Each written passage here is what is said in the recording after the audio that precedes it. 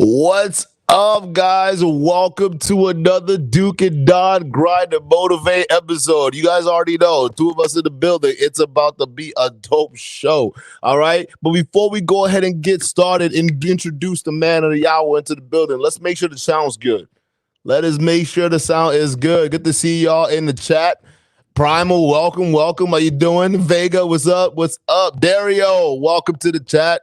Shout out Dr. Red Pill. What's good, Dr. Red Pill? What's happening, man? How you doing? How's everyone doing today? Savo Central, how you doing, man? Welcome to the family. Duke has a daughter. How messed up is that? I don't know what's so messed up about me having a daughter. Can you elaborate? Audio is all good? Perfect. Guys, we got a lot to talk about today, and it's me and Grind and Motivate in the building, so you know it's going to be a banger episode. So with that being said, let's go ahead and add my mans to the stream. What's good, Grind? What's going on? Nothing much, man. Hell yeah, man. We love it. We love it when we have you on here, man. Excellent insights, bro. And after the last time we were here, we seen the skits and whatnot, bro. This shit was, bro, you clearly got talent. Let them know. Alicia's in the building. Break it. What's up? What's good, Alicia? How you doing? Salvo Central. I'm about to take him down for what he did to me. Okay. What? What's up, Dr. Red Pill? All right, we got some feminine energy in the building. Welcome, troll. Anyways, it's so crazy, bro. I'm gonna get him for what he did to me. All right, bro. Right. We'll see. Well, hey, look, if you're talking about throwing hands, you won't win that one. It's not a battle you're gonna win, dog. Deborah, welcome to the show. All right, so it looks like we got a healthy enough of you guys in here. So we got a lot of stuff we're gonna be talking about, man. Real talk. All right. So the first things first, let's go ahead and cover the first topic of the day. Terrell Pryor. What the hell? Do you want to lead this one? Because there's a lot of things that we could go into. I got the article here too as well, so we're gonna share that. But I don't know if you had any thoughts on it. He ends up slapping, because he got arrested for slapping his ex-girlfriend for throwing a pumpkin at his car. And I'm sitting there like, hey, how fucked up the shit gotta get where you just throwing pumpkins at niggas? Like, where were y'all even at? You just pick up anything, man. That shit's crazy. So we about to get into the story, man, because this is just wild, man. It's crazy. It is nuts. So Terrell Pryor, all right, he's an NFL. Is he still playing, by the way? I know he was like. I think he's been retired for a little bit or something. That's what I thought too. Mm-hmm. Because I grew up right when he was coming up in college, bro. He was pretty dope. But yeah. So look at this. All right. So Terrell Pryor was just spotted leaving court, telling a reporter of the accusations. Nothing like that happened. All right. So let's see what's going on here. Let me know if you guys can hear, by the way. Let me see let me get the sound going. Hold up. Try to screen share that one more time. Put the sound in there.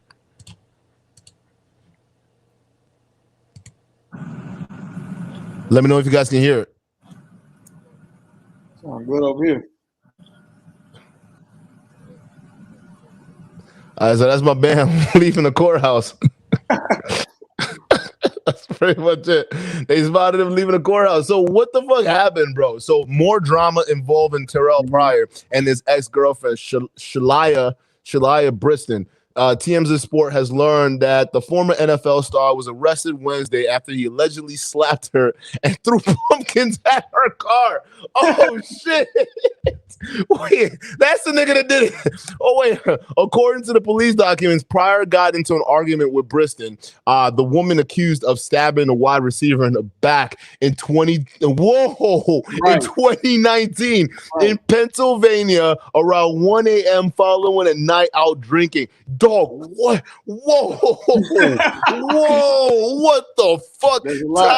Time. Oh, bro, talk about toxic. All right, in the docs, cops say that Pryor had been out with Briston, but returned home while Briston continued to another bar. So he went home. She kept drinking. While home, according to the cops, Pryor got upset with Briston and blew up her phone, calling her over 50 times and sending her more than 30 unanswered text messages. That is super simping to the max, bro. Holy shit. Cops say Briston was eventually returned to Pryor's residence, but stayed out of fear of Pryor. In the docs, police say Pryor came outside and confronted Briston, shoving her and then slapping her in the face with an open hand. Damn. My nigga said, friend. The cop says as Briston tried to flee, Pryor threw a deck chair at her. Officers add that when she got into her Mercedes, Pryor then threw pumpkins at her car, causing damage to the windshield. Police say Briston had inflammation, redness, and bruising under her left eye, and Pryor was ultimately arrested. Officer noted the docs that Pryor denied hitting the woman, but did admit to throwing the pumpkins. Fuck. Court record shows 32-year-old has been charged with simple assault, harassment, and criminal mischief. The records show his bail is set at $100,000. Nigga, you know they trying to get some money out your ass. Of course, this is a far from the first wild incident involving Pryor and Briston. You recall in November 2019, Briston was arrested at this broad over here after she was accused of nearly stabbing Pryor to death. Followed the night out partying. What the fuck? Both Pryor and Briston were hit with charges over the incident, but cut plea deals in 2020 and were sentenced to probation. Pryor has since recovered from the stab wounds and is trying to make a comeback in the NFL. Nigga, I don't know if that's gonna happen. But listen, whoa, what can we learn from this story real quick, man? What can we learn? What can we learn from this shit? Because this shit is crazy. All right. First of all, this just means that, guys, fellas, you got to be careful about who you choose to bring into your life. Real talk. Because listen, if you're going out with a girl that basically is willing to stab you when she gets drunk, that's a problem. That is a big freaking problem. You don't need to be dealing with someone like that. And clearly, we got a couple different things that's wrong with the situation. Because both situations where shit popped off, y'all both were going out drinking. So what does that need to be cut out the relationship? Like, what's going on here? Right. I don't think he should have been with her anyway. After the stabbing thing, when a girl shows you something like that, I think that there's no point in continuing. I think Dr. Red Pill down in the comments saying it below. Gentlemen, proceed accordingly. If she show you something like that, I don't think you should be around. I think that that's, and then like you were just saying, symptitude, and that's part of that toxic masculinity that Rob was talking about, man. It's more so a simp than just a guy walking muscles. I think that's more toxic masculinity than anything. Bro, that's facts. Like, real talk. Time out, guys. Okay, rule of thumb. If you guys decide, okay, it's time for us to go home, right? And your girl's like still trying to party and do that whole lifestyle and whatnot. Bro, okay, you did the right thing. You left the club. It is what it is. You're gone. Fine. If she decided to party on, let her do her thing. But then don't go ahead and start blowing up her phone and blowing up her with like all these crazy messages and stuff, wilding out. That's you being in your feelings. And you notice they were saying 30 unanswered text messages. Crazy. Over 30 of them. That is like if desperate girlfriend syndrome was a thing in a dude, that's right there. Exactly. Like, what the fuck? There's nothing more than a beta simp energy, guys. Don't do that. If she doesn't answer, it is what it is. She's not the one for you. She's for the streets. She's letting you know that right then and there. Go ahead. He just shouldn't have been with her anyway. That's the whole deal right there. Like, why are you still with somebody that stabs you? And I guess it's just both of them are toxic, to be honest, because he's calling her, he's 30 times, calling her 50 times. I think he definitely slapped her. I don't think that there's really a question. I think that the toxicity goes both ways. Yeah, no, that's facts, man. Because that's the thing. That's the thing, man. A lot of guys don't understand. Look, I mean, but I'm even looking at her right now. She don't even look all that good. Like, real talk, like she looks average, bro. And so someone who's a former NFL player like Terrell Pryor, bro, to throw your life away for someone who's basically average makes no sense to me. And clearly, it turns out that you guys are stuck in a toxic dynamic because there's no trust there in that relationship. So what is it that you guys are going back and forth and doing jail and do this is the second time you're doing that, bro. Is that something you want to do? Like, that's crazy. You are throwing away your future chances, even at going in the NFL. Talking about you want to make a comeback. Come back to what? With this kind of nonsense, bro. On top of that, you're older. You think the teams want to deal with that, bro? It's a wrap. It's a wrap for you, bro. Pick who you choose. This toxic love. I don't know why people got into their idea that this shit's like the way to go. Like a back and forth thing. Get out of that situation, fellas, bro. Exactly. Get out. It's crazy. What is this? Hey, Savo, what are you talking about, my guy? What is you lost your I lost my woman because of Duke and his sales tactics. Hey, call in. Call in, Savo. Call in. I wanna know what you said. I want to know what kind of sales tactics you use, because my tactics are different from your tactics, all right? And let's call in. Let's hear about your struggles. What is this? Oh, you're a Myron clone. Okay, that's what it is. Myron was nice enough to feature my show on his podcast, and Duke and Don insulted him for it. Listen, if they're featuring your show on their podcast and these niggas are known to throw bricks, and the person who featured your show was involved in a scandal with basically leveraging his podcast to get boxed, which clearly shows no real game, and he had tons of women come out and accuse him for crazy shit. I'm sorry. That's your problem. I don't know what kind of game you were talking about, but clearly we know where you're learning your shit from. So we'll have a call-in portion because I know we don't got that much with grind here in terms of time, but we'll have a call-in portion. Definitely call in. I want to know what's going on, bro. Like, let's talk about it. All right, let's have a conversation, because I'm sure most guys in this chat would want to know what the fuck you said and how you lost your girl, so then they can avoid going through that same shit. You see what I'm saying? So anyways, what else you got to say on this topic before we move on? I guess like I said, it goes both ways with the toxicity, man. And I think that in a relationship like that, it brings the worst out of each person. So it's best to just leave it alone, especially guys, because we have more. I think it's easier for us to get in trouble as far as domestic disputes and stuff like that. So that's facts.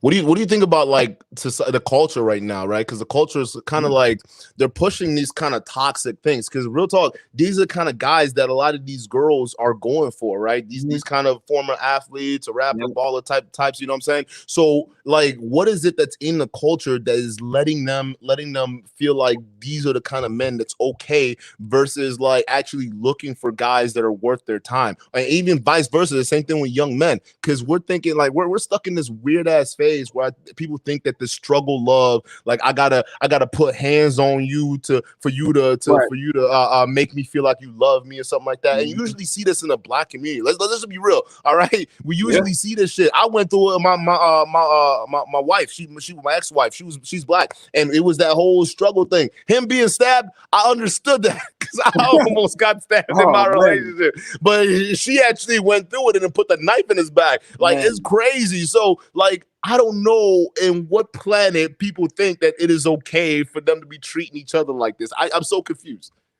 Yeah, I guess it's kind of seems like it's been like that for a little while, but I think that you've got guys out here, or you got the whole culture of women telling other women to date men that have money, and like we said earlier on the other podcast, the high value man is not just money. So there's a lot of other things like character and stuff that goes with it, but you're fresh and fit guys and whatnot. But yeah, those are the kind of guys that women are dating, and that's why we're kind of having these issues out here. Yeah, man. And I think that's why it's more important to have these conversations, really, because we have to not guys and girls really need to start understanding and start valuing what it is important, and start understanding and sussing out the kind of messages that's out there, and understand which one's for you and which one's against you. But mainly, guys, you have to now start understanding how to properly vet both men and women that come into your life, man. If she displays red flags, all right off the bat, man, don't just deal with them because she looks good and she got an ass or whatnot. Because I know some of the homies, I know some of y'all, man, y'all will let some shit slide if her ass is right, if her titties is right. Y'all will let it. I know niggas that will put up with the wildest shit, right, just because she thick. Like, I'm like, yo, that is not a fucking that Where's your mama at? Right? Did your mama raise you to find somebody like her? that is nonsense, bro. So when you see those red flag guys, it's a clue for you to understand. Okay, this is probably what I don't want to be in right now. Let me go ahead and find someone else. Let me go find something else. The same thing with women. I was just finishing up a video, man. I was basically talking about this one lady talking about, well, sometimes I notice these toxic signs in some of these guys, and doesn't mean I don't stop dealing with them. I just put a wall up and kind of move away from it. It's just like, what, nigga? If you notice red flags and this dude is displaying F-boy vibes, right? He is giving you those vibes. You're wasting your time by definition sticking around and dealing with this person, right? Just like this lady and Terrell Pryor. It's like, you're both wasting your time, but her so much more than him. Because with women, you all got to understand, ladies, and for y'all in the chat, y'all don't have that much time. Y'all have a very small window, okay? That's between 18 and 25 for you to go out there and go find yourself something and figure out how to, move on with life. After that, you're pretty much set in your ways and it's over. It is what it is, right? And the same, but then with guys is a little bit the same thing, but guys have a little bit more room to screw up, right? Because we have more time. We're not biologically constrained to basically try to have kids, by a certain time before our sperm drives up. It doesn't happen. We can keep doing this, so we have more time. The only thing that wanes is the physical aspect of it and being able to keep providing, right? So that's where we hit the wall. But women, it's different. I agree. I think it's going to end sometime if you're dealing with a toxic guy, and the further along you keep on going with it, it makes you more of a difficult person to deal with. So it's going to make it difficult for you to go and join into on another relationship. Like you said, you're pretty much set in stone, set in your mind after like 25. Yeah. So once you get with a new guy and you're toxic, and now he's kind of already figured out what he wants, and you're not it. Now you're going to be just basically out here just getting passed around because nobody wants to deal with you. Yeah, and it's not, ladies, we don't say that to be mean, all right? Because a lot of times women have a problem with this, like, the girls, you guys, it's like, it's not out there. Real talk. I want to get your opinion on this, because the more we think about it, right? Kevin Samuels talks about this point where he's like, all right, dating is pointless, all right? This whole dating phase and whatnot is pointless. And I sit on two terms, right? Because it's one term is like, all right, I get you kind of have to kind of know the person and go through like a feel out process, but in the same time, like it's also capped, because real talk, like the way we used to do it before, a lot of times when you find somebody you want to have a relationship with, it's probably usually a friend of a friend of a friend that kind of had you guys connected. Like it's pretty much someone in your own circle, not necessarily familiar circle, but like your friend circle, your friend group and whatnot. And back then, that person was kind of already vetted about the friend, because I can say, all right, look, you trying to marry my homie Grind, bro? My homie Grind, I've known this dude for a minute, bro. He know, man, this is a good dude, and you already have the pretty much the community who's already vetted that male, right? And then that man can then, when you dealing with them, okay, yeah, I can see how you guys can couple together pretty quickly. But that's how it was done before. Nowadays, everything's just so opened up. Like a man from Georgia can hit up a woman in Ohio and they won't even know each other. And then all of a sudden they're calling it, they're doing this weird little motion. And they're calling it dating, right? And no one's actually sitting down and having a conversation with the intent on what to do and how to move forward with this shit. And that's what's tearing a lot of people apart. And I agree with that. I don't think people should spend that much time, real talk, just dating. They should just spend time, like, if you want to find somebody in a relationship, go find someone that's already vetted by someone in your family or friend circles. What do you think about that? I agree with that, and I think that the problem with that is we have, with the women, sometimes we have lack of dads and all that, and then on top of that, you have, like, I got two sisters and stuff, so I know, and a cousin and stuff that I'm close with. I know how they act when it comes to, like, you kind of talking to them about dating and everything like that. Like, they act like you're lame. They think you're too lame to say anything to them or whatever. So, they got to find out the hard way. So that's really what the issue is to me on that one. Yeah, like, ladies, man, you gotta start making yourself a lot more approachable, because real talk, once you do that, it's gonna make the whole situation so easy for you. It's not even funny. All you gotta do is be open. A lot of y'all too standoffish, acting like you got options, you got better things to do. I'm gonna tell you right now, the vast majority of the women I dated, they had almost, they even some of the ones that had initial low interest in me and I had to work up to get that high interest with them. Like, real talk, once you finally deal with them, well, it's like, wait a minute, What you mean? You acting like, wait, you're not even busy. You ain't even doing shit. So all them times I've been messaging you and doing all that stuff, you not even doing. You sitting here chilling, watching Netflix, doing all this stuff. A lot of women aren't really up to anything but social media. That's literally it. So like, if you know you ain't got, you have all this time in the world, why don't you make all this time in the world to actually vet and deal with the guy that you're dating? You got to understand the other side of the picture. Like, I never really understood that. It's like, y'all are not up to shit. Like, spend that time figuring out how to get to a man. Like, y'all can spend time putting together a plan to go to college. Y'all can spend time putting together a plan to go to school. But when it comes to finding you a man, right? And especially y'all nowadays looking at man as a retirement plan, y'all can't even figure that shit out. Like, it's crazy. Yeah, crazy. Too crazy. Yeah, I don't like that about the whole dating culture now. Like you said, they look at it more as a retirement plan, and it's just it makes for bad dating out here. That is just sad, man. Like, I feel sorry for some of the newer ladies coming out because it's gonna be crazy. Hey, Savo Central, bro. Look, I don't know what you mean you're gonna get me, but come through in this call line right now. Like, real talk. Hey, listen, you know how you do it over here, guys. We don't do keyboard warriors. You're gonna have to come on here and defend your position. Let us know how you fucked up. All right. Let us know how Myron Gaines is better, because clearly you a troll, right? And here's the thing.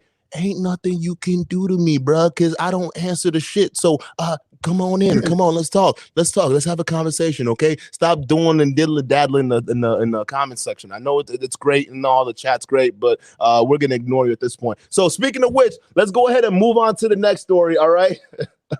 Which one do you want to do? Do you want to do the Dave Chappelle one, or you want to do the Semen Retention? Oh man, let's go on Semen Retention, man. I want to hear what everybody has to say about that. All right, so before we go into it, all right, so I don't know how many of you guys in the chat right now, and some of you guys can comment later, but let me know what you guys have think. If you guys have heard of the term semen retention, all right?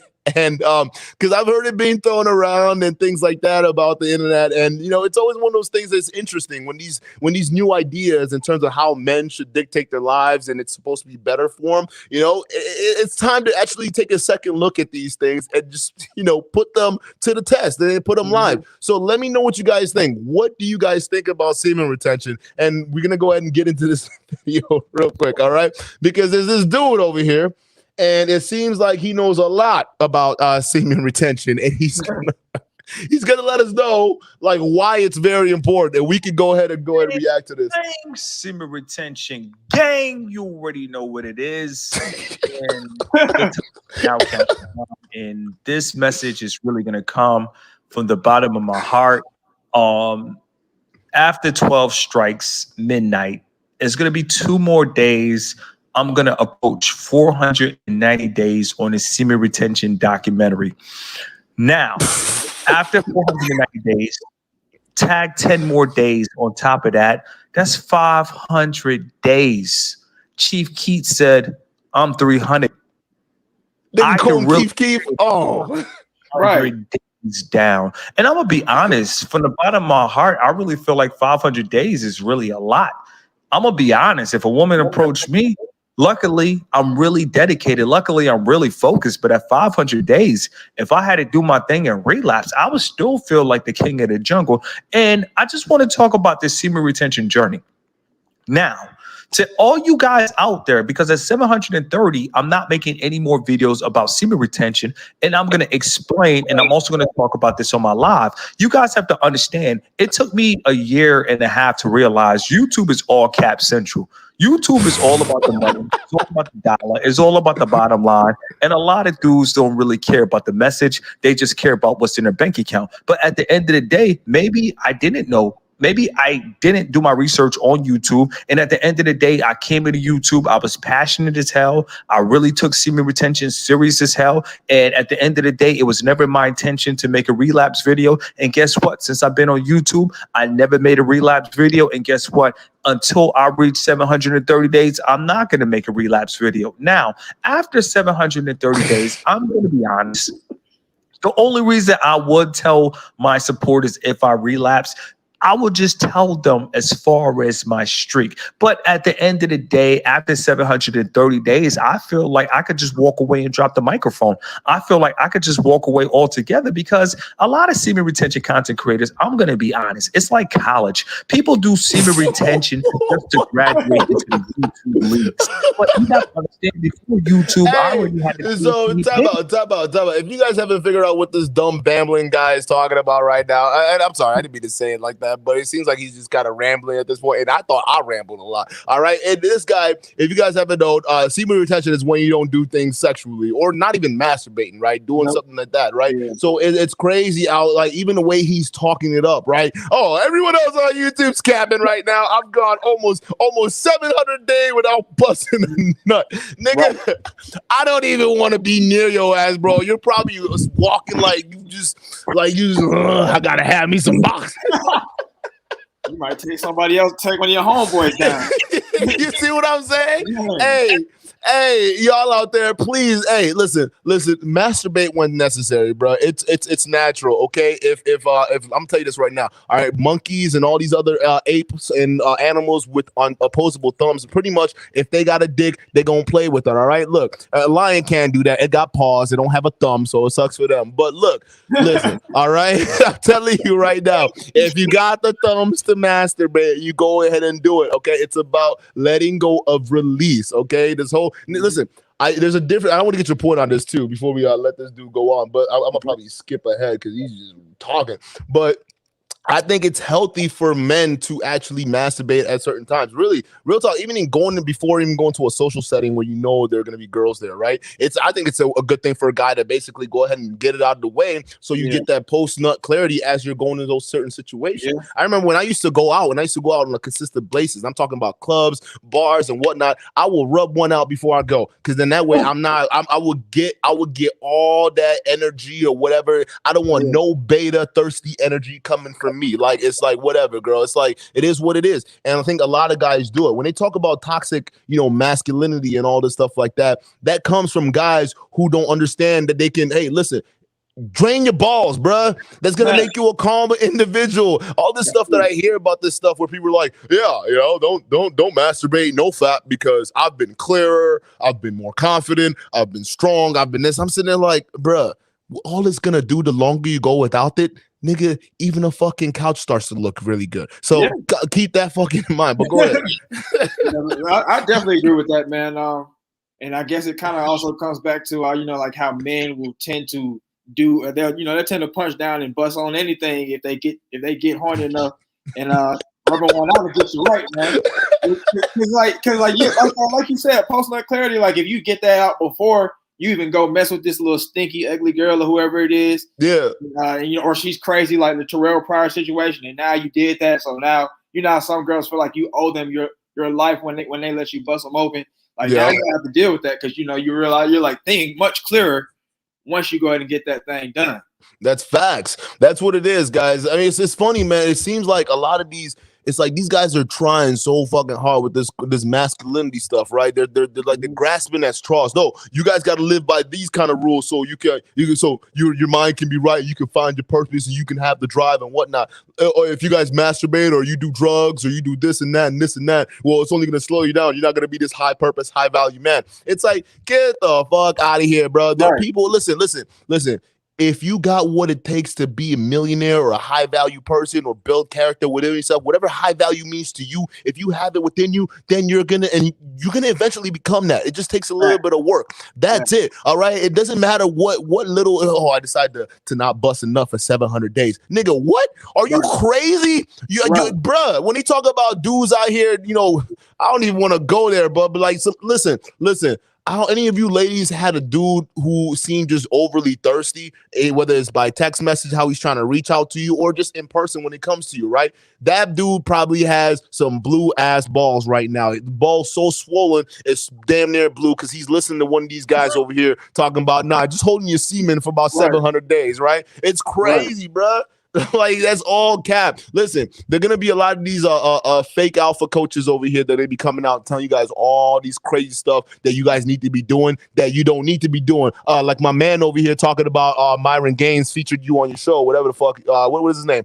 Old boy over here. You talk about all this stuff, bruh. That's not that's the niggas you following that creating all these rules for you. Okay, that's what it is. Okay, when they're telling you don't fap, they tell you don't do all this stuff. That's you. Okay, so you need to figure that shit out. All right. Stop listening to these dudes and figure out what works for you. But go ahead.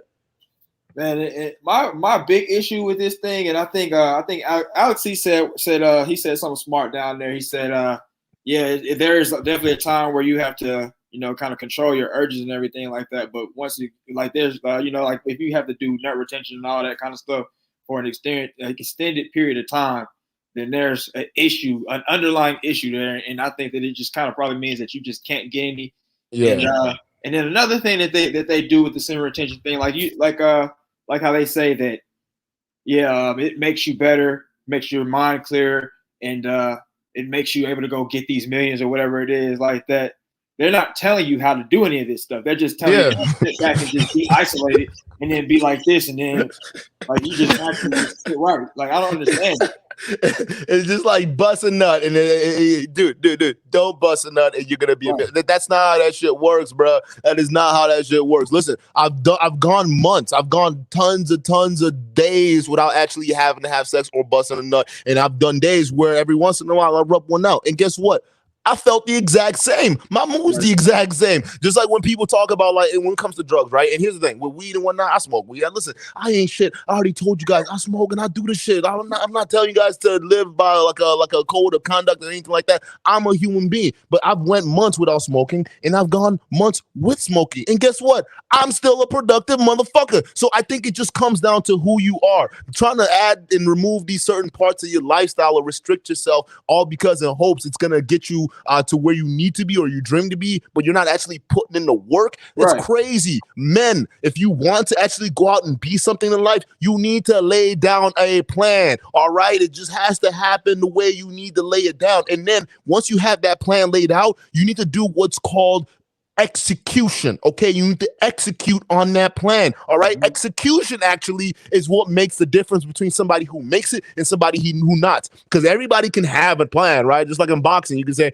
Mike Tyson was it. Everyone has a plan to get hit in the mouth, right? That's basically it. You can have a plan. Everyone has a plan, but it's not until you actually execute and go out and try it and do something that's when you understand whether it's gonna work or do I need to course correct. But sitting here talking about I'm gonna just take away rubbing one out. I'm gonna take that away in my life, and hopefully that's gonna fill me up with enough energy from the lack of busting a nut that I'm gonna be focused. Guess what? All you're gonna be thinking about is busting a nut when you're not busting a nut. You dumb fucks.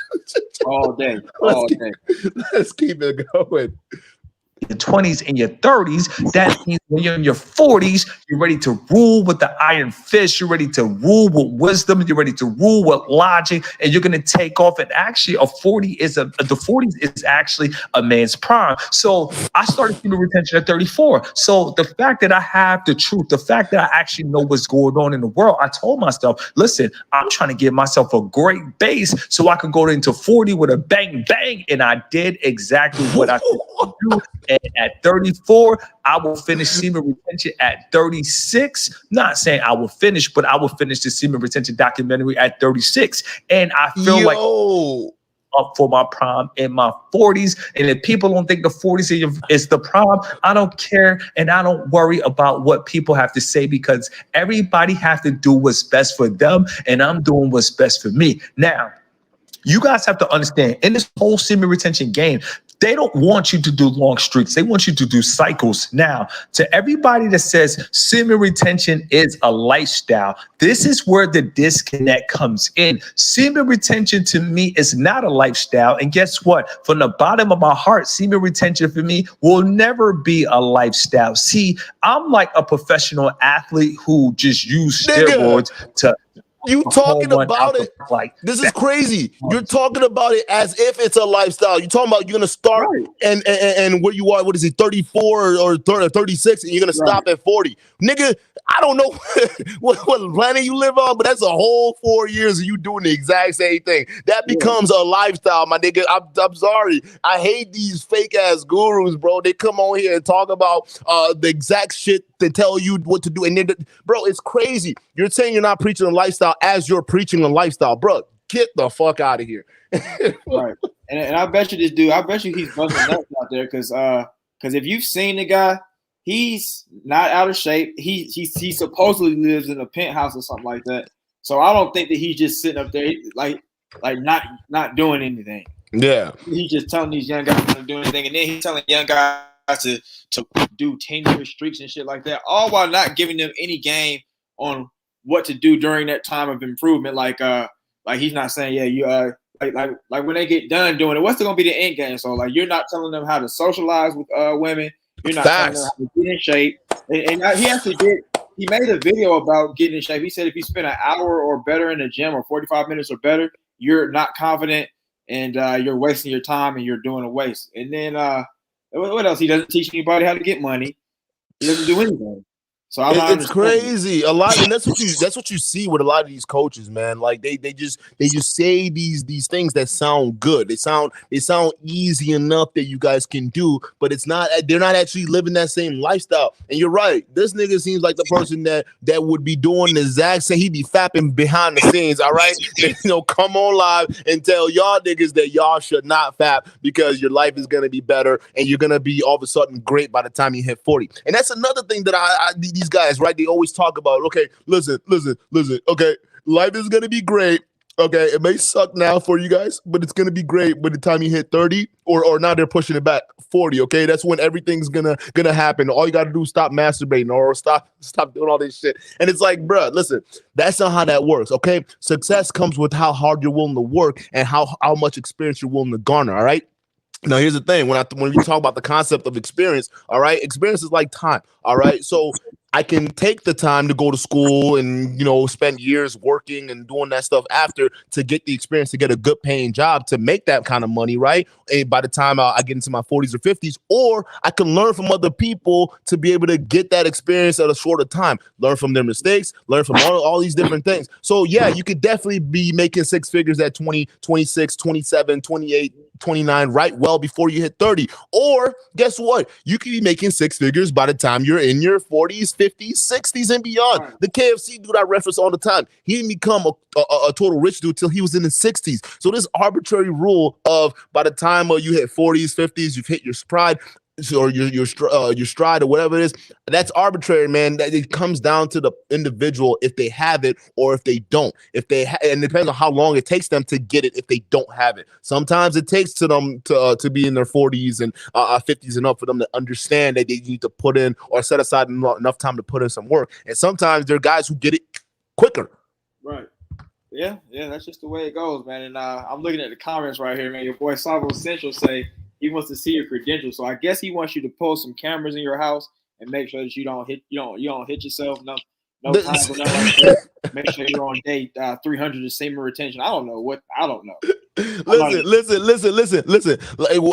When I say to guys like Savo, all right, and Savo, I really hope you call in, because if you don't, bruh, like real talk, I'm gonna be real for you with you for a second, Savo. Okay, if you don't call in, bruh, you can. I'm not even gonna pay attention to you anymore when you come to the chat. All right, the fact that you came in right now today, all right, you gotta back whatever it is that you're saying straight up. You gotta do it. So, and here's what I say to people who talk about credentials and whatnot, nigga. I don't need to tell you my credentials for you to know who I am. Like your guy's fresh and fit. I don't need to tell you that I'm fit for you to know I'm the fit person. All right. I don't need to say that in my name for you to know what it is. I don't need to be having all these damn. Listen, do you know how easy it is for me to fake a fucking lifestyle? Do you know how easy it is? I got the credit, I got the money to get massive amounts of loan, and then I just go on Instagram and fucking try to sell y'all a dream. But I don't do that shit, right? If I really wanted to do this, I would have been throwing tons of thousands of dollars in ads, right? Instead, I'm invested in the goddamn studio, but I would throw that in ads and then giving you guys the same perpetual bullshit that all these other niggas are doing. The biggest difference is I know for a fact I'll be successful at it because I got a more personality than fucking Myron Gaines and Fresh and Fit, your boys for sure. So I'm just letting you know that right now. When people do that stuff where they ask for receipts and stuff like that, that's fine. All right. The receipts are in the work, in the message that I'm giving you. Did you get the message? Because if you didn't get the message, that means you're looking at something more surface level than what is actually being said here. We've said it tons of times. Go to all the other videos, all the other podcast sessions we've done with Steve the Dean, Allende, all these other ladies that are on there. All right. You get the experience. You get the receipts for yourself. All right.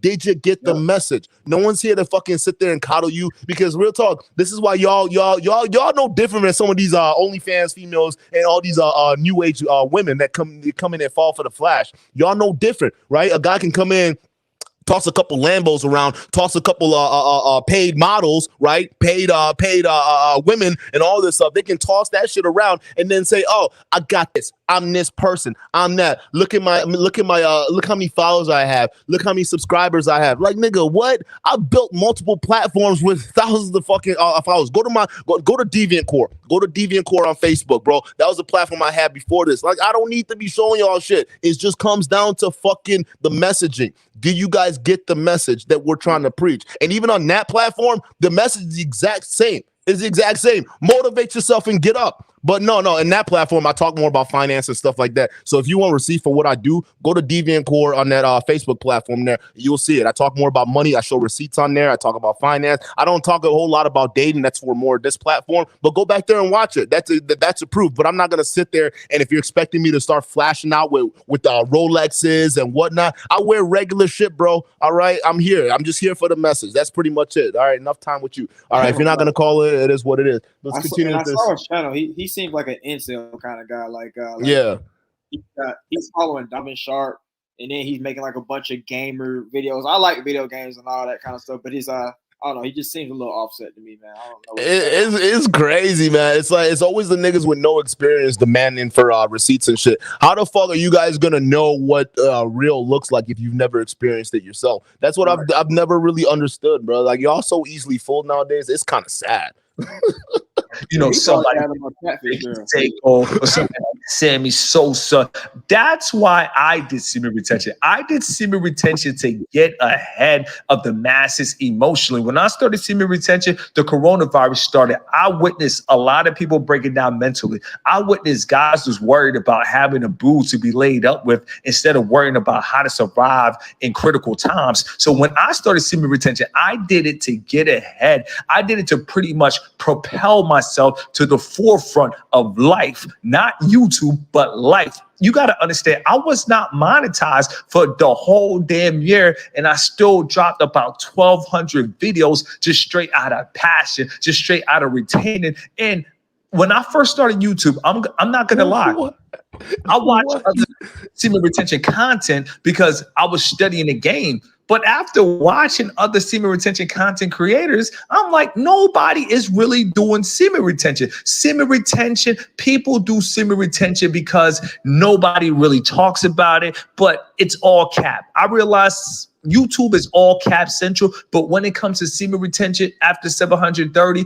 there is no more capping. I'm just walking away. I will turn a new chapter. I will start a new channel. And at the end of the day, I believe to all you guys out there, if you want to leave your mother's couch, to all you guys out there, if you want to start your life up, I believe 730 days is worth it. Fuck even you, bro. No. Do not. Hey, young men out there, okay, please, you already have it hard enough in the dating market as it is already with niggas call you thirsty. Do not go 700 days without busting a nut, bro. That is not. I can't, bro. What is this, bro? What did I? Hold up. Time out. Fuck. I can't believe I just heard this. Man is telling young men to go 700 days without fucking not even talking to women, not even doing all that, just to chase the to not chase the box or even rub one out. I was speechless, bro. Wow. 700 days, and he doesn't even tell you what to do during the 700 days. No, it's just, hey, listen, you're not a top dog unless, listen, you go 200 days, that's bullshit. All right, you can't even say shit. That's all cap. All y'all niggas capping right now. You go 200 days without busting a nut, you capping. All right, and you can't say nothing to these niggas. But you go 700 days, nigga.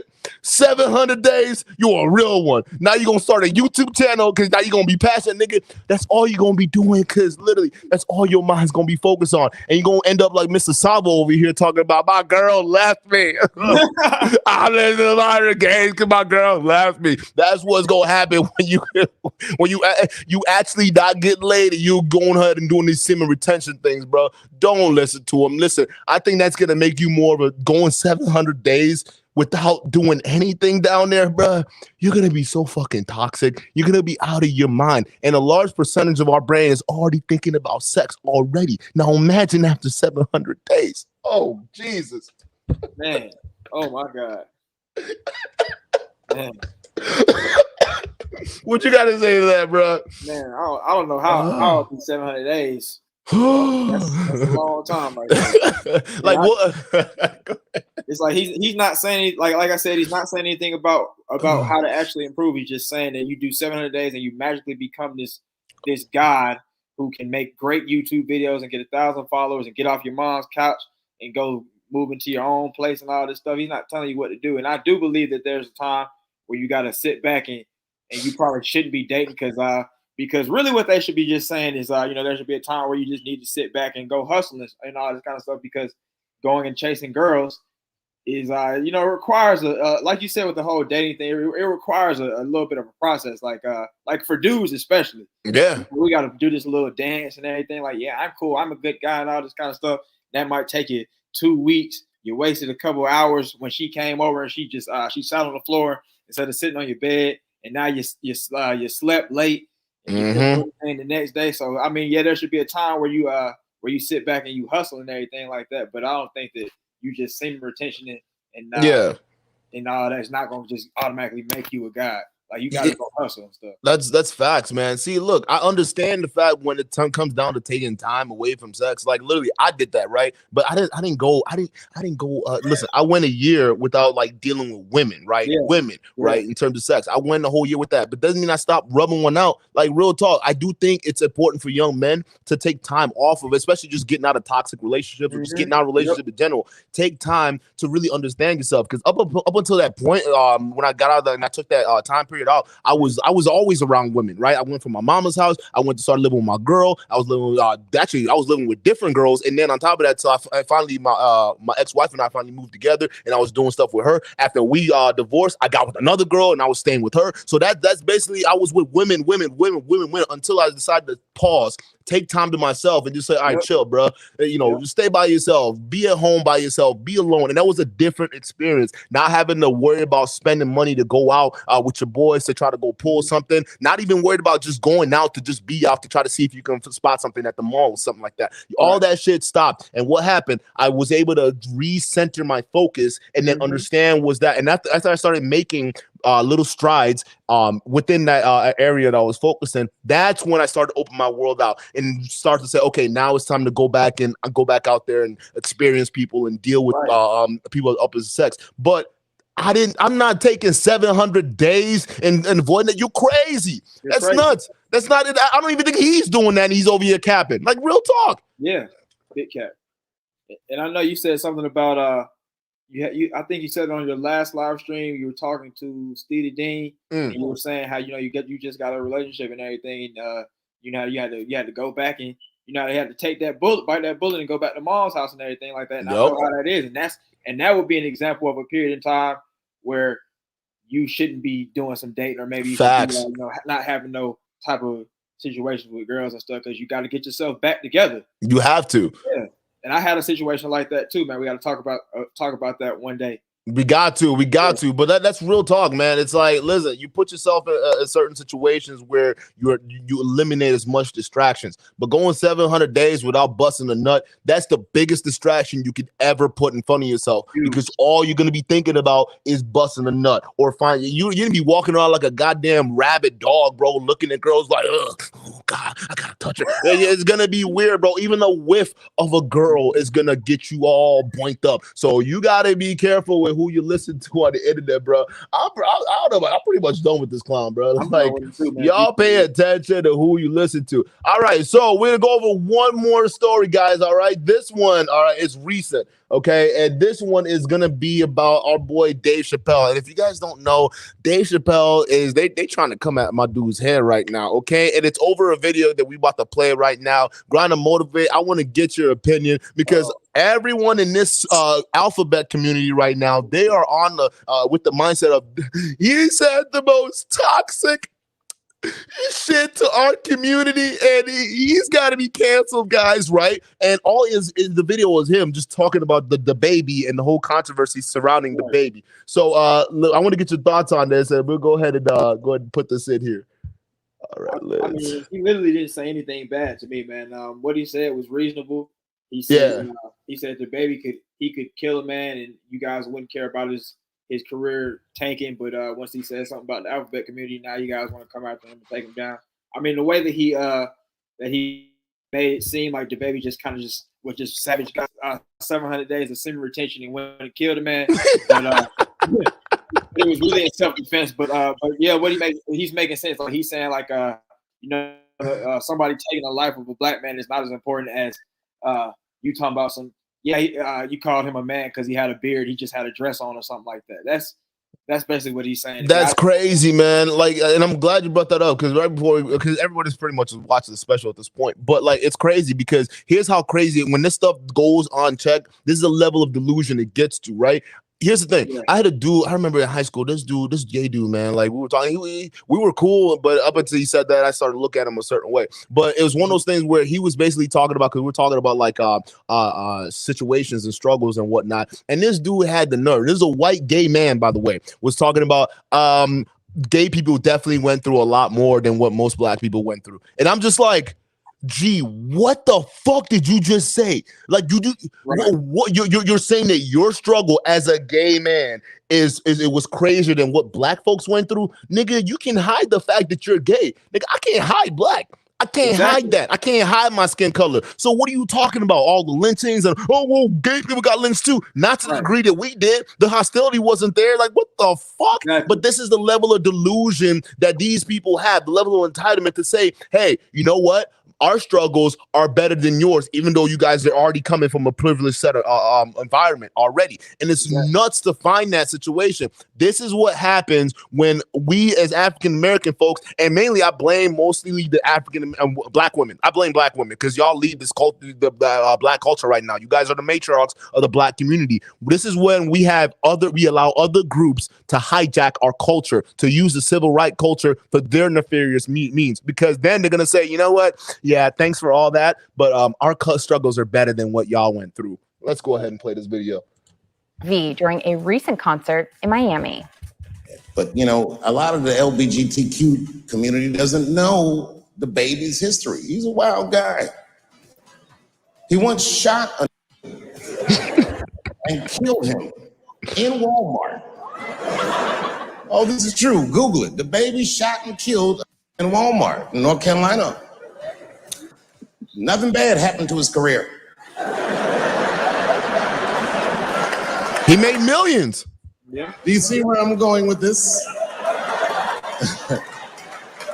In our country, you can shoot and kill a but you better not hurt a gay person's feelings.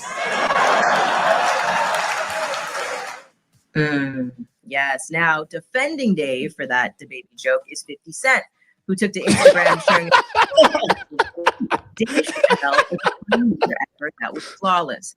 Hip-hop loves things that are damaged. That's the beauty of the culture. DaBaby is on a new path. Music has changed everything. Wow. Yeah. This is a lot. Obviously, this is ridiculous for me to have anyone defend a joke like that. But what do you think, Keisha? Yeah, you know, Dave said a lot of things. This particular one, I'm not personally offended by, but I'm also a big believer that just because something doesn't offend you personally doesn't mean it's not offensive, and it's important to be compassionate about What the other people's fuck? feelings. Time out. What the fuck does that mean, bro? Like this is what I mean. Clearly, these motherfuckers have no experience with the real world because the real world doesn't give a fuck about your feelings, bro. Like no one cares. I don't understand it. It's offensive just because it didn't personally offend me. It doesn't mean it's offensive to others. So who gives a fuck about them? That's them. That means there's something going on with them that they need to deal with. All right. And here's the thing, Grant, because I want to get your opinion on this. What he said, personally, I didn't think was all that funny. Was just facts. Like the baby did kill a dude at Walmart, and he made that's pretty much right around when his career popped off. It's like, oh shit, there's a rapper that actually smoked a dude out here, and he's didn't even spend time in jail. He's out here living and doing that shit. His career took off. So what you're basically saying that black violence is okay. A nigga can come out and talk about smoking other fools out here, and it's okay. But when he comes out and criticizes the LGBTQ community, it's all of a sudden a problem, and he needs to be canceled. That's all he was making. It wasn't even that funny. He was just pointing out the hypocrisy. Right. And then it's like, it's a problem?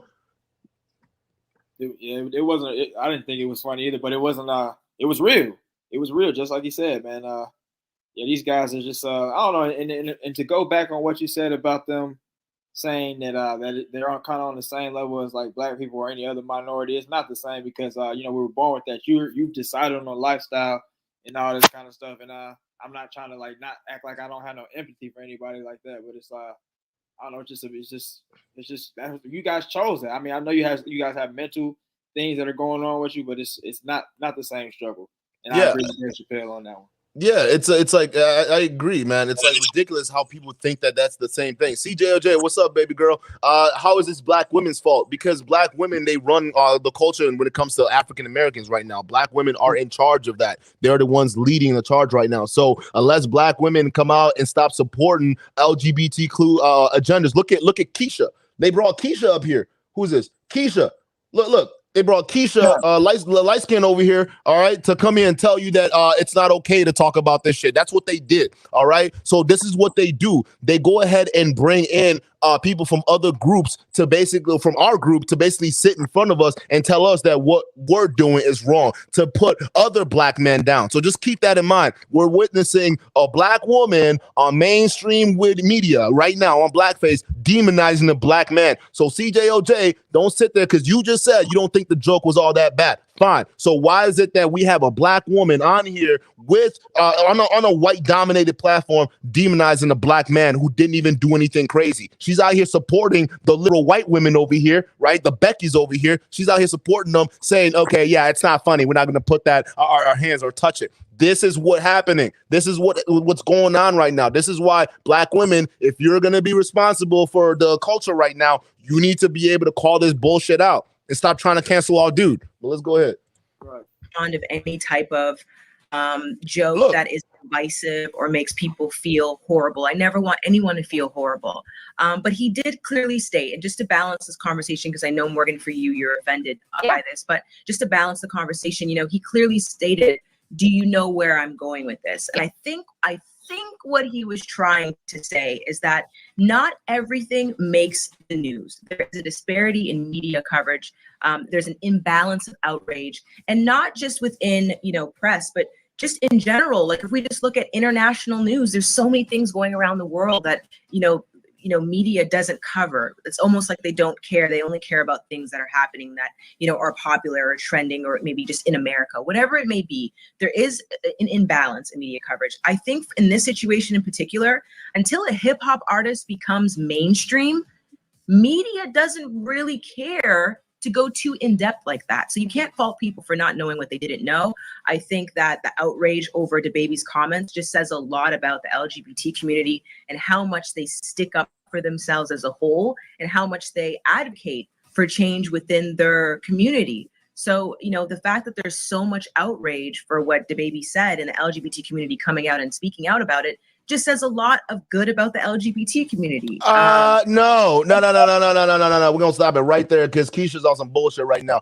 No, Keisha. No, it doesn't mean that they're strong or whatnot. Listen, if you're outraged because somebody made a joke about your community, okay, that means you're a bunch of little weaklings running around here masquerading as strong people, right? That's basically what it is. Kind of like the fresh and fit stands in the building right now. They come in here acting all tough, but they talk shit to the girls. You see what I'm saying? So listen. It just makes you weak as a community. How is making fun of, even now to the point where people laugh about different jokes. You can joke about different communities. You joke about Asians, you can joke about Indians, you can joke about black people. But when it comes to the LGBTQ, all of a sudden that's off limits. I'm sorry. Anything that's considered off limits, it's bullshit to me. And you know what I found crazy about this, real talk? Like you got the liberal black LGBTQ kind of situation going on here. And even in the main black community, we don't even be fucking with the communities like that. Like it's just like, all right, look, if you gay, you gay, whatever it is. But we're not really all about that. So it just strikes me as weird, bro. Agree, man. Yeah, like you said, man. Like if you're around a community, you see we don't really be messing with it like that. But I actually have a homie who's gay, man. And he says stuff like I don't like that they're making the agenda and all this kind of stuff. And then he also says so like, yeah, bro, if you're gay, just be gay and just go about it. Like, we don't need all this extra shit that y'all be pushing out here. So I definitely feel that, man. And as far as what you said about black women kind of causing the issue, I can definitely kind of see that a little bit, man, because I will say that, you know, they tend to befriend them a whole lot. And, you know, I mean, obviously, because, I mean, you guys are both black, so you're going to befriend your friend and everything like that. But they do kind of be like, yes, and, you know, kind of pushing it on and all that kind of stuff. And saying, you know, they're women. You got a couple of them like that. And I always see it run around Atlanta, like, because Atlanta's like got a whole bunch of that going on. They kind of group black people and LGBTQ, all that together, and they'll put like a rainbow Black Lives Matter here, and all that kind of stuff. And every time I see somebody that's running a Black Lives Matter store, it's like an old white man or old white lady. It's just weird. And here's the thing, man. I agree with that. And just to clarify, I don't mean like when I say black women, I'm not saying all black women are doing this. I'm talking about the Keishas over here. This one. I'm talking about this kind of women that they bring up, the black faces that they put in front of us, black people, to try to tell us that our thought process is wrong. Those are the people that I have a problem with. The Nicki Minaj's, the Cardi B's, all these other people that are out here corrupting our women. Because listen, for y'all wanting to come at me, let's just be real for a second. Who is the most popular female artist right now? You got Cardi B, Meg Thee Stallion, all of them who tend to co-sign these kind of behaviors. So what I mean by black women or so-called black women leading the cultures, I'm talking about women like these. I'm not talking about all black women. This is what I'm talking about, because in a way they are leading this culture. They are leading the path to thoughtism, right? The thought culture, and they're opening doors for all these LGBTQ stuff to happen, right? And they're just co-signing it, like you said. It's like, we don't need to be co-signing this stuff. Like, let them, okay, they want to do that stuff, right? Let them do it on themselves. Okay, you fine. Y'all go ahead and go march and go do your own thing since you're strong enough. You don't need black people. Stop putting black faces in front of us and telling our men that we're wrong. Stop. We're our own community. Just leave us alone. That's what it is. Just leave us alone. Like, it's just wild. It's so crazy. So this is the biggest problem I have with it. Like, look, no one here has a problem with LGBTQ. No one here has a problem with any of this mess. Like, it's like, if you want to go be a transformer, go be a transformer. If you want to go ahead and, you know, be with men, go be with men. If you want to go be with women, go be with women. Literally, no one cares.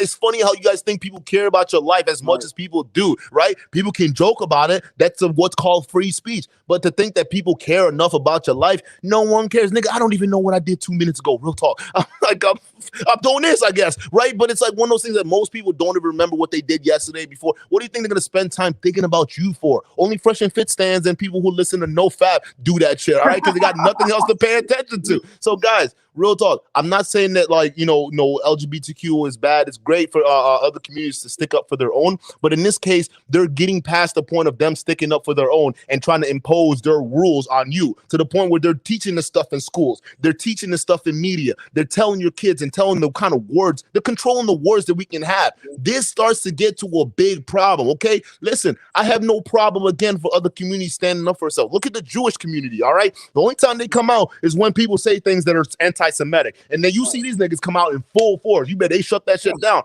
But other than that, I don't see them throwing up or trying to integrate Hebrew religion in the schools and forcing the everyone to take off on Fridays on the Sabbath or whatever it is. I don't see them coming out in droves saying that they're trying to change things. They're just doing things that come in when it negatively impacts them. All right, and people make fun of make jokes about Jewish communities. You see it in cartoons and things like that. You don't see them coming out saying shut this down. No one is doing that. Only when the jokes come in when it has to do with like Nazis and all these crazy nonsense, then they come in and shut shit down because they don't want to reap it. That's sticking up for your community. But when you're going into other communities, trying to teach them how to act, trying to teach them how to talk, trying to teach them how to do all these other stuff, that's when we have a problem. And it's going to get to the point where the pendulum is going to swing the other way and niggas are going to start pushing back because we're sick of it. Stop teaching me how I need to talk. Stop confusing my daughter to come home and ask me if she's a boy or not. It's like, no, she's a girl. She came in as a girl and she's going to leave that school as a girl. Like, fuck you mean? I agree, man. When we were kids, man, like this stuff like really non-existent. And I think that's why we're having an issue because we have a whole generation of people from back in the day that are seeing like all this new crap going on now, and it's clearly so. That's where I think the issue is coming in. Really, I mean, it is obviously the issue. Y'all don't want. If I had a son, I wouldn't want him coming back walking like he had crunched chips up his butt. No, that's facts, man. And I think that's the biggest worry, man, because these are the people who are eventually trying to take over society. They're trying to tell us how we need to think. They're trying to tell us like, hey, even making a small joke is worth canceling Dave Chappelle over. It's like, first of all, you're not going to cancel a man that walked away from millions of dollars and went to go hide for years and no one knew where the fuck he was going. The best you can do is cancel yourself. We got people who are quitting Netflix right now. People quitting Netflix because they didn't say anything. They said, because they said something bad about the LGBT or whatever it is. Like, what the fuck, bro? Like, get out of that fucking mindset, bro. Like, listen, real talk. This is what's happening, guys, and this is why you guys need to pay attention. Understand that culture right now, this is what it is. This is the agenda being pushed. Freedom and sexuality and all this stuff. Boys can be girls, girls can be boys, and there's no interchangeable dynamics, right? When we talk about the confusion that women have in terms of the role of being women and men have in terms of their role of being men, these motherfuckers are one of the drivers of that confusion. And that's why if we need to stop this stuff, this is the people that we need to be checking, all right? Even as a black community, because it seems like, correct me if I'm wrong, right? It seems like we tend to stick up for every other community but ourselves. Like, why are we so selfless? It's crazy. Extreme facts. Like we're most accepting out of everybody. Like nobody's accepting it like how we are. Like it's crazy.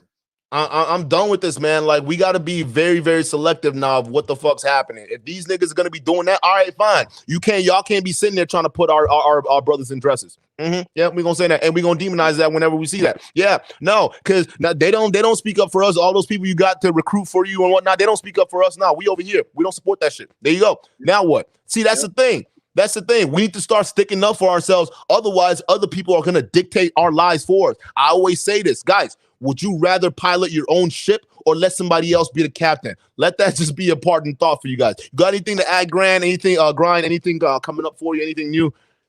I got nothing. I got a couple videos still editing them right now. I'm just looking at these comments. Oh, that's not even us. I got fake Duke and Don is back in the chat. All right, I'm gonna have to block you again. Oh man, you're famous, man. You're fake Duke and Don. Bro, it's crazy, bro. Like, listen, hey, and I'm now kind of curious because I had an issue with one of my contracts, right? And one of them was because of one of the Fresh and Fit videos they found, right?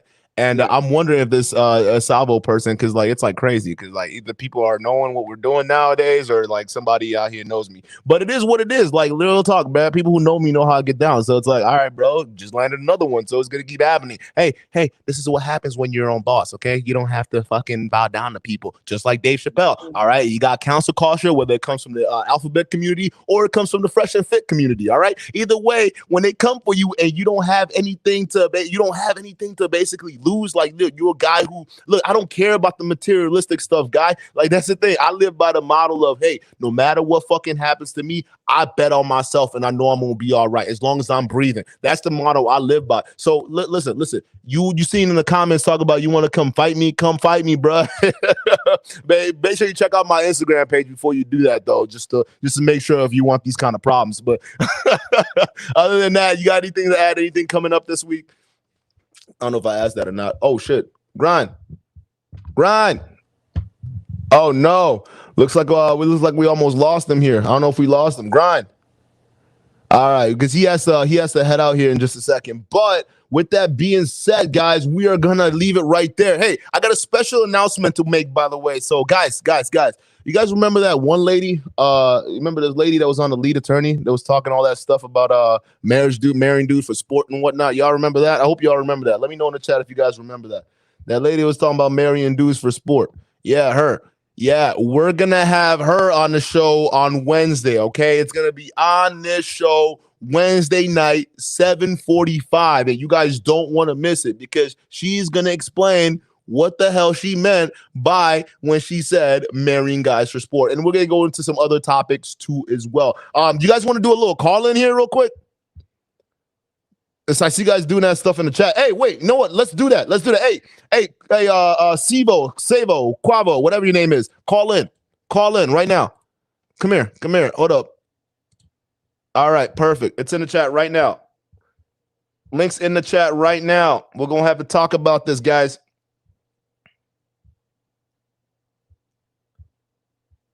Moderators, let's pin that. If you guys see it.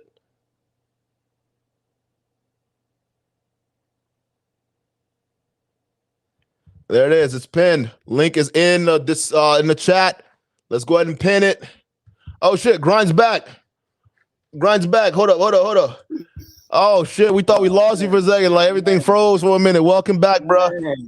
Guys, hit that link in the chat. All right, chance to talk to Grind and motivate and Duke and Don right here. All right, I know you guys have been dying to call in. Let's do it. Savo though, if I see you back here, you going first. I want you to explain this bullshit. Oh man,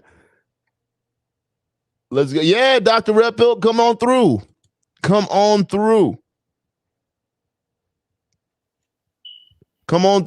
Guys. Hey, I don't know if you know it. You guys don't know how we get down in this, bro. If you come in with some smoke, we will take that all day. Like that's what I live for, bro. I live for smoke. You guys don't understand. I've been in sales for 7 years, bro. All I dealt with was people and their bullshit. So hey, come on in. The call line's open. It's pinned. But yeah, if we just going off that topic, man, it's just like we got to stop doing this, man. We are letting people get away with too much. It's like we're like the doormat race of all these other groups, and it's ridiculous, man. It's like and the reason why we put ourselves in this situation is because we're too giving to other people, and it's crazy, especially all the stuff that these other groups have done to us. Look how we get treated in all these other countries, in China. Look how we get treated even here in the U.S. Look how we get treated in the U.K. All these different places, bro, and they treat our people like shit. But meantime, we are just so open to all these other groups, so acceptable. I'm not saying that we shouldn't. That's not what I'm saying. I'm not saying we should lose that, right? What's good, Matt? Welcome to the stream. Hey, whoa. Sabo, hold up. Matt, hold up, bro. Matt, I'm gonna let you. Can you unmute yourself, Matt? All right, perfect. I'm gonna have you on there. Hey, Sabo, are you unmuted? You gotta unmute yourself, bro.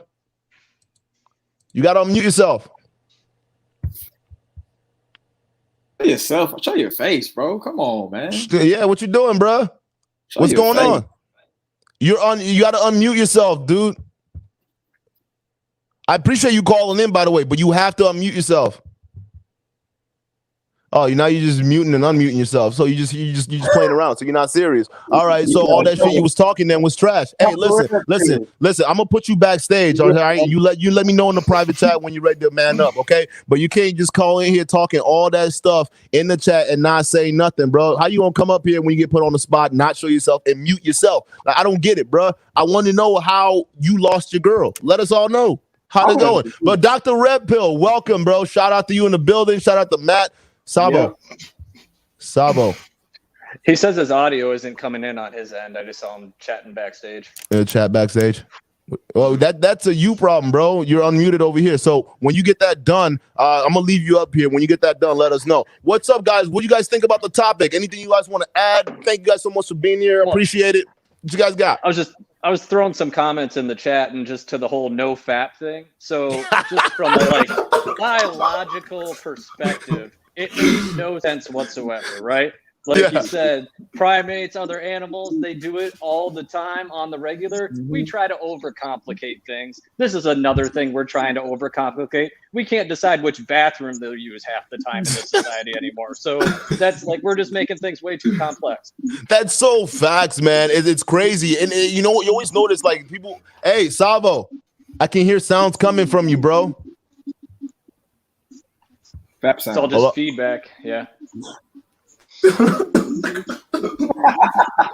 Like this dude, like, bro, I don't want to do this, bro, but I'm about to kick you out because now you're clearly just trolling, bro. You about to get kicked. It is what it is. It is what it is, bro. Hey, listen, guys.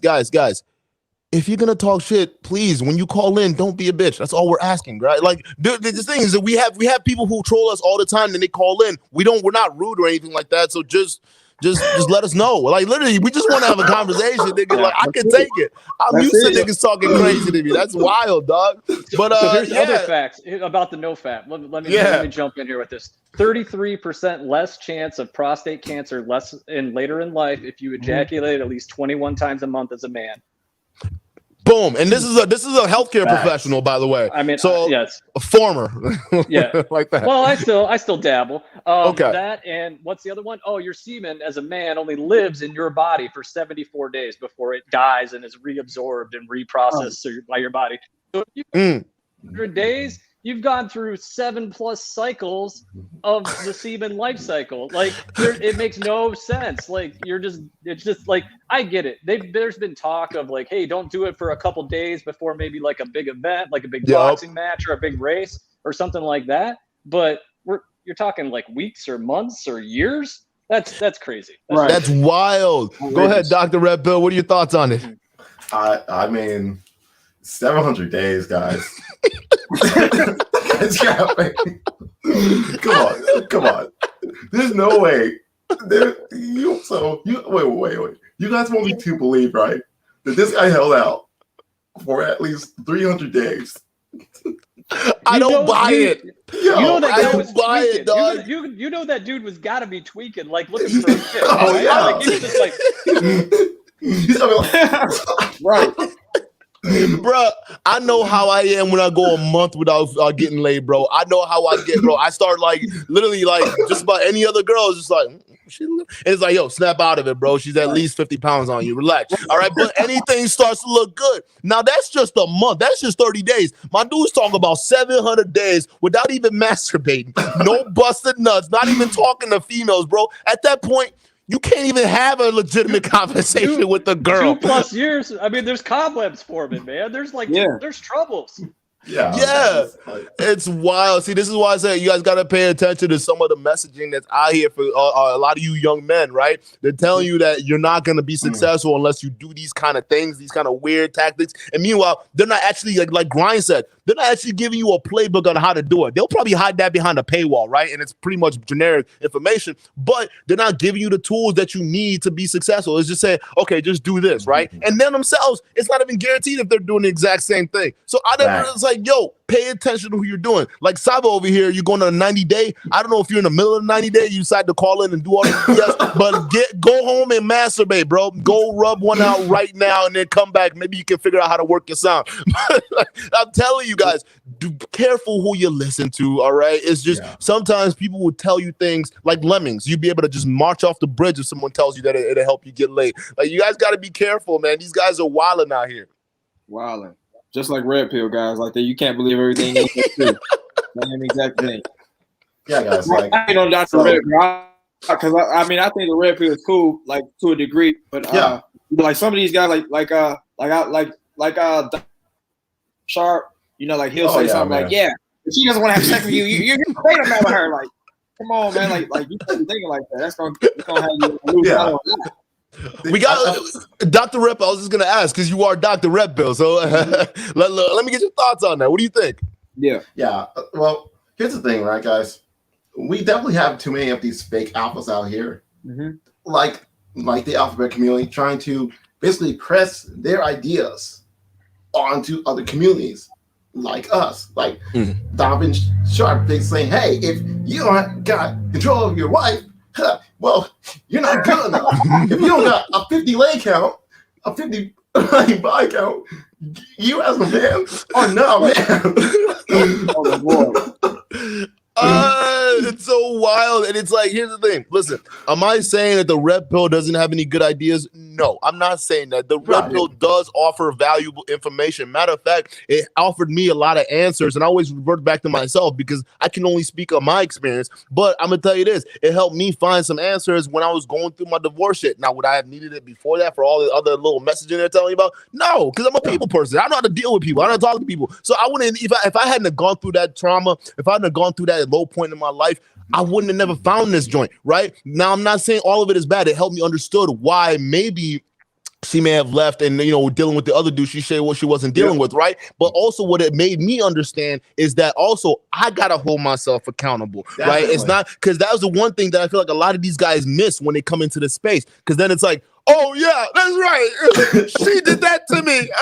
Yeah, all women ain't shit. They ain't nothing. They did it. Versus saying, okay, look at the reason why most women are doing this shit right now. Okay, now look at some of the things that they're saying that these other guys that they go after instead of you, what they were doing, and then realize where you effed up, right? And that's what I did. And I was like, okay, this is great. All right, now I'm learning things about myself, and I can take these lessons and I can move on with my business and move on with my life. And then you start hearing about these goddamn life principles and all these tenets and shit that you got to live by. You got the Roll to Mossy book, the 12 guides and what shit, how you should live your life. And then come to find out he's not doing the exact same thing. It's like, whoa, time out. I get some of the message, building your life, doing all some of this stuff and shit. But when then you're telling people, okay, don't try to sleep with a girl on the first date. But then if she does sleep with you on the first date, she's a hoe and don't deal with her seriously. I'm done. I can't, dog. You're doing too much. I think the red pill idea has a lot of good framework. There's a lot of good ideas, but if you follow any ideology to the letter, you're probably going to fall down on your face somewhere. Like you got. That's facts. Right. You got to think for yourself. Chocolate Daddy, what's good, bro? Welcome to the stream. I appreciate you being here, man. What up? The other issue I take with some of the red pill is that a lot of them have the ultimate underhanded victimhood mentality. They're like, look at, she was toxic, so it was her fault. All right, I got it, man. Right. Did you recognize that person was toxic? All right, what part did you play in that? Why don't you take ownership of your part? And maybe if you recognize this person was toxic, then you should have bounced a long time ago. Like, you got to be accountable for the way you move. Like, other people are going to move however they move. And as a man or just as a person, you got to be able to go out there into the world, navigate that, and make your moves accordingly. Like, nobody is going to do anything to you that you don't in some way allow them to. And there could be a lot of takes on that, but you put yourself in a situation, for whatever situation that was, there could be a lot of different things, but you put yourself in a situation most likely, then you got to move accordingly. So that's the issue I take. Yeah, man, that's facts. Like, on my channel, I hold males accountable because I acknowledge, okay, modern women can be, how they are, but it's up to us, to improve ourselves so we can be the best version of ourselves. And we gotta remember that this whole victimhood mentality of some of these fake alphas, it's all bullshit, because it takes two things to make a thing go right. It takes two people to make a thing go wrong. It's not just one side effing up. We got to look at the other side. Okay, what did the other side do? Like, both parties need to be held accountable, period. So if it's raining outside, are you just going to walk outside and get mad that you got rained on? Facts, yeah. Like, you could put a coat on. You could stay inside. You could go out later. Like, you got to move according to the environment that you're in. Yeah. I agree with that. Like that, it's always you let somebody do wrong to you, most of the time. Like there's always something that you could have probably did that could have gotten you, that could have prevented the situation or gotten you out of that. And I always kind of think of that when I'm listening to people's stories where they're saying, yeah, he did me wrong or she did me wrong. It's like, you didn't see that he started kind of acting like this or she started acting like that. It's kind of like, you allowed it to happen as time went on. Like, I guess like we said earlier, like you kind of saw some toxic things, you kept on going, and it's just got to where it got. Holy shit. God damn. I can't believe we're still doing this. But I appreciate you guys holding it down. But go ahead. Yeah. No, we were just talking about holding yourself accountable, and there's going to be all sorts of things going on in the world around you. But what's the common denominator in your world? You're the common denominator in your world. So, Chocolate, I didn't mean to jump in there, but I was kind of on a rant, so I jumped in. I apologize for that. No, you guys were going in good. Go ahead. I want to hear this. I'm gonna sit back. This is good. Go ahead. Oh, me? Yeah. Oh, well, we were just talking about how we need to hold ourselves accountable. And you brought up an interesting point earlier about how we need to not only stop listening to these fake alphas, but like these big so-called kingpins of the Black community, like Cardi B, Beyonce, even these athletes. I did a video on this last night, guys, covering these athletes putting on dresses, these actors putting on dresses. And we're wondering why Black males in particular are being looked down upon. And it turns out that the so-called pillars of the Black community are just emasculating themselves. That's by choice. That's facts. And and you're right. It is by choice, and it's by choice of the money. Right? They've chosen the money. They've sold their souls, right? The fresh nigga fresh has all their souls and shit. Here's the thing. A lot of these guys gotta freaking understand. No, real talk. That's what he means. But if you think about it, it's the same exact tactic some of these big guys use in this whole these clout chasing world that we live in. All right, these guys are here to feed you things that make you feel good. It's like a temporary high, but it's not giving you the actual drug, the real reality pill that y'all need to be popping, because reality is harder than all these like nonsense these guys are preaching you. That's why they'll say, hey, don't feel bad about sleeping with more than one man. Listen, matter of fact, we'll make a song called WAP and let you know it's okay. Don't even worry about learning how to be a woman. You ain't got to learn how to cook. You ain't got to learn how to clean, but I'll teach you how to get that ring. That's what all these people were talking about. And then you have the males over here talking about, I'm so damn confused. I don't even know what's going on. Let me throw this dress on real quick. This is fashion. It's just like, what? Like, here's the thing. You guys are so selfish. I remember when we talked about this was a podcast at Allende. We're talking about previous leaders in the community, right? They wouldn't do shit like that. Even Dave Chappelle. We just did a story on him right now, right? Dave Chappelle was the one person that walked away from a situation where it was like, hey, we'll offer you, what is it, 15 to 40 mil or like that for a show for him to put on a dress. And this man said, fuck no, and walked away. And everyone wondered what happened. All right. So if someone like Dave Chappelle, and he still has the pull on the community that he still has, was able to walk away from certain multi-million dollars, why can't some of these guys, LeBron James getting all these millions of dollars worth of Nike deals, Oprah, all you motherfuckers out here, if this man can do it, why can't you? So you're not fucking leaders. You don't care about the community. Admit it. It's about the money, Lebowski. It's about the money. You don't care about your people. Even leaders like these Al Sharpton, you false gods, and Jesse Jackson. These motherfuckers out here talking about you conscious leaders and whatnot. Listen, I appreciated Jesse Jackson that you marched, but you kind of sold out a little bit. Al Sharpton, you the exact same one, my dude. You kind of sold out. A lot of these dudes, they're selling you out for a paycheck. And a lot of us, we got to start marching to their drum beat and start doing some critical thinking, like actually looking at their lives and what the hell they're doing so we don't fall into the trap. Because a lot of these women who are preaching this thought culture, they're all married. They're telling you to do something that they're not doing. It's wild. Yep. Anytime somebody tells you some advice that isn't congruent with the life they're living, you got to stop and just ask the question, what's up? What's up with that? Like, right? Facts. Like you got to, if your heart doctor came in and said, hey man, you got to lose 50 pounds or you're going to have a heart attack, and he had a big belly out to here, how much credit are you going to put in that? Right? You're not. Right? I mean, yeah. It's crazy because that means you're not living that same lifestyle. So yeah, you might have your credentials and whatnot, but like you're not gonna understand the struggle, bro. You're not gonna understand the struggle of like wanting to fucking eat out and like not wanting to do it at the same time because you have goals for yourself. And clearly you don't understand because you gave it to your intuitions to eat out because you're fat, bruh. So clearly you have no self-discipline. So why should I listen to you? So you got all these women out here. Beyonce, I'm sorry, you married to Jay-Z. Matter of fact, you knew this nigga cheated and you stayed with him. So now y'all are still married. Why aren't you teaching these ladies the same thing? I never understood that. Example. You lead by example. Yes. That's why when some of y'all come up here and talk about, Dick, you're doing this, it's like, look, I tell people all the time, I ain't shit. I know I ain't shit, bro. I got no shame in admitting that. I know that. Some of the ladies I deal with, they tell you sometimes that I ain't shit. I don't claim to be something that I'm not. I've never claimed to be. That's what I'm telling people. When these people lay down hard, fast, steadfast rules, you got to understand, look at what they're doing. Are they living by said rules? Because if they're not, then they're a hypocrite. It's okay for someone to tell you about things that happen to them with their experiences and whatnot. That's fine. Everyone is flawed to a certain extent. However, when they're telling you something to do something and they're sitting there talking about they're not taking the same advice that they're feeding you, I'm sorry, it's a lost cause. Let's not do this. I'm gonna go do what makes sense for me, and then you go live your life. But the problem comes in when you're trying to impose your lifestyle on me. Facts.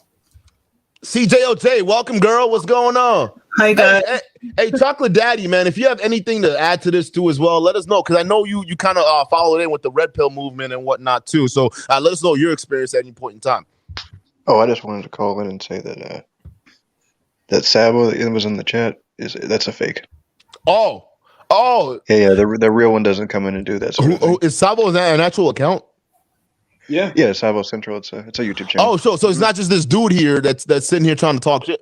No, it was somebody trolling using his profile picture and account. Yeah, that was just another fake. Oh, yeah, it wasn't the real creator. It was people thought it was you, Chocolate Daddy. I know, I don't know why, but anyway, that's wrong. That's wild, bro. That is wild. Listen, bro, this is the kind of we're under a bridge today because we got all the trolls coming out. Yeah. I don't know what we're not even. Listen. The only reason why we started making jabs at Fresh and Fit because this dude came in the chat talking shit. Listen. We don't even. This is about Dave Chappelle, bro. But y'all in here in the building. Hey, listen. I appreciate you. Y'all can't get enough of us. I get it, bro. All right. I haven't done a Fresh and Fit video in a while, and you guys are dying for some kind of stimulation. Listen. The minute they fuck up, you best believe my boy Grind and I, we're gonna be on top of it. So just pace and calm down, okay? Myron Game's gonna fuck up anytime soon anyway, so you don't have to worry about that, Savo. It's gonna happen, and when it does happen, you best believe Duke and Don is gonna cover it, as well as my boy Grind over here, okay? So I don't know what's going on, but they in the building. I know it's not you, man. You cool. We had a conversation, and you're not afraid to unmute your mic and have that talk with us. So I appreciate you for that, Chocolate Daddy. You say if you want to add anything else, let us know. CJOJ, what you got? Because I know you were coming at me with that statement with black women. So what you got to say? Can you hear me? I can hear you. I'm ready for it. Okay, two things. I've organized my thoughts. Two things. One. Oh shit! Oh Lord, we in for it now. Just one on the Dave Chappelle thing. So I think we have to admit, and I'm not saying this is the case for you guys, but that we in the Black community, even though we are an accepting people, there does tend to be some homophobia and transphobia in our community. Okay, I think I can admit that. In this case, in critiquing, I think the issue was that we can tell the trans community it was a joke. You all should chill. When you analyze it, he really wasn't saying anything negative about the trans community. He was talking about how little power the Black community has in terms of rallying together as a people versus the LGBT community. So I do think I'm gonna come at you a little bit in your critique. I was seeing those elements of, even though you say you're not, there are some elements of phobia when you say, when my daughter goes to school, she's a girl going, she's gonna be a girl coming back. What if your daughter comes to you one day and says, I think I'm trans? Then what? I'd be scared. What you mean? That's a legit phobia. I would be scared because listen. Yeah. Listen, I want a little girl. Okay, listen. Okay, here's the thing. It'd be different if this social conditioning didn't exist, right? If none of this shit was being pushed in schools and whatnot. Listen, my daughter, I was with her since she came. I watched her come out of my ex's belly. Okay, I watched all of that, and from when she grew up, from when she was young to when she was 6 years old, and all of where she is right now.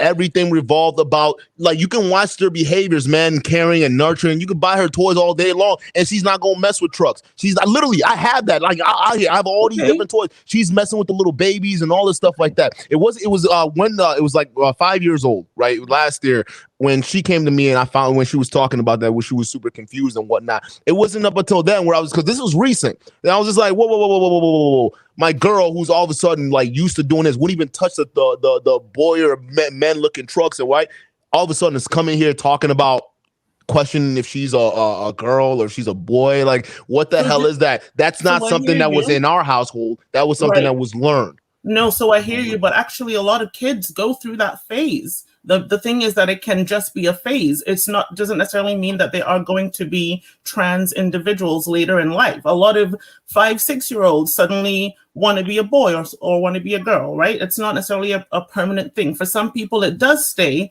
and those people go on to be trans individuals. So I think that we can be, I think that we want an inclusive community where Black members of the LGBT community can feel comfortable in the Black community. But in this case, I think we can hold on. In this case, I think we can critique the community and say, listen, you guys, this was a joke. It's not something that Dave Chappelle needs to be canceled over. He's not going to be canceled anyway because he's a legend, right? But that they should be able to understand this as a joke. It doesn't mean that anyone's trying to harm you. Why can't we critique it just from that angle purely? Here's the thing. Listen. If you're talking about Black LGBT, we got to understand where your loyalty is. Because it seems like you're putting LGBTQ above your people, and that's what's happening here. Because we have the attack right now is against a Black man. The previous attack was against another Black man, an athlete, not an athlete, a rapper, which, by the way, blew up when no one said anything when he shot a man at Walmart and rapped about it. Right? Nobody said a thing. Right, but then when he made a comment about the LGBTQ, all of a sudden that was a problem. All these other African American people and these LGBT people or whatever it is, they came out and just tried to destroy this man's career. All right, the same thing with Dave Chappelle. So listen, I don't give a fuck if you're LGBTQ or not. You got to pick a hustle. Huh? You're the Black. But this is the thing, Duke. Why are you forcing them to choose? They belong to both communities. Dave Chappelle, yes, he happens to be Black, but he's just a man who is. They're trying to cancel him. It's not going to work. But why are they trying to cancel him, CJOJ? They're trying to cancel him because they thought that what he said was offensive. You didn't think it was offensive, right? So why do you think it's okay that Black people who are part of this community are okay with canceling a Black man that didn't do anything wrong? But we don't know the members of the community that want to cancel him.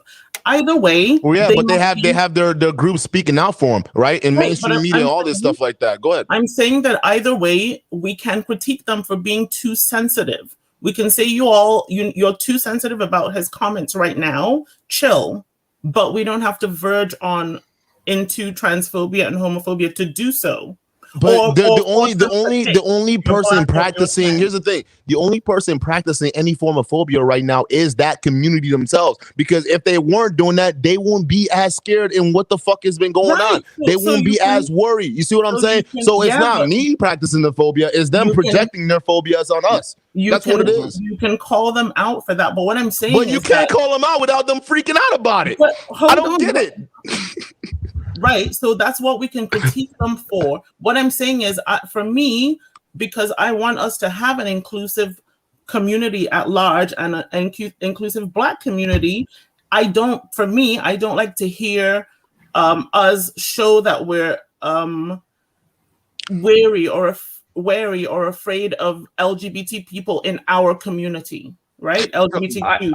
I've had let me jump in just for a second, because there's a super interesting observation I've had over the past year or so, and it seems like we can't have a disagreement without somebody being phobic. Like, just because you prefer something doesn't mean you're afraid of it. So if Duke prefers his daughter as a traditional female, that doesn't mean he's transphobic. He has a preference that his daughter be a female in the traditional sense. It doesn't mean he's afraid of trans people. Fair enough. We don't. So fair enough. We may not have the appropriate language. Someone had said this earlier that right now it's either you're phobic or you're not. Right. Which is terrible. Right. So fine, we don't have the language. But so yes, Duke is saying that I would be worried if my daughter ends up being trans, right? Listen.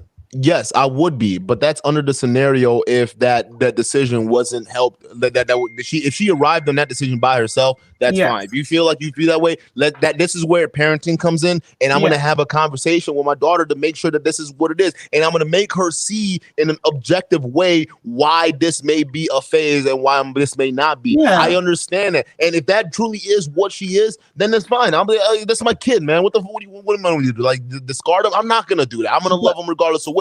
However, the problem I have, and by all means, I don't have any issues with the LGBTQ, whatever it is, right? And I'm not gonna start with the whole trope of saying I got a gay friend or what. Like, I don't give a shit. Listen, I'm telling you right now, I got no problems with that community. The problems I have is them inflicting their lifestyle on us. However, which is the same way they were saying that other groups were doing. So I'm sorry, you're being a hypocrite right now, and you got to get called out for it. No, the only one practicing homophobia or any kind of phobia out here is dumb dudes out here, because they're calling people who actively criticize their group as scared. Like you just said to your other point, maybe we just need to call out the points of them losing their minds over things that don't matter. What the hell do you think this outrage is all about right now? You see what I'm saying, CJOJ? You can't talk to these kind of people. They're all talking is out the window. They're operating off of a mindset. Either you're with it or you're not. You say something minute, they don't have room for nuances. So why I'm asking you, as a community who is the most accepting community out here, despite the shit that happened to us, despite the shit that we're currently going through in all these other countries,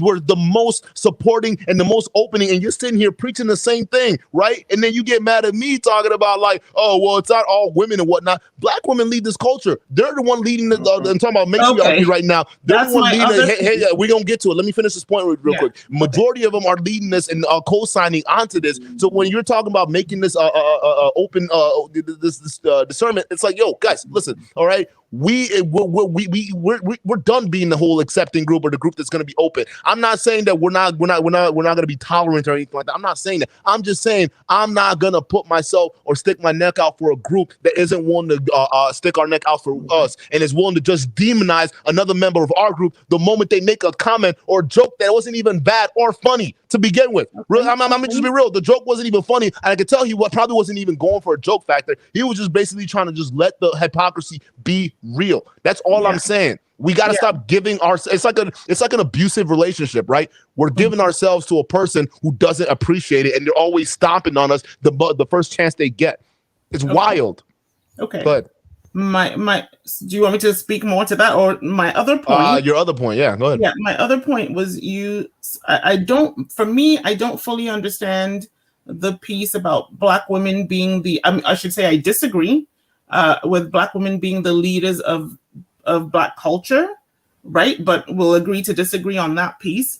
But the other piece is that just the other day, I don't disagree on that.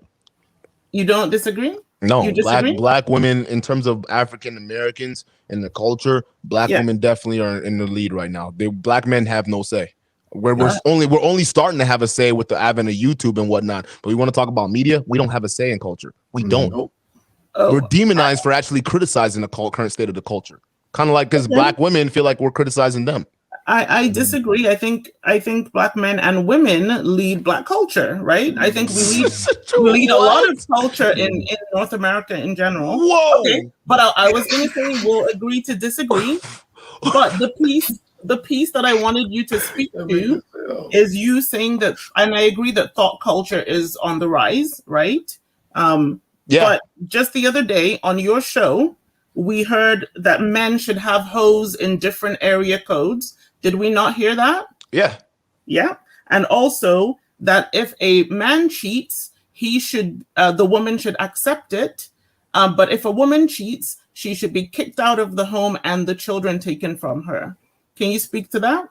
Yeah. So the first thing we'll speak to the male versus female cheating, right? Because here's the thing: the way that was explained, it's not saying kick the woman out. It's like here's actually it is saying kick the woman out, right? Because men and women is different, right? We live in a day and age right now where most women think that guys think exactly the same, right? When it comes to cheating for women, it's a high level of emotional investment. Typically, it's going to be with someone that she already has a certain level of trust already put in, or has been actively waiting to get or building that trust with that other partner before they go ahead and facilitate that cheating. It's very rarely that women would just go out and fuck their, I won't say very rarely, it occasionally happens, but for that kind of relationship dynamic to just randomly cheat like that, it takes a certain level of trust for women. Guys is a lot different, right? Because guys, when we talk about sexually, right, it's not the same. I can go be with another woman, right, and she can clearly offer nothing. But if I got a real one at home, right, that offers a certain level of value to my life and makes herself indispensable, I'm always gonna go back home. Always, because that's where my home's at. You are just someone I'm dealing with for the moment. That's pretty much it. So that's why the cheating is different, because when I'm dealing with her, girl I met at the club or whatever it is, there's no emotion there. There's no level of investment there in emotion. It's just, all right, I meet you, we have sex, good, cool, move on your way. I come home with the woman I've been with the level of investment that is. Now, here's the thing. If I decide that, okay, with that same woman I met at the club, let's say I hit it, and all of a sudden it's like, oh, okay, I like it. I hit it again. Now it's like I'm getting her an apartment. I'm getting her clothes, the same clothes my girl at home got. I'm getting her the same car my girl at home got, right? And now I'm actually making a resource investment, right? Because that's something that's intrinsically in terms of valuable to me. I'm now giving the exact same thing to another woman. That right there is cheating, because I'm taking what I bring to the table and I'm giving it to somebody else, right? While she's at home, bringing what she brings to the table, which is keeping her herself for me and trying to stay as virtuous as possible. And now that's when the dynamic is different, right? It's not the same thing when we're talking about sexually. That's what that's to clear that up. So it's a double standard. It's a double standard. And it's, again, I feel that it's just blaming Black women or putting Black women at some kind of, or women, I shouldn't just say Black women, at a disadvantage, and that guys can just do whatever they want. It's not, see, that's the toxic mentality that I'm talking about. You see this guys doing whatever they want. Let me tell you something, TJ J. All right, women, no. Here's the thing. Women live in a culture right now where they're basically second-rate dudes, right? They can pretty much do what they want. Are they happy? Yes, many women are happy.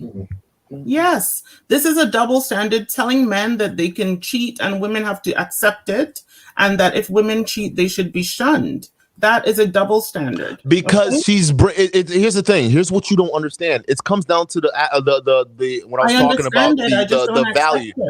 You don't have to accept it, but that's the law of the land, girl. That's what it is. It really is. The law of the land. We're not making it the law of the land. Polygamy has been a thing for thousands of years. What are you talking about? It's not legal right now. Yeah, in this country, but it's legal everywhere else. And think about it. In most countries, they say, hey, look, if you can afford one, do it. And you're Nigerian. Polygamy goes into our culture all the time. What are you talking about? My family, we stopped that a while ago. Okay, but just because you stop it doesn't mean it's not legal. Like, what are you talking about? Those are two different things. No, it's not legal. Anyway, for me personally, other people in the chat in the community may disagree. I think it's a double standard. I don't see why women are being told this, that we have to accept. So anyway, I think that the whole idea that women are leading the thought culture, and that there doesn't seem to be any pushback on men who are being told to go and have hoes in different area codes. What is no, that? And here's the thing. That's if the guy doesn't have attachments, the holes in the area codes thing. That's if the guy isn't actually in a relationship and is moving around, traveling, and is dating. Of course, you want to set things up in different states. What are you talking about? You want to set up relationships and things like that. Just like, listen. When I go out every once in a while, I go out to Vegas, right? And when I go out to Vegas, the kind of women I meet, they're usually married women, and they get to do whatever it is that they do. All right, but it's when they come in, they're also on Tinder. All right, and you even see some of their profiles only here for a short time, a good time, whatever it is, not a long time, and they're already letting you know what the vibe's all about. So women do the exact same thing too. When you're trying to sit here and painting that some kind of double standard that is, men should, it only comes down to when they're dating. And real talk, you're still single till you're married. That's what it is. You're single until you're married. So even then, if you got a boyfriend, or you got a girlfriend, you want to set something up in a different state, you're more than willing to. You don't have a signed contract. You don't have an agreement with the person you're with right now. For you didn't give the oath for richer, or for poor, for better or worse. You didn't give that oath. So the fact that you didn't give that oath and that verbal contract, you are more than willing and well within your rights to do whatever it is. Now you can exercise that option if you choose, or not to exercise that option. That's entirely up to you. But don't sit there and say that women don't do it. Matter of fact, I think women do it worse, because look who's getting flown out right now.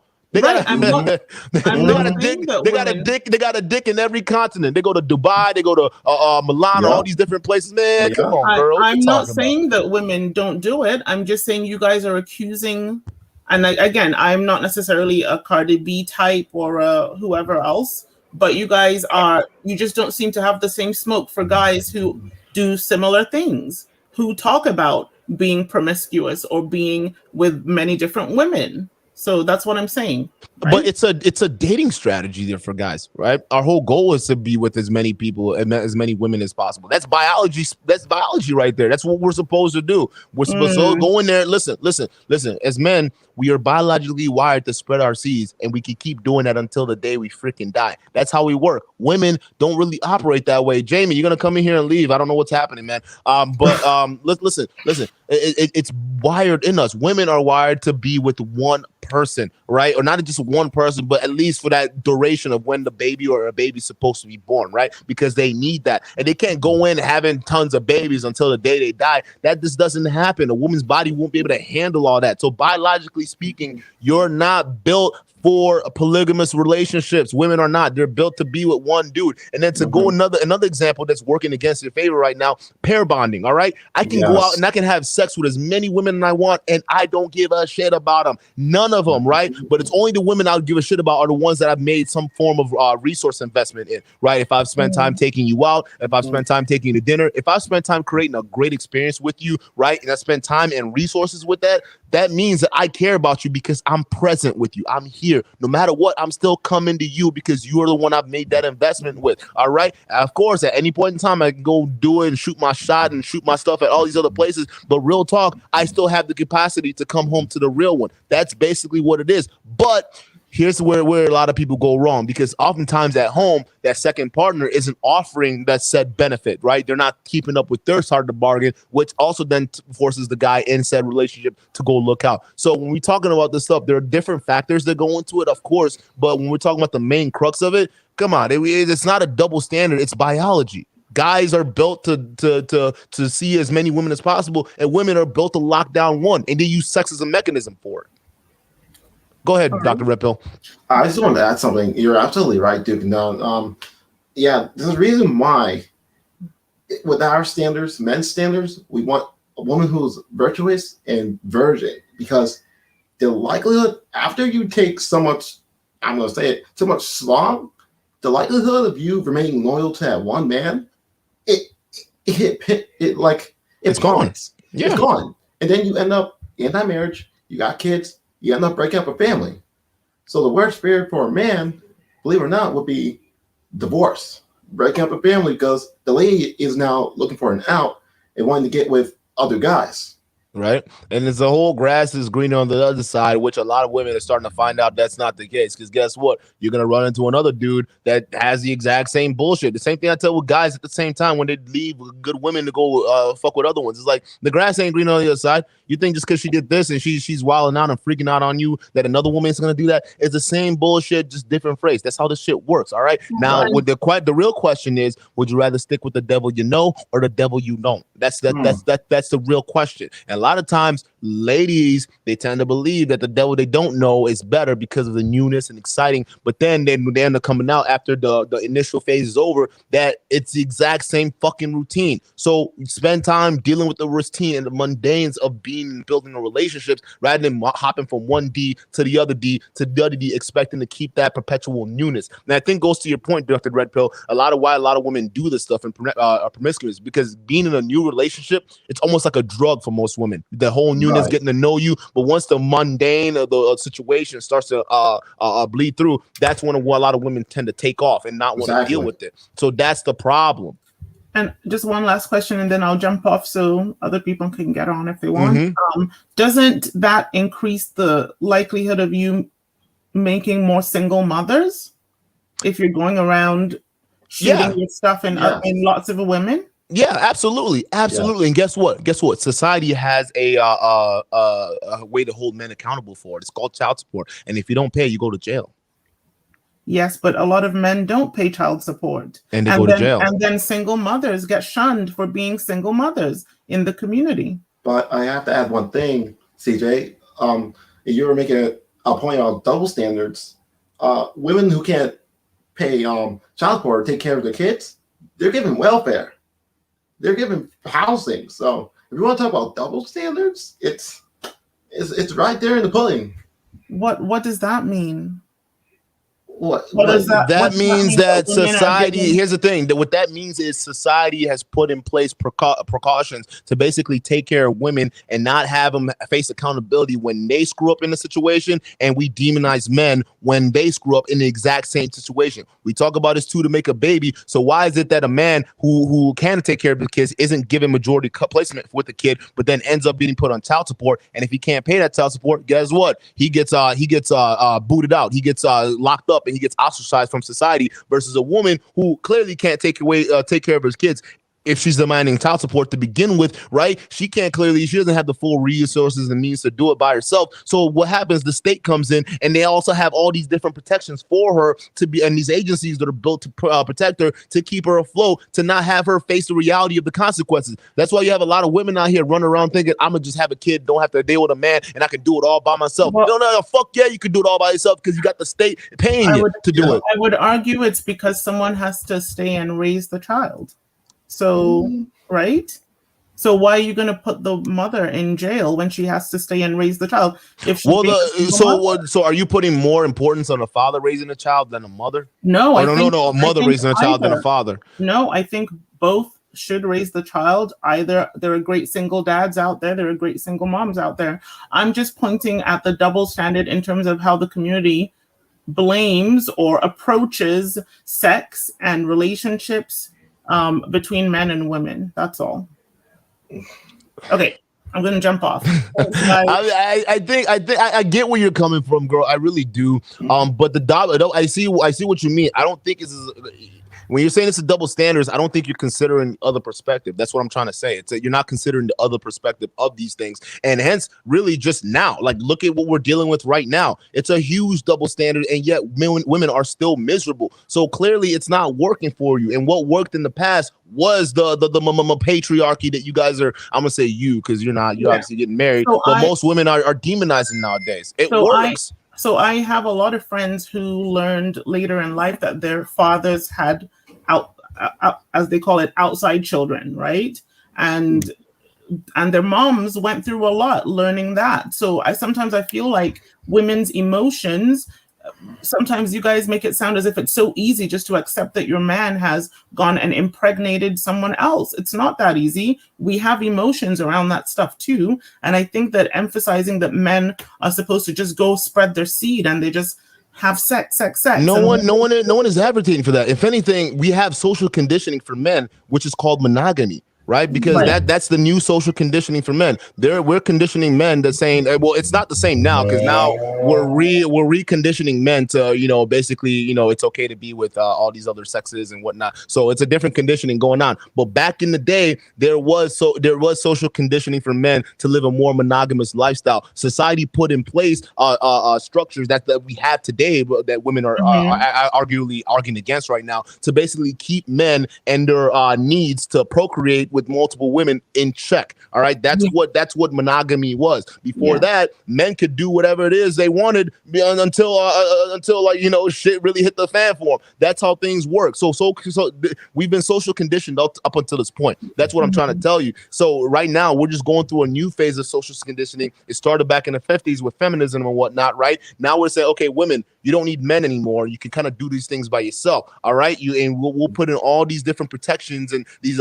measures in place so you don't fall flat on your face. However, that's what a lot of new generation who grew up on taking this Kool-Aid women rise are taking. They're ingesting this new kind of a thought process, and they're thinking that this is gospel. They haven't experienced what it's like to live in a country that is less privileged than them. I grew up in Nigeria, and women out back there, they said they need their men. They understand the value of men because it's not a country country where we have a whole abundance of stuff. Yeah, we have things and we can do well for ourselves, but it's not to the level of the West here, right? So women have a privilege right now in this country to be able to demand and do what they want with the quickness and the freedom that they have to do it. It's not the same anywhere else. That's why we have the luxury here to demand what it is that we want. However, that doesn't take away the fact that what we're living in right now is a weird kind of weird form of conditioning to get guys thinking a different way and women acting outside their nature. All right, I'm gonna jump off. Thanks, guys. Take it easy, man. I appreciate you coming on. Real talk. All right, James Blue, Jay Teshi, what's good, bro? What's good, man? Jamie Blue? You're brand new, man, but welcome to the stream. How you doing, bro?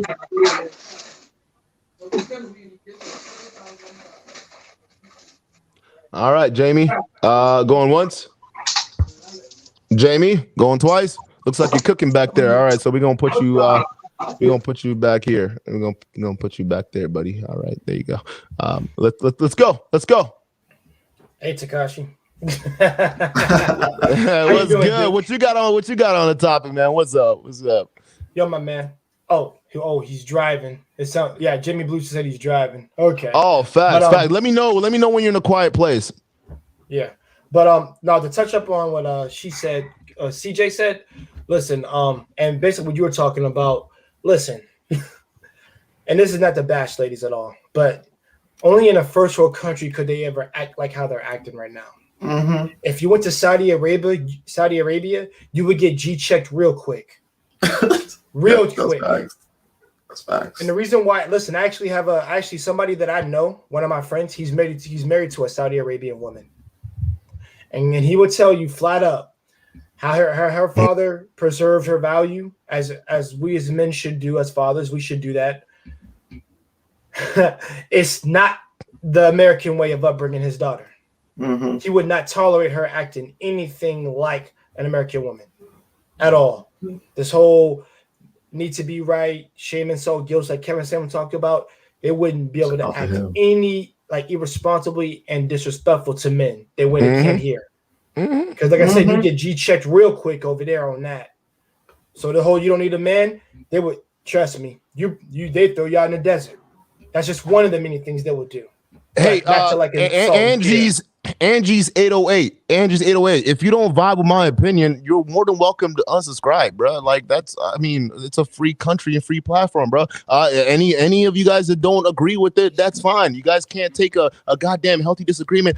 Go ahead and unsubscribe. You're acting like that. Listen, we're not doing this for the subscriptions. We don't care about that, bro. Right. It's about the message, all right? I don't think cheating is the same for guys as it is for women. That's pretty much it. If you can't accept that, that's your own problem. There are other people on here that have different opinions, and they can say that same opposite two things as well. We're still going to have the conversation, but you think your unsubscribing is going to make me change my thoughts? No, it's not going to make me change my live reality. No. So listen, I'm just catching up with the chat, and I'm seeing some of the stuff. Listen, I get it, man. A lot of women have their hands have it hard wrapping their minds around this, that guys literally, when they go out and they have sex, it's literally just sex and nothing more. That's why when we had that famous excuse, girl, she didn't mean nothing to me, girl, I love you, you're the only one. That's literally what it means, right? We don't give a shit about the layout there. We care about the woman who's putting together a home. Now, to be a different story, if she wasn't putting together a home and every time I go over home is war, we're dealing with her, then I might be looking at the new chick a little bit different. Like, maybe you might be a potential. Let me start spending money over here. That's literally how it works. So listen, I agree. Listen, if you guys, you're a free country, man. Go do what you got to do. Go follow some of these other guys. Go follow Fresh and Fit. They'll tell you how to get laid.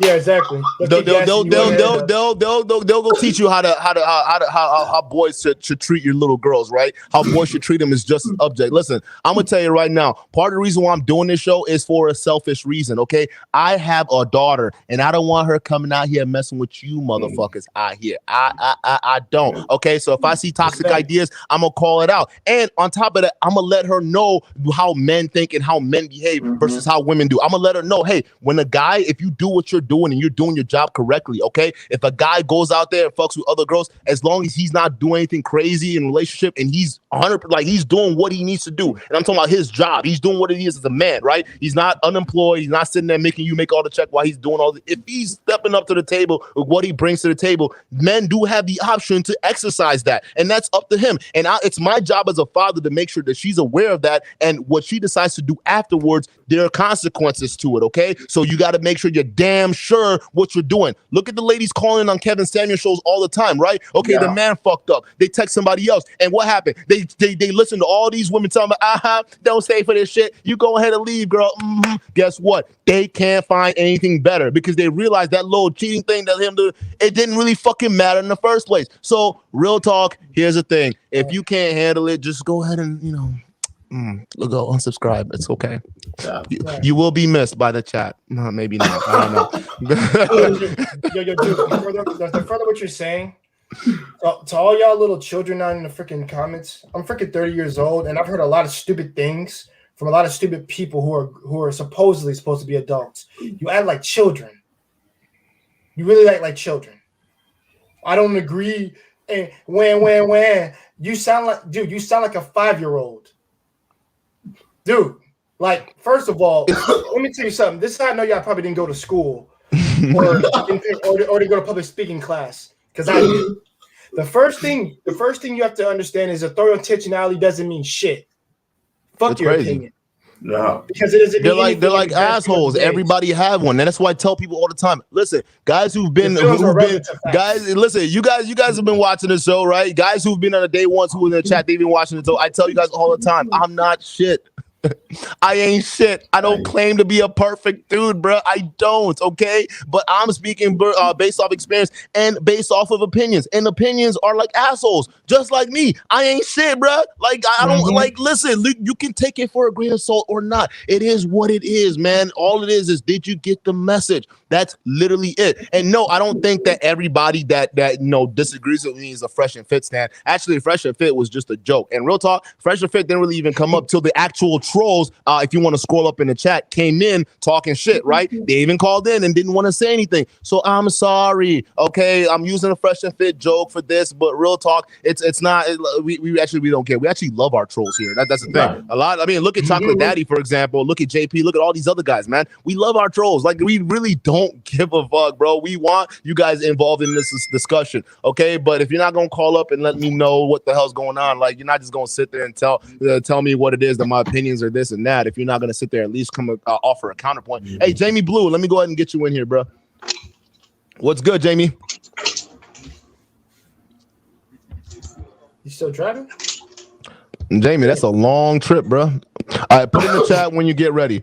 But anyways, let's keep going. I see somebody here in the chat. Who's this? What is this? No, listen. I'm afraid of the agenda pushing these trans ideas to my daughter. All right, you guys don't fucking pay attention. If my daughter came to me and told me organically that this is what she is, I would do anything something what any father would do, right? Or any responsible parent would do. I will talk to them about it. I'm not going to immediately take them and start pumping them with hormones or all that shit like that. I will talk to them about this, and we're going to have a discussion, because now you're trending into adult territory. So now I got to treat you like an adult, and we're going to have grown-up conversations so you can understand the consequences that comes with living this lifestyle. Not saying it's a bad thing, not saying it's a good thing. I'm just saying that these lifestyles and the choices you make have repercussions. And think about it right now. Some of the trans people who actually went through and made that the surgery and the fully transition, or even some of the ones that took the hormone, who are now growing up and realizing, yo, that was a fucking mistake, because that was a phase in my life. And they didn't have parents with backbone to sit there and have a conversation with them. Now their kids are hormonally screwed up. Their bodies is screwed up. Good luck getting yourself a grandbaby. Good luck getting yourself a grandchild, because you screwed up their hormones by the time they were developing. This is the kind of nonsense that I'm talking about. I don't want to be in a situation where my daughter comes in and it could just be a phase where she feeling like a tomboy,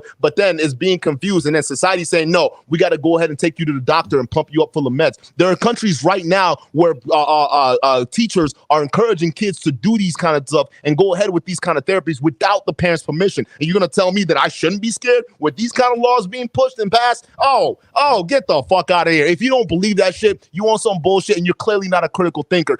I need to be aware of what's going on, and it's my daughter. So yeah, damn right, I gotta know what the fuck is being pushed to my kid. And if I don't like it, it's my choice to take it to a school that's gonna teach her what school is supposed to be about. Not about gender, not about all these other stuff, but to get the math and fucking science done so she can get on over to middle school and high school. Leave sex ed to the parents. That's what it is. Y'all taking the responsibility and putting on these schools and all the society. Talk to your kids about sex. Talk to your kids about these important decisions that need to be made when it comes to that stuff. Don't leave it off to strangers because they're just going to confuse your kids. Charity begins at home. That's facts.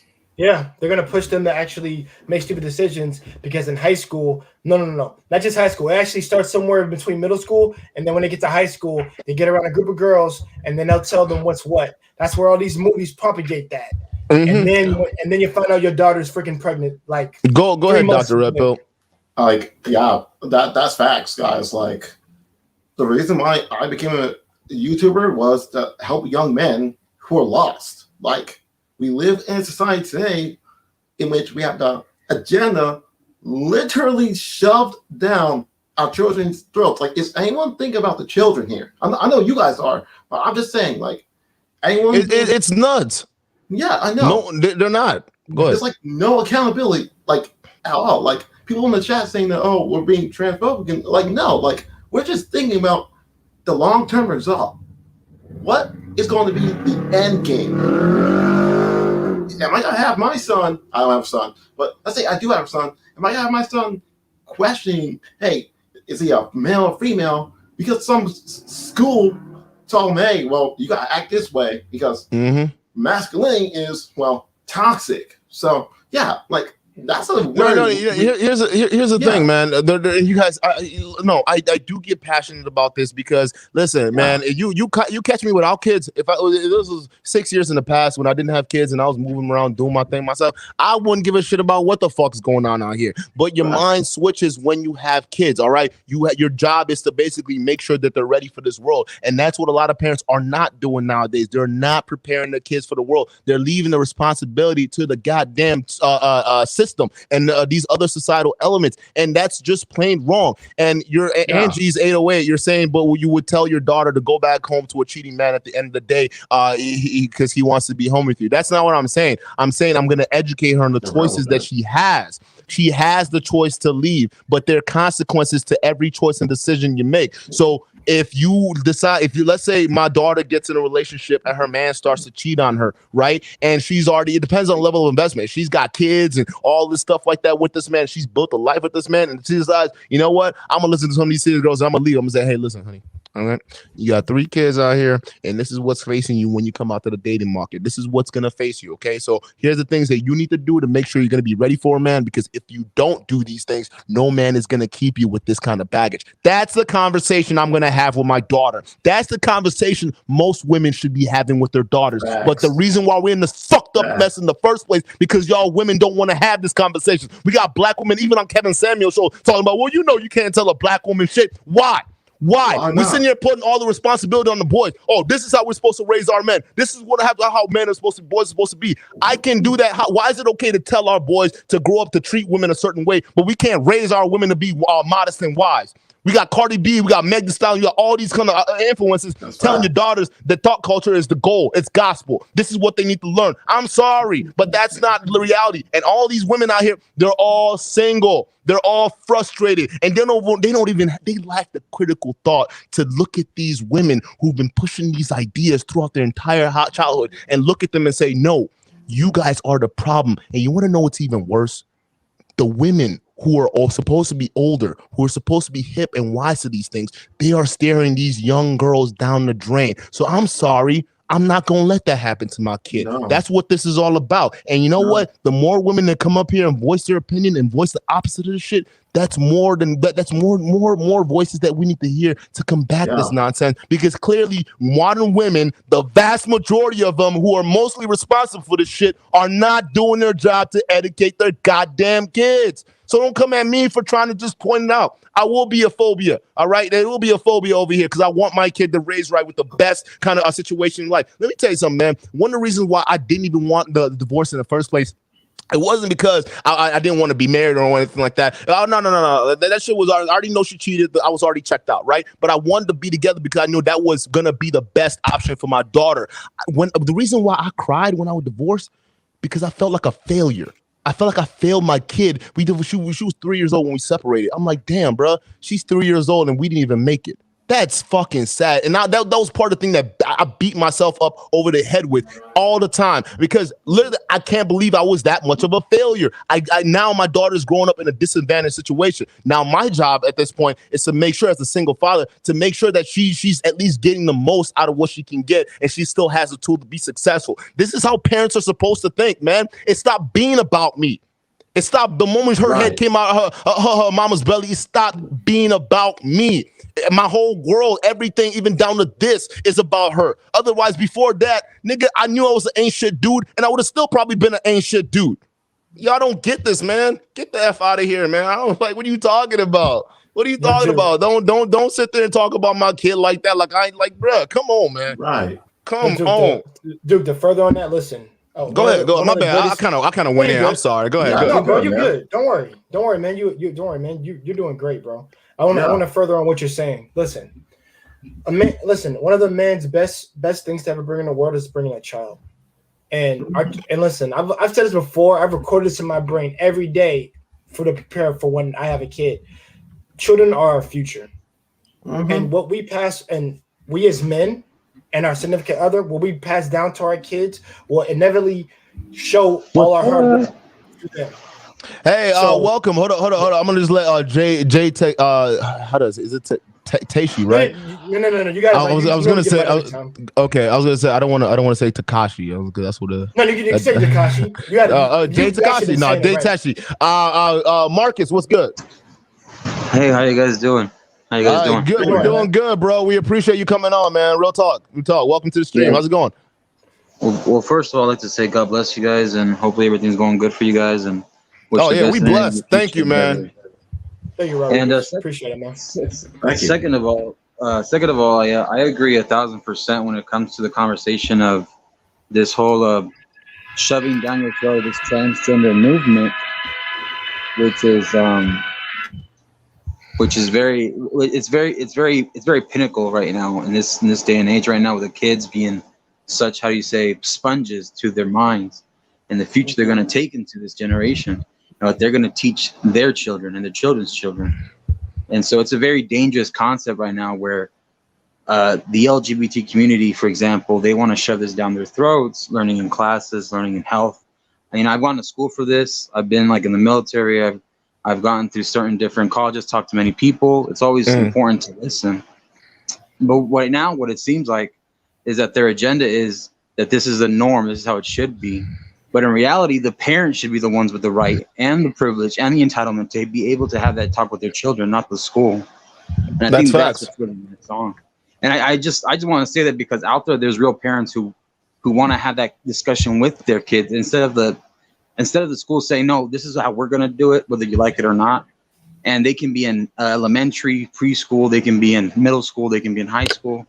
And you should just wait to have that kid talk with your own kids, not the school. That's what I'm saying. That's facts. Right. That's facts. That's why I think private schools need to be a thing. It needs to be a huge thing because right now it's just that the public doesn't have the best interest. And real talk, people, it's not just even down to the trans nonsense that's going on right now, even to the point where, look, if you just want your kids raised in a different way, you should be able to have the option to do that. And, we shouldn't have these crazy nonsense filtering in or being forced into schools. Let kids be kids, man. Kids at a young age understand what they are, man. They understand how they learn by playing around with each other. And for those of you guys, listen, I got a sibling who's a homosexual, okay? So if you want to talk about, listen, I got that. I got it. That's I'm talking about blood, all right? But this person didn't realize that, or actually they kind of knew, but they didn't realize that or made that formal decision to come out until they were older, until they were adult, and they let everyone know. Right. That's fine. You decide to live that lifestyle. But here's the thing. If my daughter decides all of a sudden I want to kick a soccer ball, then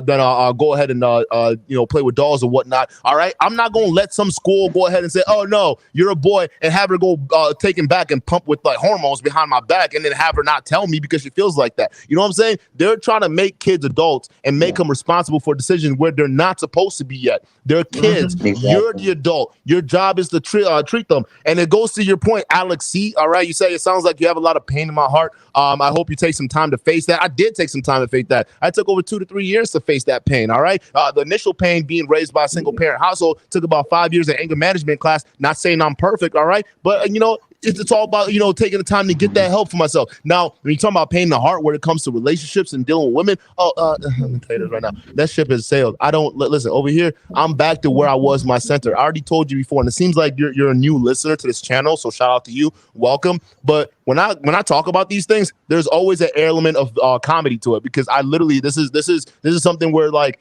it's so ridiculous. I'm confused why people haven't seen the logic yet. You see what I'm saying? And now I'm just going in here to talk about it. So when I get serious is when we're talking about when it comes to kids. All right, because this is how generations get screwed up. All right, we already had this generation of kids that can't talk to each other because we having this mess. Matter of fact, this podcast wasn't a thing if the parents and the parents' parents before the kids who got to this point were doing their jobs. So yeah, I have to be passionate about this because that's the only way this is gonna work. I'm not gonna come in and say, oh, okay. That's why I said the real selfish motive wasn't about relationship. I could start off a blog, I could start off a channel teaching dudes how to get laid all the time. That's not a thing, right? It's really not that big of a deal. All right. But since the fact that I went through the relationship that I went through, the marriage I went through, the hurt that I went through, and I'm still back out here trying to get people to come together and go through that because it's important. How the fuck is that meaning that I'm not healed? How does that mean I still have pain? When it comes to that, nigga, like literally, I still push for relationships. I still push for marriage. I'm gonna get married at a later point.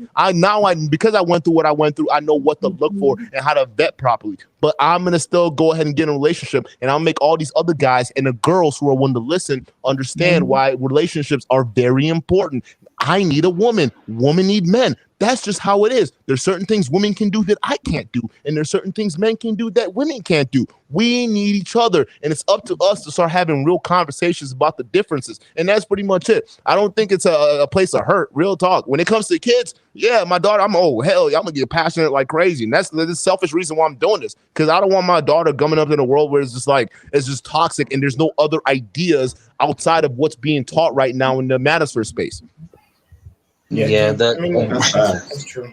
Am I crazy or what? Like everyone thinks like what, no, what the hell? Like I'm not. Listen, like real talk. Even when this whole fresh and fit nonsense, man. Like literally the whole time. It's funny how the trolls in there. I don't know if the trolls are still here. They probably left, but they thought I was serious about this shit. Like the whole time I'm laughing at y'all because it's ridiculous how a guy can come in and say he banged 1,000 chicks and like it's like, bro, you look like this and you talk like that. I'm sorry, that's not how the real world works. So I'm gonna come out here. I'm gonna clown you and I'm gonna have fun with it. Now they're gonna work in my channel's favor. Hey, that's the icing on the fucking cake. Thank you. I'll take that too. But am I gonna be angry because Fresh and Fit's doing this? No, dude. I want them to succeed. Real talk. I want them to succeed. I want everyone else to succeed. I just don't want them joining the toxic culture that is pushing a lot of these messages that's really out here to harm your children. And that's important because if kids are the future, we got to be serious about this. Go ahead. I'm sorry. I went off, but I just thought that I was being misunderstood. No. All right. Because sometimes people take my passion for something else. No, it's not. You realize that the only time I get passionate is when it comes to situations like this. Like, I don't care about the whole dating stuff. We could talk about relationship, men and women being together all day long. But when it comes to this stuff, this is serious, man. Kids are involved. This is serious. Yeah. And to furthermore, to add on to your point, the two things, which is like for a parent when they come into the world. I know maybe some of you guys are parents here in this chat conversation, or anyone typing their fingers, anyone who's a parent out there. I noticed these two things. The most beautiful thing is when you hold that kid's arms when he wraps his finger around you when they're first born. Mm-hmm. And the second thing is now it's the most greatest fear because you want to protect that child as much as you can. Oh my God! Especially in this new day and age. Yeah. And it's the scariest thing because I hate to. I'm not a parent and I cannot speak for me. I can only speak for myself. But the way I see it is I can't have a kid yet until I myself maybe am in a safer place. And even if I'm living in a safer place and an economic place even better than now, it's hard to see things that are happening. And like I give a huge shout out to anyone who's a parent, especially if you're a single father, if you're a single mother. It's tough as hell right now. And you see a lot of kids that are committing suicide, that are being bullied, that are just being taught these things. I think it's a normal to do drugs at a young age, to do things that like go a party and then something happens and get beat up. And then I literally saw something on the news where this kid was getting so like bullied to the point where the bully went up to him, hit him, his head hit the floor, and he died because no one was trying to listen to him because he was being bullied.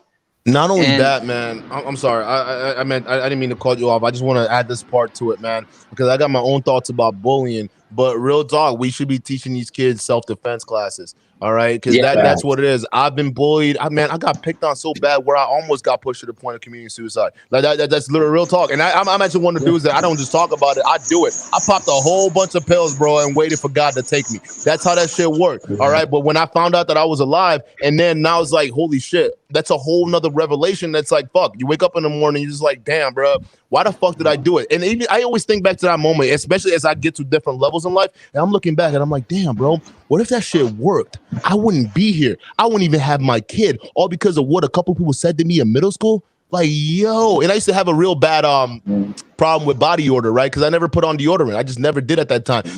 I didn't have a man in the house to tell me that shit. All right, so I just walked around from childhood to fucking getting into high school. All of a sudden, I didn't realize that my body was changing. No one had the fucking conversation to me. So I just went out of my life thinking I was the exact same as I was when I was 7 years old. Didn't understand my body was changing. But it was when, like, you know, it's how that stuff that people don't understand, man. Y'all just sit here and talk and formulate opinions about people. You don't really even know what the fuck they've been through. My shit comes from experience, bro. Like, that made me stronger. Not advocating people to commit that stuff like that is terrible, but I'm advocating for people to at least be there to be able to have conversations with their kids. People don't understand, man. Like, the kids live in a world where shit's brutal. It's no different than fucking adulthood, except for you're corralled in a space, in a controlled space, but it's real. So parents need to have these conversations with their kids to understand what it is that they could possibly go through. My daughter right now, she's in a situation where kids are starting to kind of pick at her and move, different, talk to her a certain kind of way. And I'm there to step in and say, hey, look, I'm not going to come to your school and try to, fight your battles and what. If it gets bad, I'm going to talk to the principal.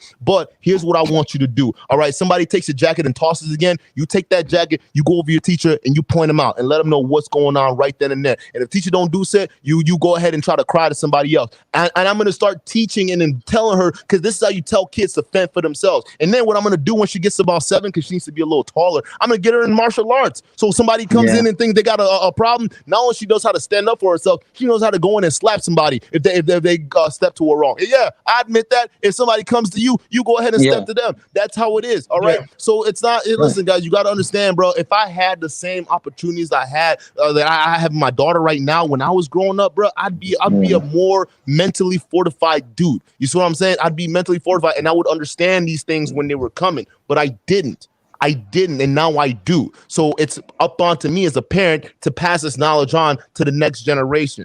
Facts. Yeah, and that's a great message too, because when I was younger, I remember when I was a little kid, I was very skinny. I was a toothpick, they would call me. And so what later on was I started eating a lot and I got chubbier as a younger kid going into elementary to middle school. And then I figured, okay, now they're picking on me because I'm chubby. So it's like I can't win. And I'm not that tall. I'm like 5'10" right now, so I'm not really that tall. And now, like, okay, well, I got into football, I got into these sports, I got into, like, my dad signed me up for kickboxing, and he signed me up for, like, that wrestling, high school wrestling style, Greco-Roman. And I was very thankful, because what that taught me was, the whole saying of what doesn't kill me makes me stronger. And however, it's real.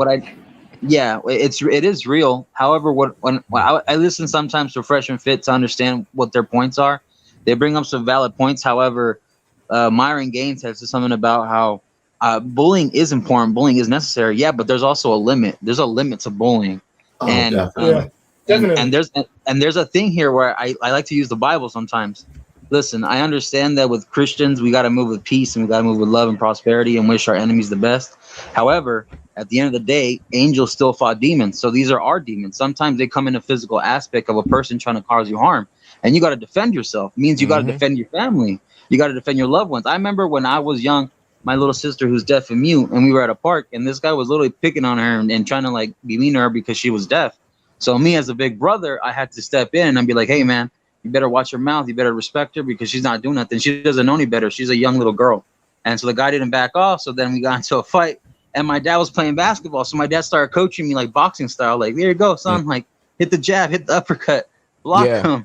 And he's like, sometimes, like he said, like sometimes there's gonna be people there that no matter what, they're not gonna give you a choice. They're not gonna give you a chance. They're gonna put you against the wall, and that's gonna be life. Life is gonna put you against the wall sometimes. Boom. I'm glad you said that. Facts. Yeah. I'm glad you said it because go ahead. Yeah, no, I'm sorry. Just especially for us men who, once we step out that door, the world wants to destroy us. The world wants to be against us. No matter what, whether it's the law, whether it's the system, whether it's corruption, whether it's work, whatever it is, no matter what, the moment we step out the door, we're thinking about our kids, how they're doing at school, how if they're okay, if they're safe in anybody else's hands. Because we don't know those teachers that well. We don't know who's teaching them, who's guiding them. And we're supposed to be the ones to guide them. So that's all I got to say about that. Because I understand for you guys, I don't picture myself being a dad anytime soon yet, but when I do, I'm gonna hold that kid as tight as I can, but I'm gonna try to be there as much as I can and also teach him if he can be responsible and be able to make sure he can take the punches, because you got to keep moving forward, like Rocky says, you know. That's facts. That's facts. And here's the thing: the only thing I'd push back on is it's not just the society is against boys when they come here, because we already know it is. We see it, but society is also against women.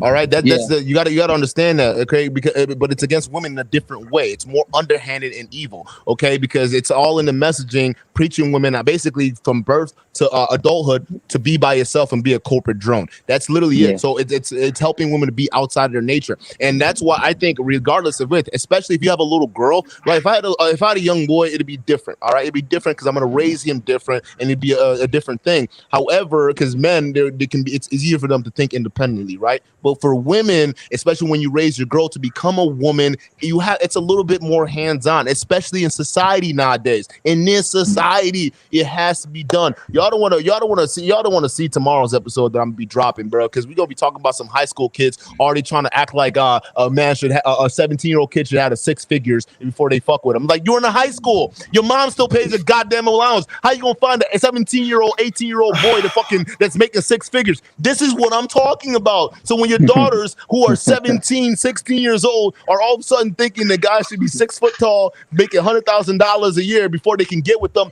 I'm sorry if that's not flawed messaging if I see one, because now those are little future single women that are gonna end up on Kevin Samuel's show wondering, whoa, that's wrong. And it's like, where do you think they're getting this messages from, right? And CJOJ, I love you, girl. All right, but this goes back to my original point where we talk about women dominating society in terms of the messaging and whatnot. This is who they're listening to. These are these kind of podcasts out here. Even the F&F boys, right? They're talking about, what do you want in a man? 6 figures? Oh, this is that. Right? It's the exact same fucking, I'm telling you, it's the exact same fucking message through on and throughout. I'm just saying, listen, if I got a little girl, I don't want her to turn out like one of these 16, 17-year-old thinking that men are just utility, all right? I want her to look at me and how hard I work and go seek out somebody who's similar. You know what? Exactly. Go ahead, Matt. On the bullying, I wanted to jump in on the bullying thing. You know why I think people have kind of started saying bullying is necessary? Because how do we grow? We grow through challenge and adversity, right? And what does a bully present? It presents a challenge and something to go against, right? But in today's society, in a lot of ways, in the participation trophy generation, a lot of that challenge has been eliminated.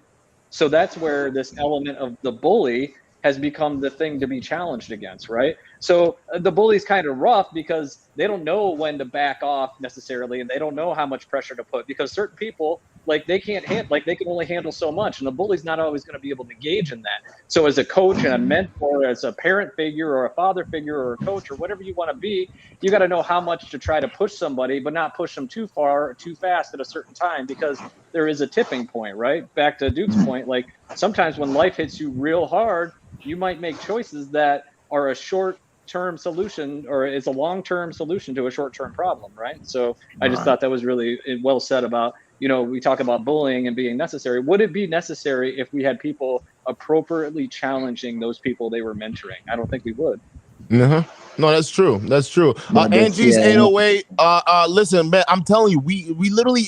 We no, we're not. I appreciate you. No, we're gonna have this live thing. I hope you come back for more discussions and whatnot that we have. But your comments don't offend me. I just don't want you to get the wrong idea of what we're talking about here. That's the only point. Literally, little man. I've been through so much. Little offends me nowadays, man. I just take life as it is and I move forward. All right, that's how most people should be living their lives. Real talk. But that doesn't offend me. I just want to make sure that you're not taking us or our discussions out of context, right? Because I saw you were talking about us subscribing and whatnot. If we're saying something that doesn't matter to you, you can do what you got to do, girl. You can go. I don't know if you're a girl or boy. You can do what you want to do, man. But real talk, we just want to have this conversation, and opinions are welcome, right? And we'll let people call in and do their things, and we're respectful to even the people that don't like us, the people that want to troll us. We're respectful because that's just how it is. Like, we don't really have time for that shit. All right, but go ahead, I'm sorry, Dr. Red Pill. Yeah, I mean, that's facts right there. And I got one thing to add. In today's society, we can't say much. We only got this space right here. Think about 5 shows that uplift women. Go. Dr. Oz, Dr. Phil, The Today Show, The Real, Wendy Williams, Bam. Good Morning America. Another one. Hey, can we name 5 shows that uplift men? No. Okay. So don't exist. Damn. So this it's not there. But aren't most of those shows led by men? Well, Dr. Phil, Dr. Oz, essentially the man. They're men. You're right, but no, you're absolutely right. Oh shit! I didn't preacher. I didn't like a preacher and tells them what to do. We didn't formally welcome you, Jamie. What's up? You looks like your audio is doing good. Welcome to the stream, bro. I'm gonna get your opinion on that in just a second here. But here's the thing. Those are male dominated show, but also they also feed into this toxic behavior too. They're no different from those kind of men that they're in support of all women's right, and they're marching with those pink hats and whatnot, and then come to find out they're touching women behind closed doors and stuff like that. Yep. The same dudes, right? So that's all we're saying. Listen, just listen. These Dr. Oz guys, they're feeding into that toxic behavior. Same thing when we go on the other side, because there's blue pill toxicness and there's red pill toxicness. So like with the Fresh and Fit guys. Matter of fact, a lot of y'all come here because we talk about Fresh and Fit and their toxic ideas. So there are guys out there who are preaching these ideas, good and bad, for boys and girls, and we just have to be able to suss those out no matter what. But the problem is, even on YouTube, there's not a whole lot of platforms out there that's really geared to help men right now. Even on the YouTube space, quote unquote YouTube manosphere space, there's only a few these guys who are actually out here to help you. The vast majority of these guys out here, it's just a money grab for them. It really is. The guys with the big subs, and then you have these little networks underneath, and they're over here, going on people's shows so they can get more sales for the books. Roll Tomasi, I'm talking to you, asshole, right? These guys are Donovan Sharp,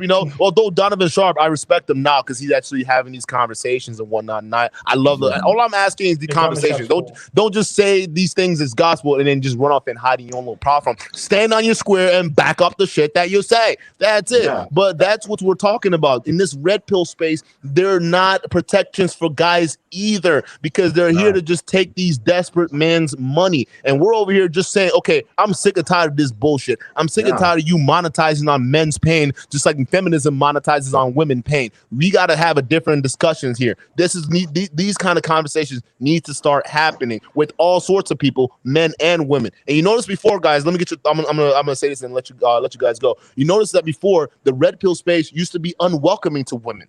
Facts. Think about that. They used to tell you women are not allowed. Even I remember on Donovan Sharp's older streams, they used to block women in terms of having to come in and talk.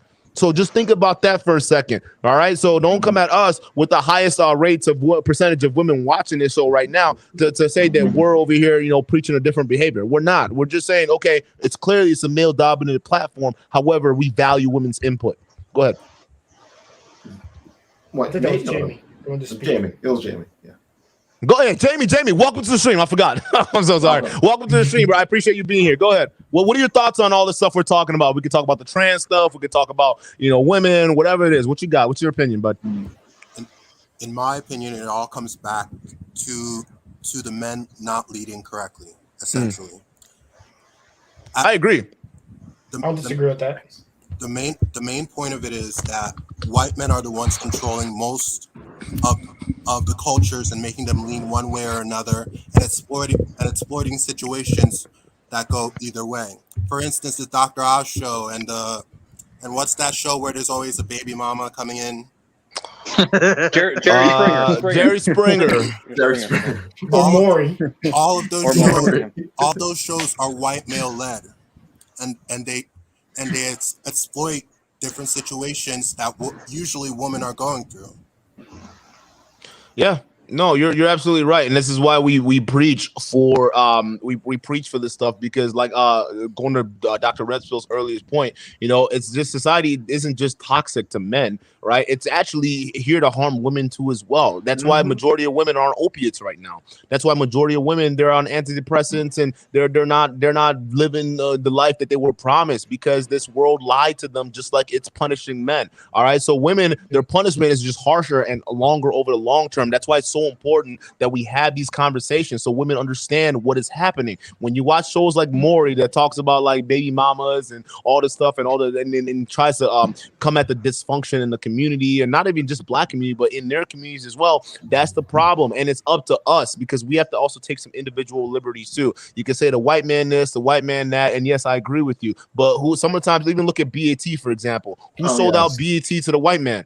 Another Black person. All right. Look at that company. Was it Jay-Z or Young Jock that they had, right? Then they end up Jay-Z end up selling out to the NFL guys, right? So I'm sorry, man. Like, if we build something that's Black owned, and exactly, so we need to just make sure that, hey, if we're gonna keep it Black owned, let's keep it Black, and let's have the ownership be Black. Let's not sell out because the white man has more money. Just saying, but I'm not saying we're gonna put this all on the white man, because it goes down to individual liberties too as well. I still believe in that, and I believe that some of these guys who were able to build these massive platforms, right, and then get all these other Black folks to buy in just because of their name, Dr. Umar Johnson, I'm talking to you.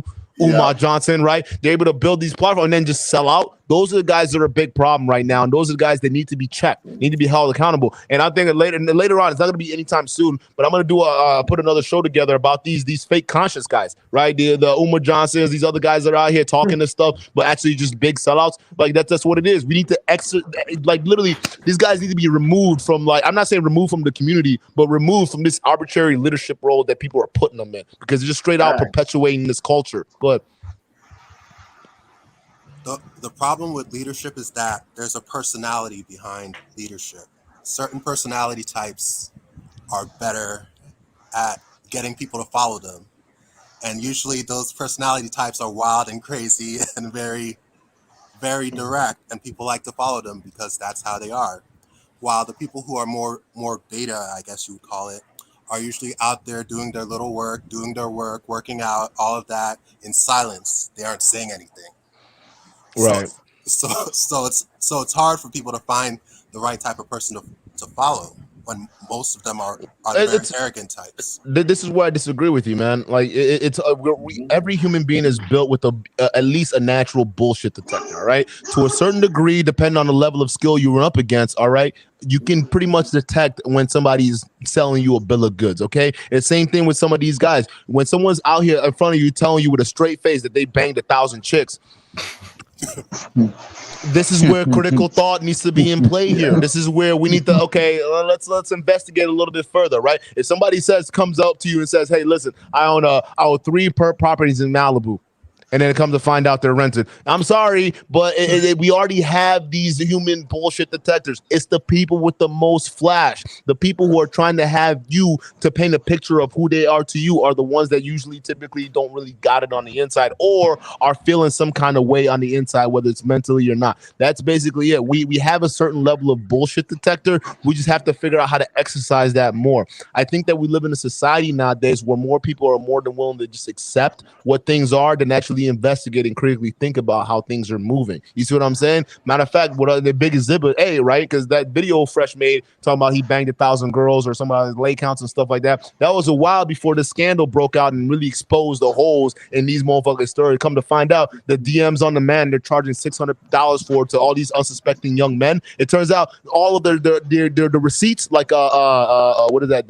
The other troll that was here earlier, right? They were talking about show me the receipts. Them receipts were doctored and taped. Yet y'all, they made millions off of y'all dumbasses for believing that shit. You see what I'm saying? So it wasn't until that was broken through, and then people were like, oh shit, well, at least I want to do some critical thinking now and realize, now granted the people left, but all of a sudden, there are still people who will cape for him, regardless if it's a fake or not. All right, so that's just is what it is. It's not that they don't know the truth. It's just that people prefer lies because it's harder to deal with it. Yeah.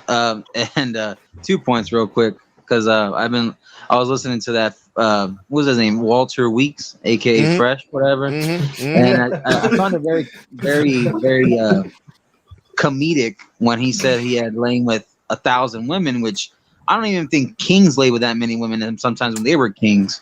But like, if a guy sleeps with 1,000 women, I'm pretty sure his dick will fall off. Facts. But he's bound to catch something. But more importantly, like when I was in the military, there were guys catching things with a dozen number body count, not even 100. They were catching things that were in other countries that you wouldn't even dream of. These guys are catching STDs and stuff. Talk about in Bangkok and Thailand and stuff like that, like things that were disturbing that they showed us pictures of. And now this guy is saying, no offense to this Fresh Prince, he calls himself self-proclaimed. We actually like him. Like, we just don't like the ideas. People separate the ideas from the people. Okay, I don't mind these guys. I just don't like the ideas. Go ahead.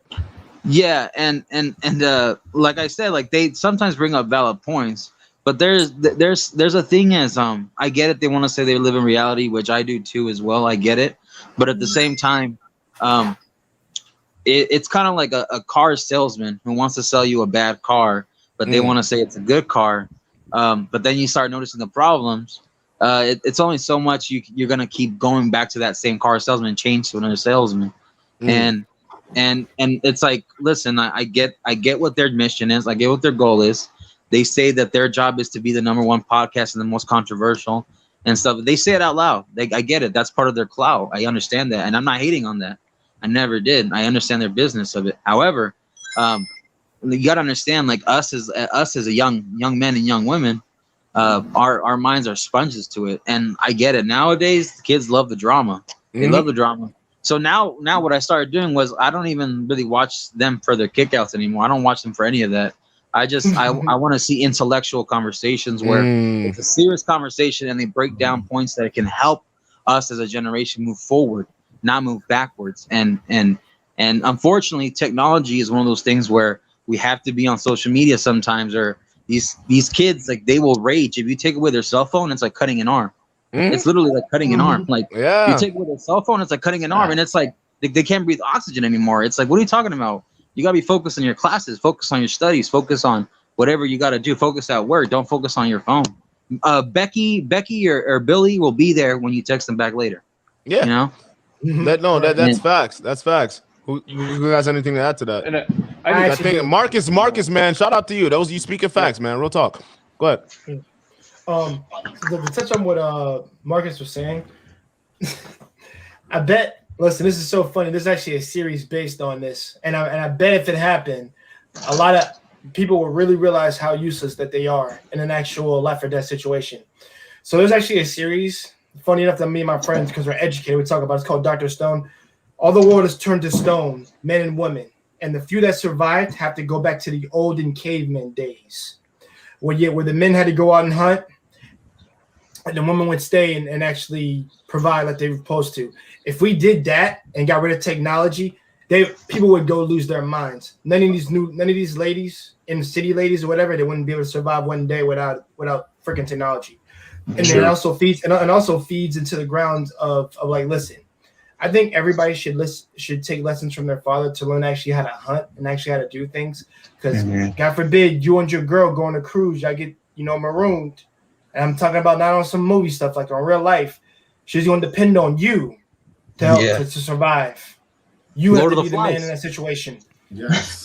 Exactly. That's the thing. And what modern women need to understand, instead of walking around thinking, oh, I can do it by myself, I'm independent, this and that. Listen, what you got to understand is the advent of technology is developed to basically give you guys a leg up. That's literally what all this is. Matter of fact, all y'all listen. When they came out with the washing machine, the all these vacuums and whatnot, what was it done to do? To help women make the house home, taking care of that easier. So we push technology to literally make lives easier. Listen to this. Technology mostly developed by men to help benefit women and make their lives easier. That's what we've done. Now y'all want to take this and push it outside the home and want to be Miss Independent. Fine. We still build technology to help support you. That's why some of them, they still think that, oh, yeah, I can be this all by myself. No, you can only do it with the advent of this technology. But we take that all the way. And guess what? You got to go back to the original utility person that would be able to handle some of this stuff, which is a man. That's what you need, not just technology, because technology can go away with the snap of a finger. But a lot of modern women, they can't understand that. They can't understand that. They think technology has just been a thing, and it's they're entitled to it. It's always been a thing. It's like, no, it was a series developed by men to help make the lives of women easier. And here's another fucked up part to it, right? Because now there's been a monetary incentive to this. A lot of these technologies that we have coming out here, these companies, these head of CEOs, they're incentivized to make money. So they put algorithms to make a lot of decisions, right? And it turns out that all this pain and hostility that they see on the internet, that's part of it to make them much more money. However, it's not designed to help you. Like these dating apps, they're not going to be designed to help you find a man. These other institutions, DoorDash, all these restaurants popping up, all this stuff, they aren't designed to help you go on dates and do that. No. They're institutions designed to keep you single. That's what it is, to keep you separated, to keep paying, so that way more tax revenue can go back to the tax man. That's all this game is, because it's turned to a monetary incentive. That's why society favors people being single. All these apartment buildings coming up, then you actually coming in and being with a family with a man. And it's crazy how people can't see this stuff already. It's nuts. But go ahead, Dr. Red Pill. I got one thing to add to that, man. And to the women in the chat saying that, oh, we could do it all by ourselves even if we lost technology. All right, fine. I challenge you guys. Put your money and your brawn where your mouth is. Feel it yourself. Let's see it. Okay. Go ahead, Matt. Go ahead, Matt. So I see some in the chat back and forth about, there needs to be something to uplift everybody. I think that's what we're going for here, right? We're trying to uplift both men and both women, because we're complementary to each other.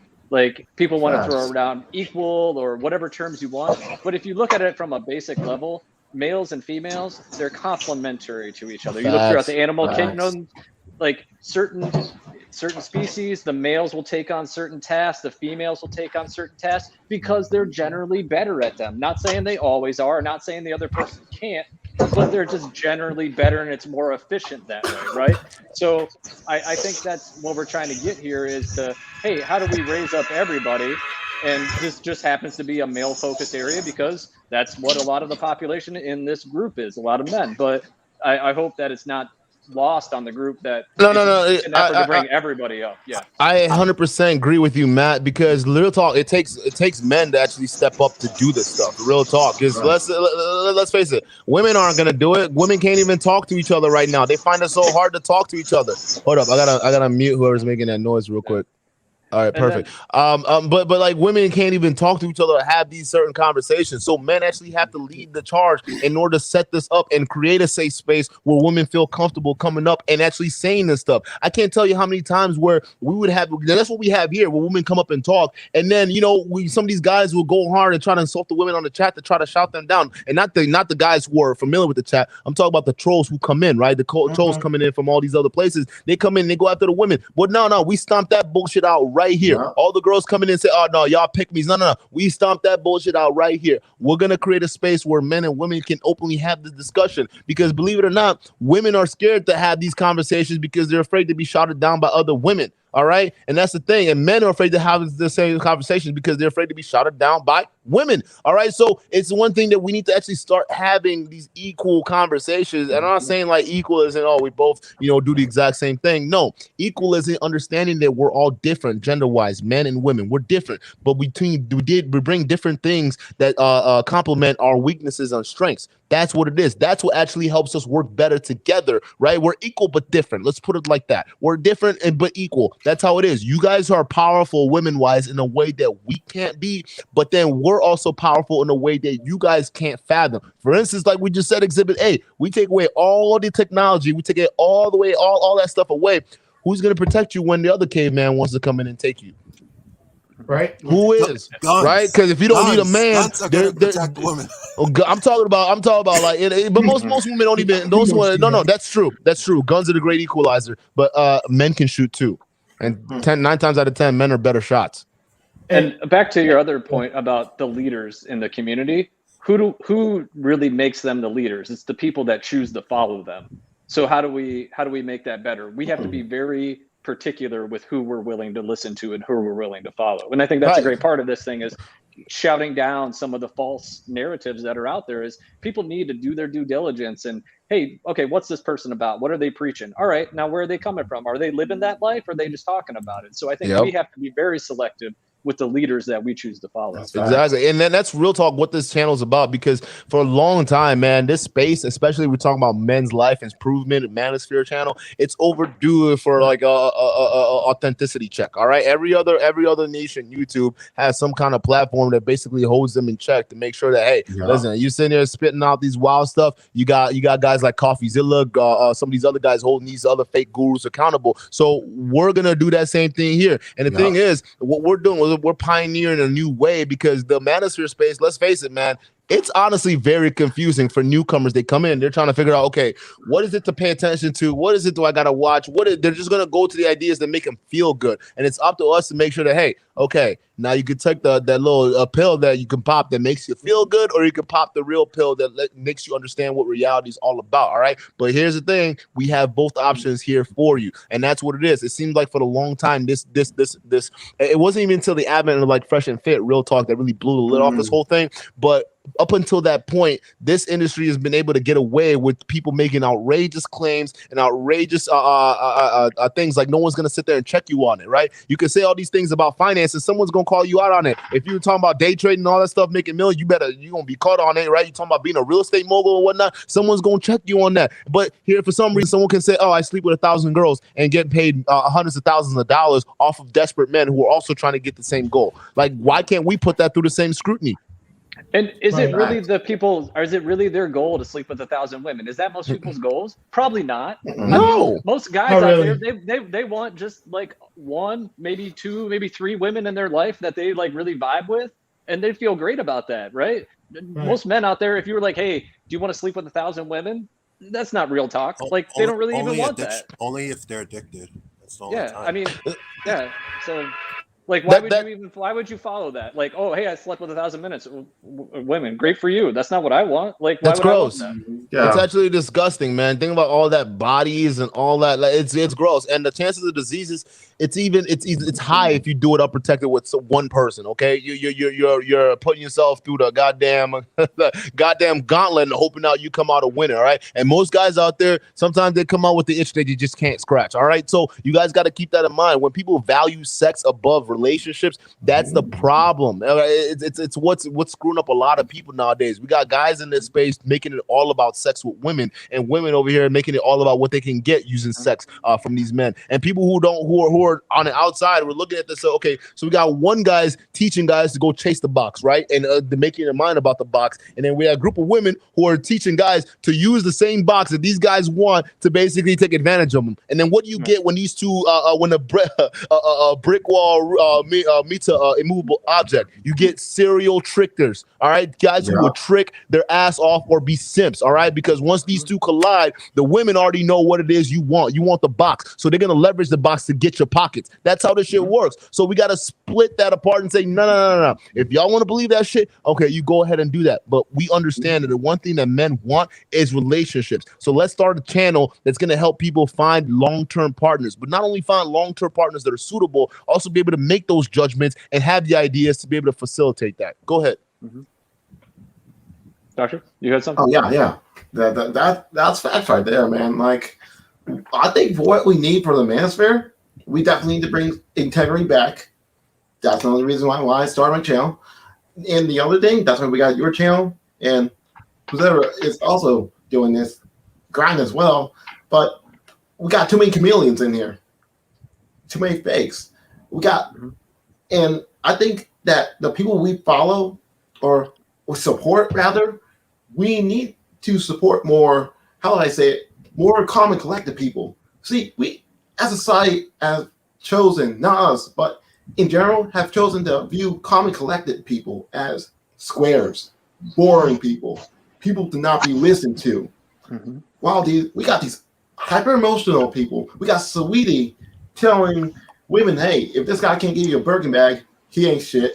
And then we got Myron, no, not Myron, although he's just as bad. Fresh telling you guys, hey, if you guys can't get 50 buys, you ain't shit. And I'm like, for me, why are you competing for that? And even then, Myron also went off on some tangent about having a 50 leg count, but this is where it gets tricky. It gets messy here, right? Because then your business gets screwed up. Because let's say you have a lot of sex with a lot of these ladies. Let's say a lot of them come out.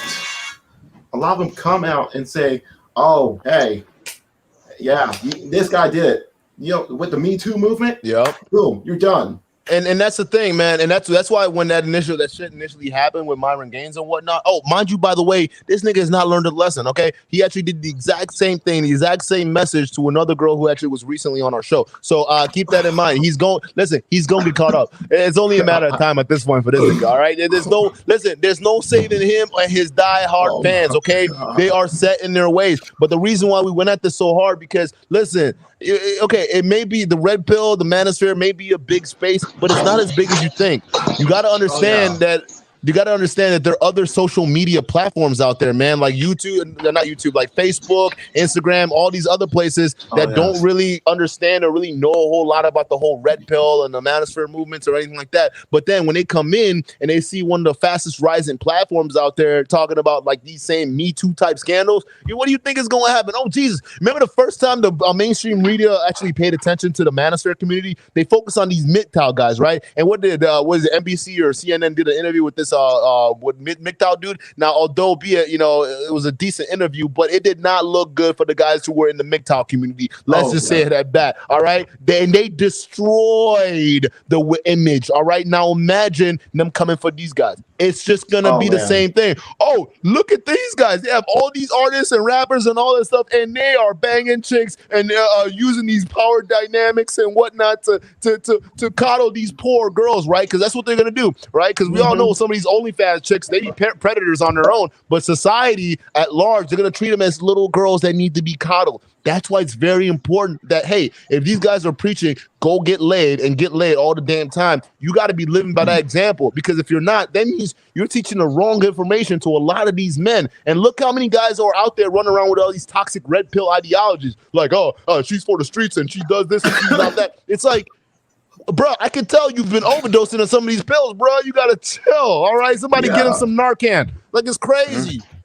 So what the other part of this whole thing is when they start preaching about Lambos and this, that, and the other. Like, I mean, what do you actually need as a man or a woman to live a fulfilled life? I think that should be the question, right? Is a Lambo That's the worst car to buy? A Lambo is the worst car to buy. Is that going to make you feel fulfilled? Is that going to make you feel fulfilled to get a Lambo? I mean, real talk, probably not, but they preach about it, right? Is it going to make you feel fulfilled to sleep with 1,000 women? Probably not, right? But that's what they preach. So that's what we got to internalize is what do we actually need in our lives to feel satisfied, right? And how do we go achieve that? And a lot of that is building long-standing, good, healthy relationships. So if they're not talking about that, then we're missing. But that's not what they're talking about. I'm so sorry, Jay. But like they're basically pushing the similar toxic culture like some of these other like Cardi B's and whatnot are pushing. It's no different, man. You're teaching guys how to like hoe out in the wrong way by tricking, right? You're teaching them how to be tricked. And not only that, like some of these guys who tell you, oh, go international, go find yourself a girl out there, right? Some of these young guys are going there just to get sex. And guess what? They tricking over there too. And they're gonna turn these women into the very same ones in the West that they despise, and they're gonna sit there and talk about, oh, you women ain't shit. All you guys care about is a man's money. Guy, you're so fucking horny, and you can't control your own damn dick and put it in your pants. You're going over there to go corrupt these damn women, and then talk about, you guys look. When this whole thing started, what was the main destination they told these guys to go? Right? Oh, go to Brazil. The women there are so different. Nowadays, these old head simps, right? These old head simps that was pushing this damn behavior are not now the same one complaining about like these Brazilian chicks finessing them when they go over there, right? These same ones. Meanwhile, you're the same niggas that gas their heads up to do that in the first place. And then they moved to Colombia, right? Now to talk about, oh, no. Colombia, man, that's where you going to get the nice chicks and whatnot. They took that same tricking behavior over to Colombia. And what happened? The men over there ain't playing. And what happened? They started setting these dudes up. And these are black men being set up, being beaten, being killed out there in these countries because they're going out there for some Colombian poom poom. Now, listen, the whole craze right now is Dominican, right? Now you got to go to Dominican Republic, guys. These girls are over there, these other places in the West End and shit. You got to go to Dominican Republic. And there's a video out there. Oh, $40, you can get you some poom poom. It's like you now exactly. Here's the thing. And you guys ask me why you guys so hard on men? Do you not see who's leading this behavior right now? Who's enabling it? I'm sorry, the guys need to be. Yes, you need to be checked. You have to be. Actually, males need to be held accountable, and to that's facts, Duke and Doc. You are who you attract. So if you're complaining about your girl being a hoe and whatnot, look at you. Look at you going around screwing other women.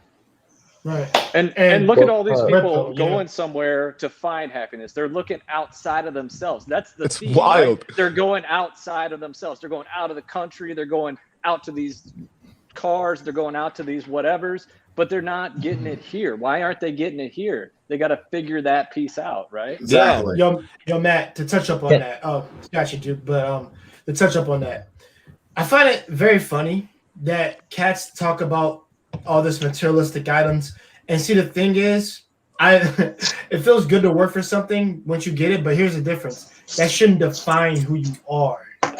That's what you're missing. You know, in some of these Asian cultures, what they have mastered that you lack discipline. Yep. Working on your mind, the inner build of one's body. They actually get a sense of fulfillment from it. More so than a car, because I'll be honest, like what he said, like, do you really need a car, or do you need a freaking a Lambo to freaking do things and stuff like that? No, that actually doesn't give me fulfillment. What gives me fulfillment personally is have my pride and my joy, which would be my wife and my kids. That's facts. Don't let me down. That's the only thing I would ever tell my wife. Don't let me down, so we don't let our kids down. That's I'm facts. I'm definitely not going to let them down. So what you're preaching technically is the male version of a hypergamous woman.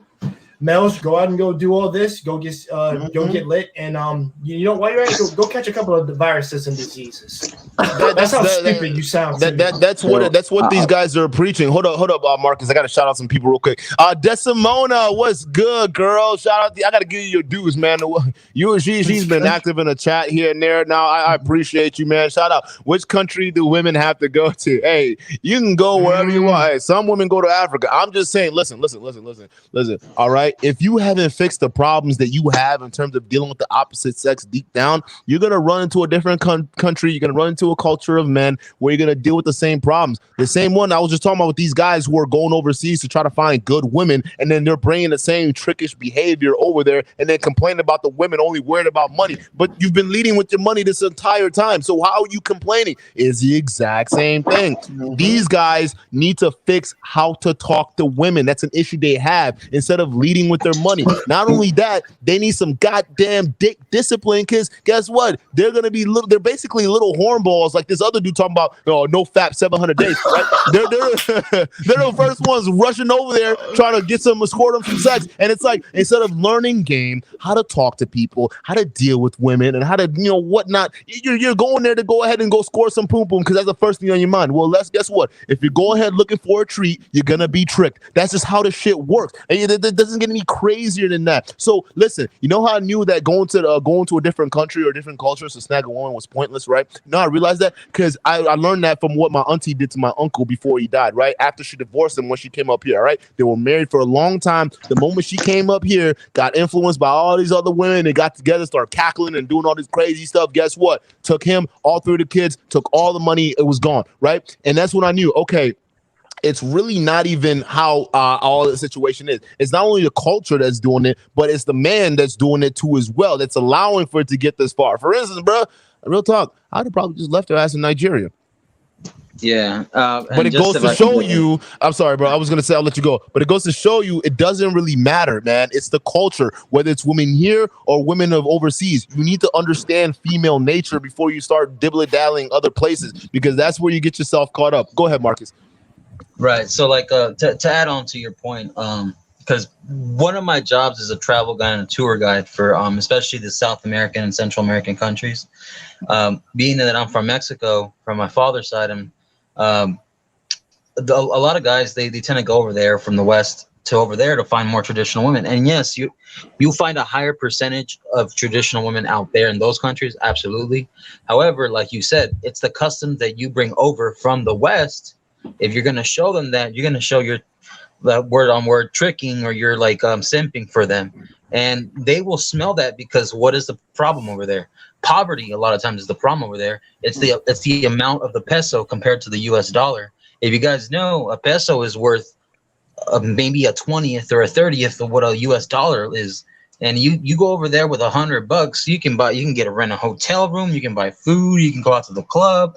Over here, $100 won't really get you anything. You won't even get a taxi cab for $100. And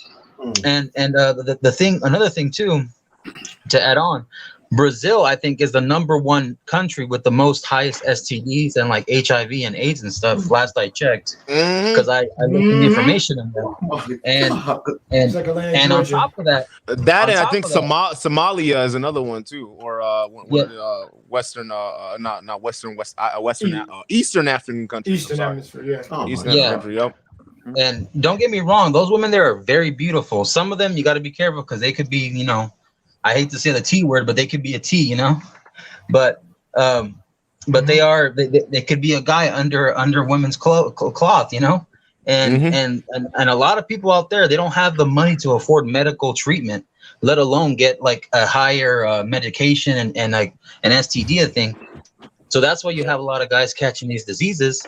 And not only that, like you said, they're simping. They think that they have to buy them over there. They think, oh, because these women are so able to be coachable, I can just buy them so they can be quiet and shut up. But in reality, women have their own mind games they're playing. They can have their own agendas. They can be like, if I cry and complain, and I know that this guy's gonna buy me something, he's gonna want to treat me good. He's gonna want to treat me right. The moment that I start crying, complaining, I'm gonna make him feel bad, knowing that he's coming to my country. He's gonna make me feel bad. So that I'm gonna play the game. No, dude, you just said, Marcus, man. I don't know where you came from, but I'm glad you're here. It's absolute facts, man. Here's the thing that these guys don't understand with women in these other countries, right? Women in other countries like Brazil, they're brought up to understand what their femininity is and how to use that to their advantage. Women in the West don't have that, right? So they're taught to be masculine, to try to get what they want, and guess what? They still tend to get what they want because they got the box. But women in all these other countries, they're raised a little bit different. They're raised to understand the power of the woman. They're raised to understand the power of being feminine. That's why when you go out to Brazil and places like that, trying to deal with an escort is a lot different than trying to deal with an escort here. All right, it's more of like they make you feel like you're in a relationship with them, damn near almost, right? Because they know how to give, they know how to organically get money out of a man, right, without having to be so upfront and transactional like the mannish women that we have out here in the West, right? Because the masculine women we have out here, all right, they're used to dealing in masculine situations,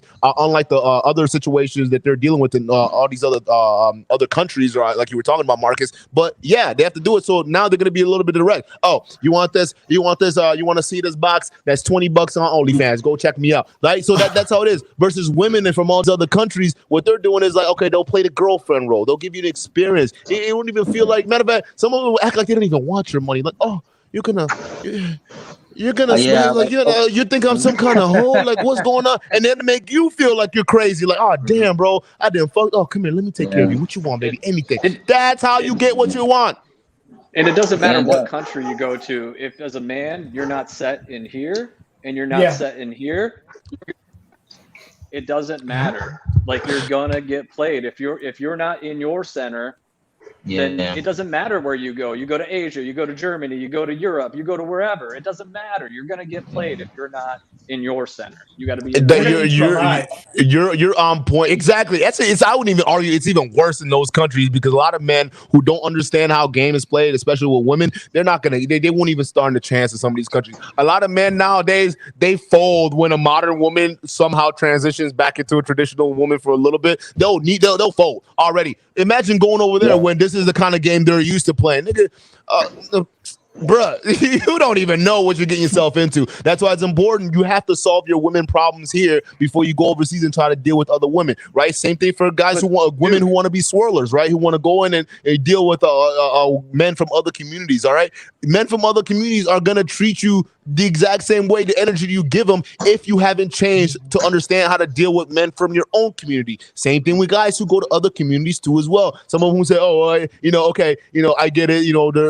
Most women in the West are masculine and whatnot. We understand that, but we understand that women are looking for men who display traits of masculinity, so to put them or force them in their femininity. Because we got to understand, power isn't given, it's taken. And when you're in your masculine, all right, a woman's it's gonna naturally push her into her feminine. She's not gonna try to come at you unless she's like wilding out and crazy. But you need to be able to suss those things out for yourself too as well. It's the exact same way. It goes on both sides. If you haven't solved your issues with dealing with a woman in your own group, you're gonna suffer with women from other groups, right? I would even say when you're dealing with Caucasian women and you're dealing with Hispanic women, it's a bit of a different story. If you don't understand how to handle women from your own group and you go to those other groups, you don't even know. It's going to be a different ball game, all right? It's going to be a different ball game. Go ahead. Deep thought here.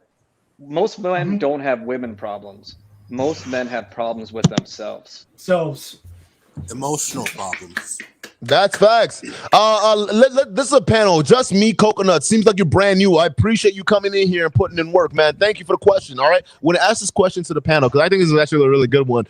Real question. What do you believe is the number one thing a man wants from a wife? And don't say peace because peace comes from within. All right. We're going to start with the red pill. Let's go ahead. Dr. Red Pill. Then we'll go in. Go ahead. What do you think? What is one thing that man want from a wife that isn't just peace? One thing I want is definitely, I can't say virginity, but I will definitely say cooperation. Cooperation is a big one. That's a good one. All right. Shit, let's go. Let's go, Jay. Okay. That V. But funny enough, it is the word that she said, but you're talking about from a woman itself. All right. Pretty much what he said, cooperation. But to use a different one, I would say a feminine nature. She has to be feminine. That's really what it is. Matt? Because you cannot like me. I want somebody that compliments me. They need to bring strengths where I have my shortcomings. And they need to meet my needs where I can't meet them myself. They need to compliment me. What's up, Jamie? Someone with similar goals to me. Okay. So if we want to have a family by this time, it's by this time. We're gonna do it together that time. We're gonna plan it out. So someone who's cooperative and willing to work with you. Yeah. All right, perfect. Marcus. A non-quarrelsome woman, maybe? Is that the best way to put it? A woman who isn't quarrelsome. There you go. Same here, man. Someone who's cooperative, willing to get on the program, and willing to fuck the war out of me when I'm coming home and I'm feeling very stressed from dealing with the real world. That's basically it. Just me. You got the main crux of this here. Men wanting a woman is a woman that's willing to just cooperate and work with them. That's literally what it is. It's cooperation. I think we should replace that with submission, right? Because I think submission has the wrong connotation to it when it comes to it. Because women will hear the word submission. Oh, you want me barefoot and pregnant walking around here? What's wrong with you? You see what I'm saying? Instead of submission, partner, right? Partner.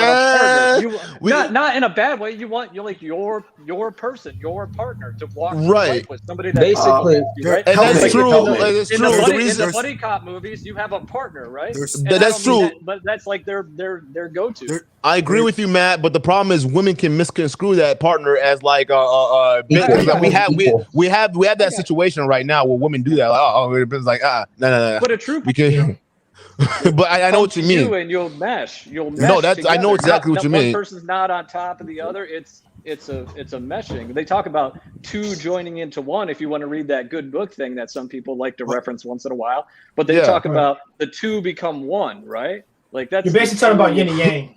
Yeah. No, you're right. You're right. We do need to be partners. Is just see that's the problem, man. Is there's nothing wrong with the word. It's just how most modern women try to twist that, right? They twist the word to mean something different. Because listen, us guys, we got no problem using words to describe what reality is, right? If there's a green book, well, we know the book is green, right? But for women, for most women out there, I gotta use the word most, okay? Because I know CJOJ is watching. But most women, they'll say no, the book is teal with a hint of blue, right? And it's like what are you trying to do, right? So they try to change words to describe the reality than what actual reality is. So that's why I agree with you. It's just that the term has got to be different. But cooperation, guys, that's what it is. Like we want cooperation from the women that we're dealing with.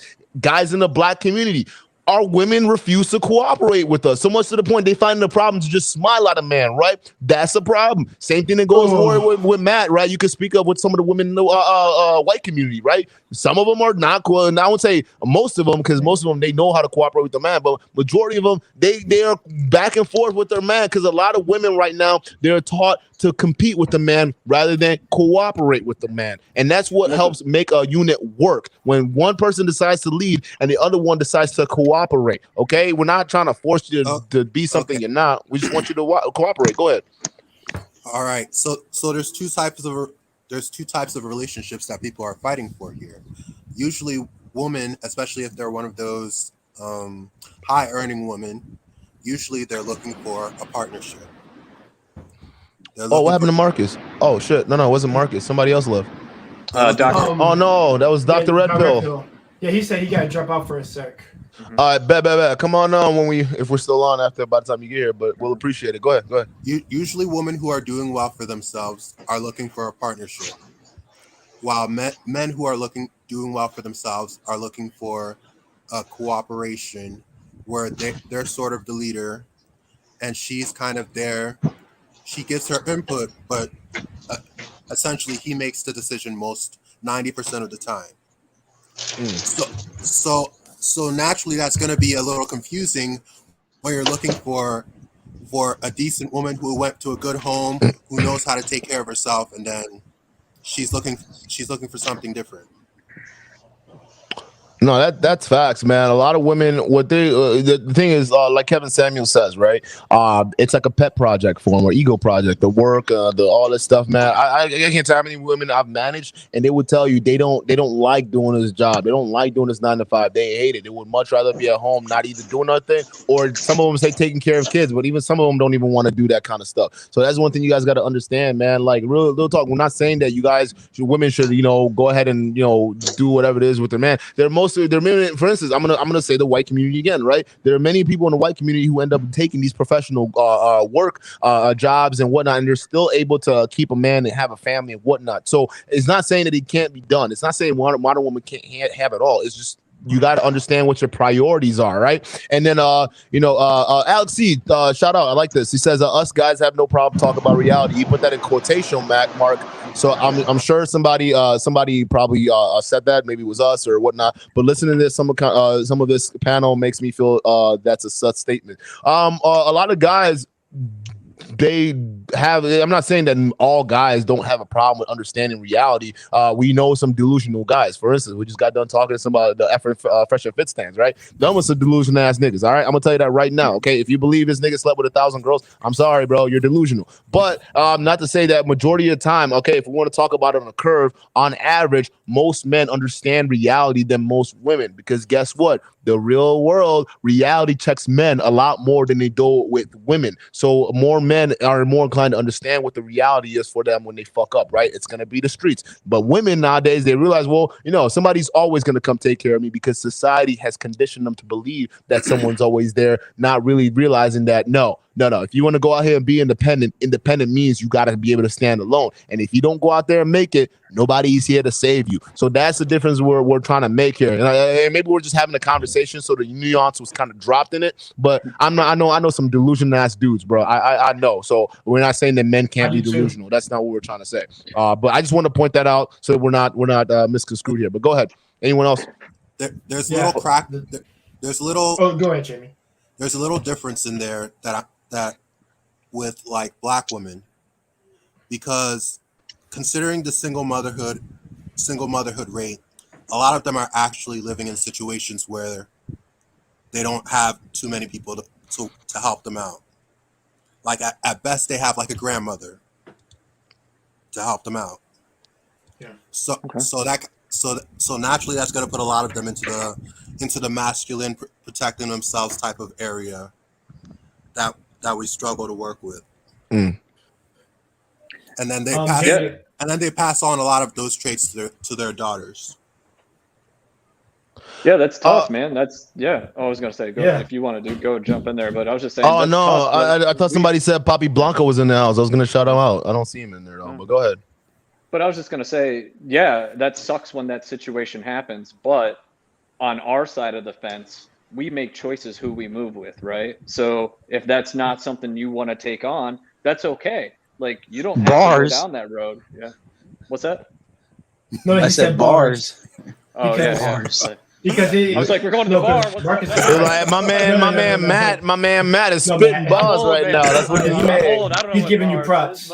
He's giving you props, but it's true. You have the choice to whether to go down this road with this woman who has kids, or you cannot. And it's like it's not a bad thing for a man to or do not, but also know like it's like Kevin Samuels keeps preaching. Life is about choices and trade-offs. I actually agree with that statement because I'm looking at it and I thought deep about it for a whole day what he was saying, and I'm like, if you do this, this is what it comes with. If you do this, this is what it comes with. That's true. And we as men have that choice. We have that choice. If we go with this is what it will most likely end up happening. Even if we do it, if we lead it by our example and we are good. And not only that, society makes sure that you're held accountable to those choices that you make as men. All right. And we're just saying that if we're going to be in an equal society, women need to be held to the same standard too as well. Meaning, AKA, more women, if they're going to sit there and complain about being single, you have to check them and let them know the truth about why they're single. You got to let them know, hey, it's probably your attitude and you're unwilling to cooperate with a brother. That's pretty much it. That's why you're sitting here. Men, look at it. We asked every man on the panel, including Dr. Red Pill, shout out to him if he's still listening, right? We had all these guys say, what was the one main thing? We said in different ways, but it was one thing. We want you to cooperate with us. And that's what Western ideologies doesn't teach you. Western ideologies teaches women to compete with their men. All right. To compete and combat. And here's the thing, even if you want to combat something, right? I don't know if you ladies have read this thing called Art of War.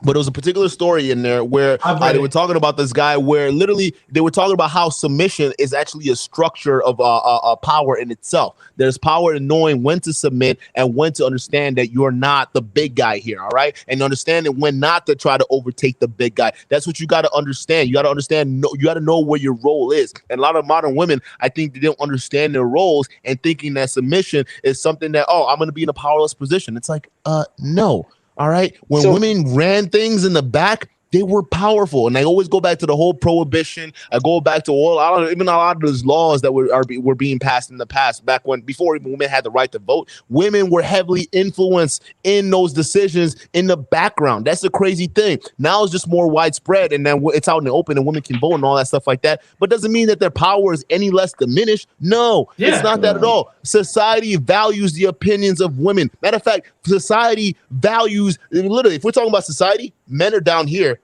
which we're okay with, all right? Then we have women, and then we have children, right? That's why in any major emergency situations, we always do what? Women and children. That's what it is, because men, we accept our roles. We know what the hell the games are all about. We know that when it comes down to putting it down and going out to fight, we're going to have to put our pants up and go out to fight. That's just what it is. Because society will hold us accountable if we don't do that. So we know clearly what our roles are. It's just that women, they think that their role is to do what a man does, but without all the downsides, but just get all the benefits for it. It's like, that's crazy. That's wild to think that. everything in life is a risk and a benefit, right? Like whenever Yeah. I'm going to go do a medical procedure for somebody, I was obligated to tell them the risk and the benefit of the procedure, right? And then you have to make that choice. Do you want to proceed or do you not want to proceed? You could apply that to so many things in your world, especially the people you mess with. All right, another question to the chat. Decimona, all right, I'm going to ask this question to the panel, okay? But what do you guys even mean with being feminine? Wearing wearing dresses and painting nails? No.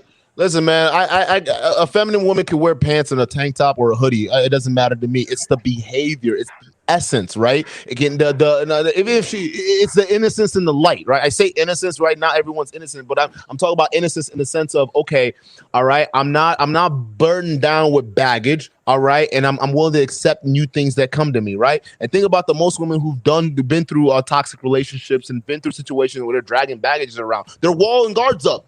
There's no innocence. There's no nothing there to be known. Their guard is up. There's no coming into anything new, all right? And the moment shit fucks up, they're runners. They're track stars. They're out the door. They're gone, right? And that's the mentality of that's a masculine kind of trait. And it's actually not only a masculine trait, but a masculine trait with fear, all right? Being feminine. She's a runner. She's a track star. She's a fucking track star. That's basically it. What we're trying to say is the essence of a woman, right? The feminine aspect is, can you draw the masculine part out of me, right? Can you let me just be a man? Allow me to do what's naturally intrinsic to me. A woman who's basically, I'm gonna answer this question, Decimona. I'll let the chat go, right?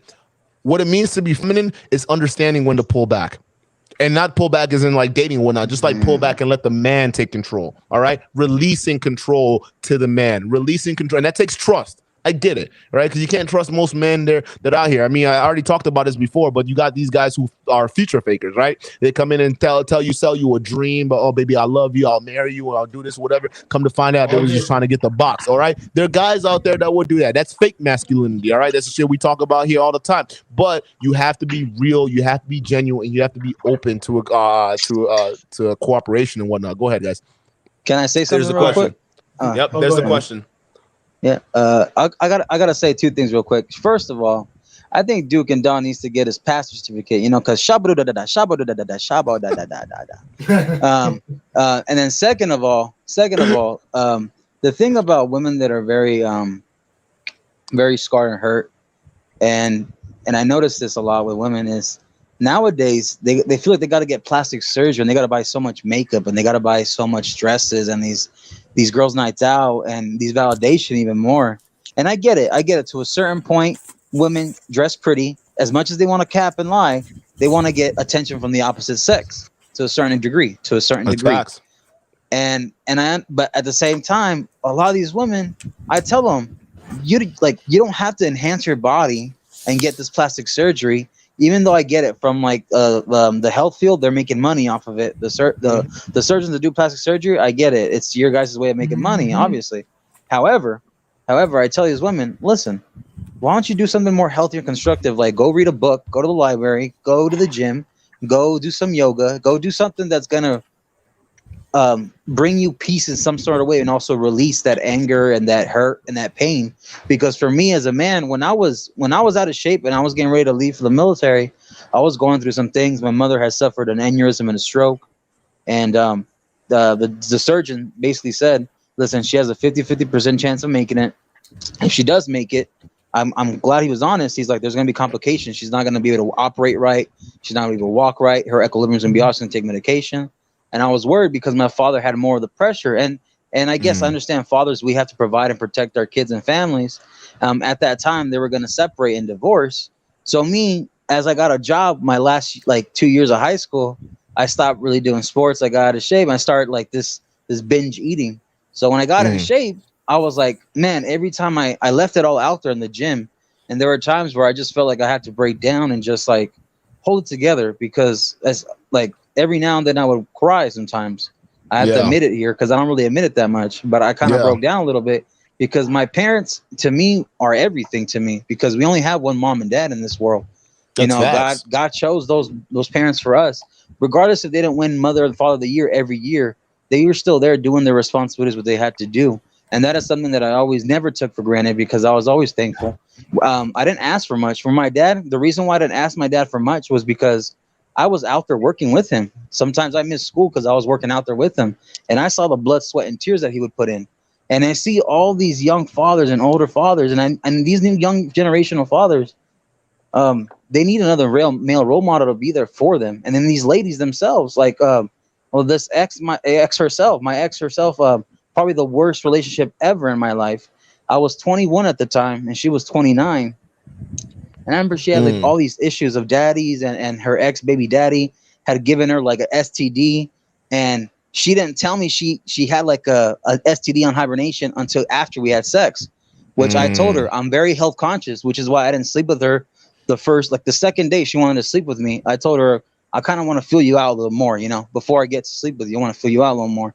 You opened up to me about some serious stuff, some serious trauma. I kind of want to make sure you're ready. If you're going to be there, we're going to take it that far. Yeah. And she had told me, I was like, well, he gave me this. I got kind of mad from my point of view because I have a health conscious, and I had said, you know what? Well, you kind of like lied to me because you weren't honest to me. I was honest to you with a lot of things. But she said, you know what? It's just like, she understood, but at the same time, she's like, I never had like a male guy like you tell me how it is like this. It's like, well, listen, I'm not here to hurt you. I'm just here to like let you know, because I'm younger than you, but I'm still learning myself. And I feel like this generation is fading away. A lot of these women want to be like the Real Housewives and the Kardashians. And in reality, you buying all these products from the Kardashians and all this merchandise and all this stuff, let me ask you something. Have any of those like so-called celebrities, have they called you how your day was? Have they called you when someone has died in your family? Has anyone been there for you in your birthday? Have they shout out to you? They don't even shout you out. Nope. So these people don't care. They just care about the money they're making off of you and the views you're giving them. When it comes to those like celebrities, like you want to live this 0.1% life of this point of view of this person, and yet they're still crying. They're still miserable. Kim Kardashian is still crying on air. And she literally is just divorcing Kanye West, who was probably arguably one of my favorite rappers at the time, back when Late Registration and Jesus Walks and all that came out. Those are some of my favorite songs I had. I'm coming home back with when he had the whole college kid, college dropout. College dropout. And then it's sad because, like, listen, lady, you have nothing to cry about. You're worth $1 billion. You have healthy kids. You have your father who died. Rest in peace to his soul. You know, he set the platform for you ladies, because in reality, if it wasn't for him when he was doing the whole O.J. Simpson trial, you know, shout out to O.J. because I know I got to meet him a little bit, but shout out to him because, man, the thing about it is, what I'm trying to get at, just to cut it real short, is a lot of these women that look to them, to those women, they forget the fact that the men in their families probably put them there in the first place. Kanye West, like, remember, Kim Kardashian was known for what? She got known for what? Her sex tape. Ray J. Yep. Yeah, he got her black bone out, and then he was saying how he made a song saying "I hit it first." That hurt Kanye West's soul a little bit. Kanye West's soul a little bit. It had to have. Oh yeah, he came out. He had sneak disses and everything about him, man. It hurts every man to find out that there's a sex tape about the woman that you are paying full price for, by the way, that's out there, and that dude didn't even do shit. And I think that just goes to show you can have everything. Like, this woman has everything, but she's still not happy because she's not happy in here, and she's not happy. She's not right here and here. Like, you can have everything. You can have all the relationships, all the money, all the things. But if you're not right in here, it doesn't matter. And that's the messaging a lot of people wouldn't even see. Dr. Red Pill, welcome back. So we'll have you answer this question here from Decimosa. What does it mean being a feminine woman, right? Is it wearing dresses, painting nails? Like, what is it? Is there more to being a feminine woman? Well, I'll answer that question in two parts. Well, irrespectively, the whole painting nails, wearing dresses, that's a whole appearance thing, you know. Yeah, you can be a woman wearing dresses and painting nails, but again, guy and woman's cloth. So, and secondly, the whole feminine thing, that comes from within. Like, that's the whole trait, like being peaceful, being cooperative, not throwing things at people. Yup. I'll touch up on that too, dude. What's that sound in the background? Marcus, that's coming from you, I think. Marcus, I gotta. Yeah, if you can mute for a second. Yep, you good. Yeah, You good. yeah, but I'll touch up on my part for that question too. This is what Red Pill was saying. So basically, and shouts out to Marcus for what he's saying. Like, shout out, bro. Like, perfect. No, Marcus is perfect, man. I like him. Yeah, man, he's spitting the night. Definitely. Spitting the day, bro. You too, Matt. You spitting tonight too. Jesus walks with me. Hey, that was a dope album, though. I would tell you this. Jesus Walks, my good, bro. Like he definitely put a lot of work into it. Yeah, man. And I Wonder. I love that song. I Wonder. I love that. And I wonder, if you know how it feels. We're going off the rails now. We're going off. I'm telling you, bro. I'm sorry, Jay. Go ahead. Go ahead. It's cool. No, it's cool, man. Trust me. I'll listen to all that old Kanye stuff a long time ago, and I'll still listen to it now. But to answer her question, listen, it means you bring him peace, and it means to you are literally that softness and gentleness that comes with his hard exterior. You're literally coming into his life with that softness, that air of peace that he wants. But also you compliment him on the other hand, as Matt was saying, because you're knowing that when he's coming back from home, he's gonna have a little stress. But he wants to know when he comes home that you're that light that he comes home to, and not like another conflict and battle. And that's why a lot of RP guys preach this. They don't want to battle when they come home. Let's be real, because we just got done battling these cats out here. Why do we got to come home to this? We just want you to bask in that softness and nature that you were born with, because if anybody follows Christianity, you were made to compliment a man. You're not made to combat him in any type of way whatsoever. You're his light, and he's technically he is darkness, but not like in an evil sense. You're the yin to his yang. That's what that is. Correct. That's what it means to me. Asian cultures that spoke on it, because it is true. They don't have that problem. They don't combat like that.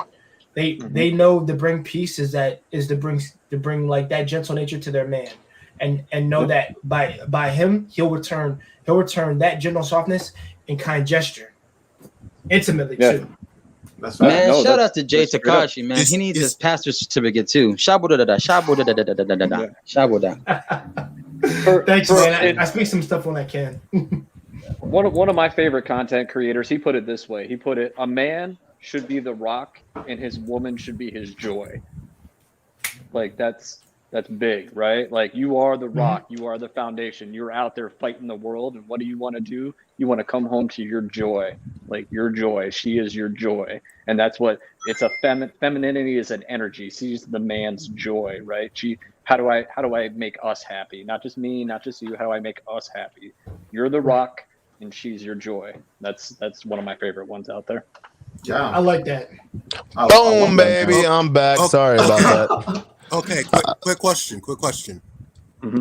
If she's not a stay-at-home mom, how is that possible? And she can be your joy in a lot of different ways, right? Like, all right, maybe you have to both be each other's joys, because you're both going out into the world. You're both going through that discrimination, that hardship, or whatever. Always having to talk to your boss or whatever, and then coming home, and then you have to be each other's joys. That's a great point. Unless she's a stay-at-home mom, there's no way it's going to happen. No, that's true. Good call out.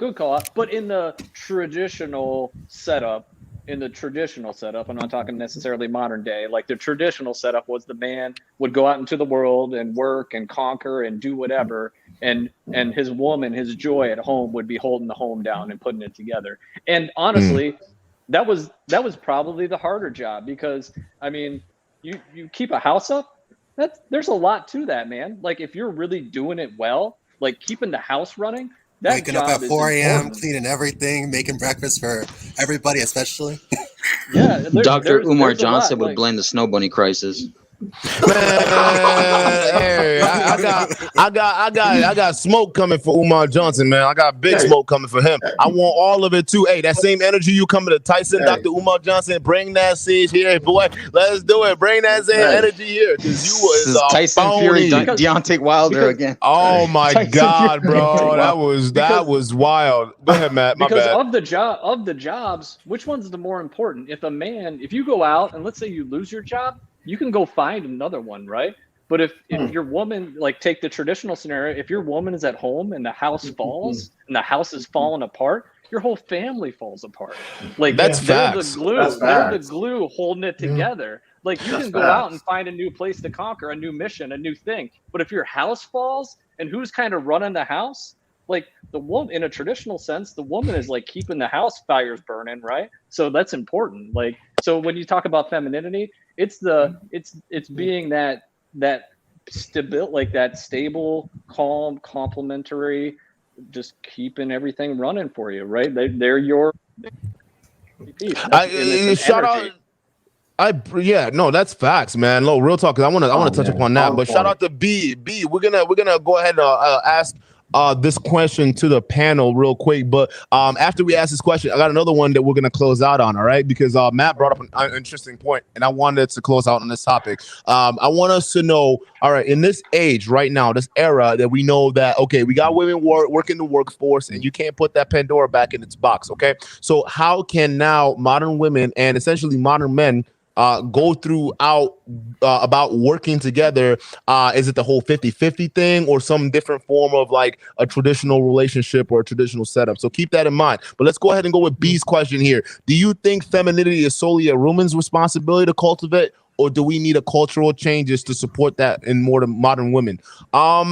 I'm gonna go first and say I believe that it's both. I think it's both like a woman's thing to change, but the man has to lead the charge regardless of which. Because real talk, you're not women can say all this, but if the man that they want isn't like biting down and saying no, these are the options that I say that I want, and this is what I'm looking for, then women aren't gonna change. They're gonna be like these. They're gonna be the kind of women, these rappers, athletes, or entertainers, the guys they find valuable. They're gonna think that that's what they want, so they're gonna go out there and find and seek all these worldly pleasures that don't make sense to them. So men also has to help lead that charge, but then women have to be willing to follow in their footsteps. And not only that, but have other women talk to other women and hold themselves accountable for that. But it also takes a man to protect that, because right now we see in a situation where traditional women or women who are potentially wanting to have that family or stay at home or do whatever it is, right? What ends up happening is we got a troll in here again. Come on, bro. I'm gonna have to block you, bro. Come on. Right. Yeah. But yeah, so you need a man to help out with that, because right now women can't really talk to other women without the guidance of a man, and there's not really a man, if anything, are falling into these traps and whatnot with the women. So it's going towards us to perpetuate the same old bullshit. So I think real talk, the responsibility lies on both, but men have to also create the space and protect that space so women can go ahead and cultivate the femininity. Is somebody messing with you, dude? Is somebody messing with you, dude? Yeah, somebody's pretending to be me again. And man, hey, just tell him this. I'm about to sit Cat Williams on. He's like a Yorkie Terrier. He's about to fucking bite the shit out of you. Hey, don't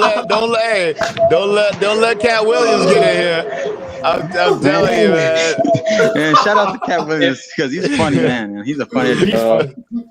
The problem is, I got no problem if you're gonna troll. I got no problem with that. But like, don't hide behind my name, bro. Show your face. Just show your face. Cam up. That's what it is. Don't hide behind. You're hiding behind somebody's face. You're hiding behind somebody's name, and you're trying to start shit. Listen, if you I would much rather have you have at least a logo and call yourself a troll, and you can go ahead and do whatever you want. At least people in the chat know exactly what you are. But don't pretend to be me talking about Lisa Sparks. I don't even know who that is. All right, so let's just be real with that. All right, let's go. Yeah, that's definitely not me. I'll jump in. I'll jump in on the femininity thing. It's not solely the woman's responsibility. They play a piece, but if the man isn't bringing the masculine energy, the woman he's with is gonna shift towards her masculine energy. It has to balance out. So if you're in your feminine as a guy, the woman you're with is gonna be forced into her masculine. Everything yin and yang balance. Yes, yin and yang. Like I said before, yin and yang. Jay, did you go to answer B's question at all? Yeah, you get a chance. No, I haven't answered. All right, so go ahead and take a crack at it. We'll go with Jamie, and then we'll go with Dr. Red Pill. Then we'll go with Marcus. I know the panel, the chat's feeling Marcus right now. That's for sure. I'm loving what you got to say. So go ahead. I would say because I'm actually reading the second part of her question on this, and I'm like, okay. So it says, do we need cultural changes to support that in modern women? Honestly, I would say yes. And the reason why I say you do need it is because I think women need an actual reference of what to look at, what actual femininity is. To like, because because for me, something can't come from nothing. It was always there and it was right in front of you and you didn't pay attention to it. But also, I think the key to femininity is your grandmother, to be honest. Yep. If she was still married all the way to her rightful old age and she still did everything from when she was 25 when she got married all the way to 80. Yep. So I'll use my grandmother as an example, so I can answer this for her. So basically, my grandmother, she was a traditional woman. She was born in the 60s, pretty much 60s to 70s, and she was married all the way to 80 until she's still alive and around. And she still, and see, the thing is, she kept herself fit, she kept herself feminine, and she kept herself friendly, but she still ran the household when her man was out, aka my granddad. She did all of that, and she kept, like I said, she drank healthy. She was pleasant to be around, but she knew how to discipline kids. She had power in the household. So ladies, don't get that twisted. Like, you don't have power in the household. You do have it when you run the household when we're gone, so that things are orderly and fashion. That's the power that you have, and it's nothing to even sneeze at. That's I got a first understanding of that when I got homeschooled by my grandmother. Okay. She ran it, and also she kept things pleasant. She kept things working. She knew what to do, what not to do, and also she knew how to regulate and go follow the lines of her man. She was not combative, not aggressive. It wasn't like she didn't have a voice or something. She could speak her mind, because I think the biggest fear I go to is like, I'm a slave. I can't do anything. I can't say anything. I step back. No, you got it all twisted. Go to your grandmother. She will tell you, no, you are not a slave. You are relying on your man at the end of the day to do what he has to do, but he's relying on you to knock out the things that you know that you're best at that he can't do. No, that I was gonna say that's facts, because a lot of women nowadays, they would look at the grandmas and the grandmammies. They actually knew how to cooperate with them, man. They actually started to look at them as oh, you guys don't know anything. You guys are acting like slaves. You guys don't get it. Meanwhile, those were the same women who knew how to keep a marriage for 50 plus on years that you guys are saying that you wish you had that same kind of love. They're doing it because grandma knows how to communicate better with grandma. They know their language without even having to say words. No, that's facts. But modern day feminism will say that's slavery for women. Go ahead, Jamie. What do you think about B's question? Like, I think my grandma was pretty much the same as your grandma, even though I wasn't there to see her doing all of that. She was like low-key a businesswoman whenever my grandpa left, and she was handling businesses for him, because he was like kind of like this big person in Africa, going all over and working with banks and stuff like that. So she handled the household and made sure everything was doing what it was supposed to do. And then my mom does a lot of the same stuff with me and all of that.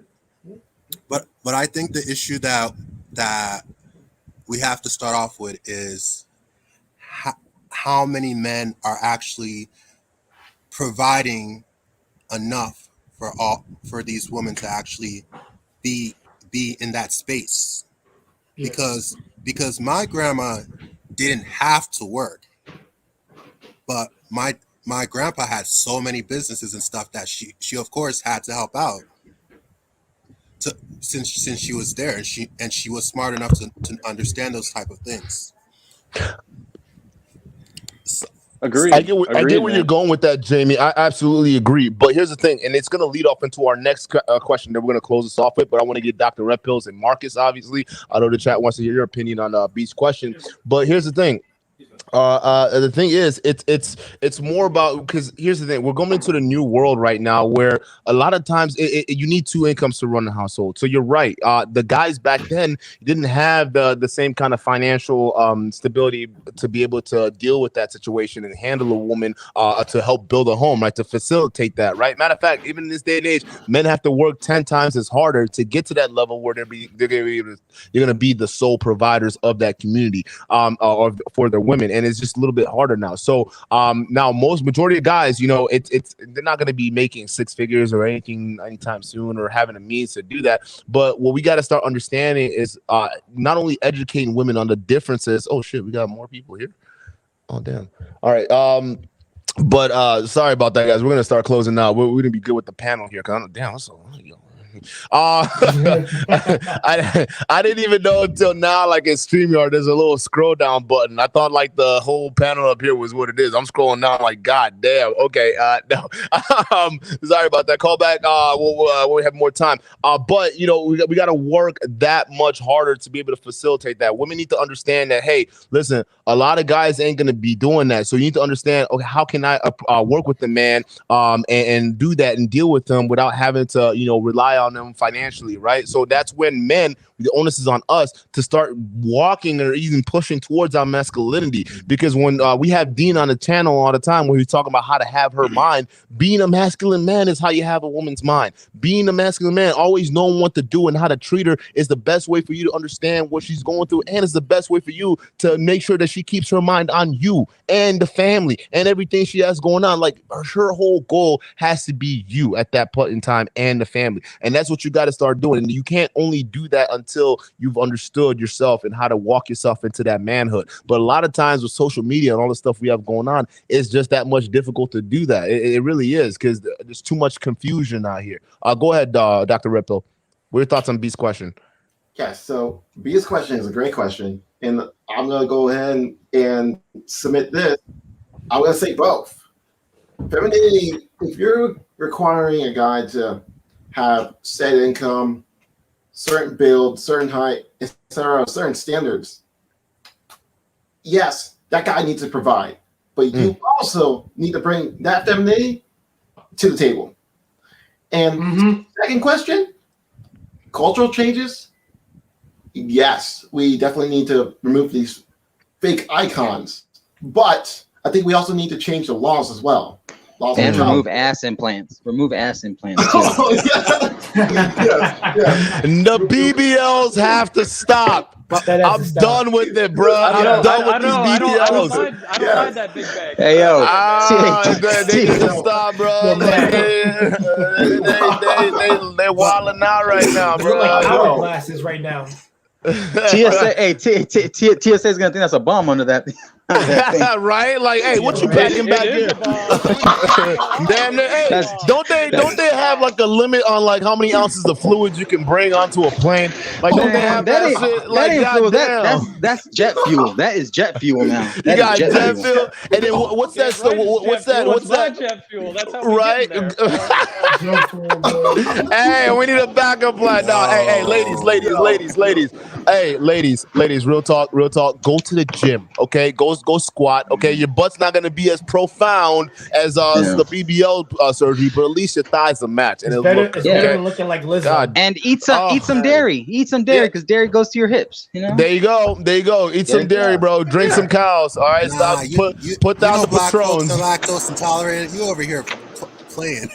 Man, I must be part black because I cannot eat cheese and ice cream for nothing. I cannot eat cheese. I must be part black. Hey, listen, I like cheese on burgers and pizzas, but then if you start putting cheese, like in Wisconsin, they do these and I'm still not used to it, but Wisconsin, man, we some nasty motherfuckers. They deep fry cheese. They deep fry cheese over here, bro. Thank you. I'm not crazy. Because somebody was talking about, you want some cheese? You want some cheese curds? And I'm looking at that. I'm like, yo, what is a cheese curd? You mean you deep fried cheese? That is wild, dog. Like, you guys are crazy out here in Wisconsin. But that's how they get down. Go ahead, Marcus. What do you think? Oh, I'm sorry, Dr. Ripple. Were you good? I just want to add one more thing. Like to the laws and such. And then what Marcus said, that's facts. I mean, hey, you guys want men to be real? Hey, we want women to be real. We don't want these fake implants and all that implant stuff. We don't need. So there we go. You got women dying out here for those implants, man. You got women dying out here on those implants. The thing is that surgery is not guaranteed. Actually, it's not even guaranteed, even if they're professionals. Because back in the time, it used to be saying if you did, you could lose your life over there. There was a whole series based on this. Go back to Nick I'm sorry, but I forgot the question. What's the question? Oh, hey, it's B's question right now. It's on the chat. I left it up there. I will say this. I take accountability for my part because I know that men have become a bit more feminine, and if not, maybe a lot more feminine, and women have become more masculine. Myself, I can put myself in my own shoes and take accountability and say, when I was younger, I used to have this delusion that, like, I used to watch these family sitcoms, and I used to think that, man, well, why is my family like always arguing in a very toxic environment? And why can't I be like those family shows? Or like, why can't I have a girlfriend where it's gonna be like that Prince Charming in a horse riding on a horse, Disney. and whoa, this is me, whoa, this is me type stuff. And then I got older and I realized that's not how the real world works. If you take 8 Disney princesses, half of them would end up in divorce. 3 of them would be coming from the Disney princess. 1 would be coming from the Prince Charming. Man, I'm the modern day Patrice O'Neal / D.L. Hewley. I love those guys / Dave Chappelle because I love those guys because they preach. Bill Burr, all those guys, they preach. Yep. I'm trying to be an aspiring comedian. Man, yeah. but at the end of the day, if, I used to think like put these people on a pedestal, and I had to slap myself because that's when I realized I was being ungrateful for what I had.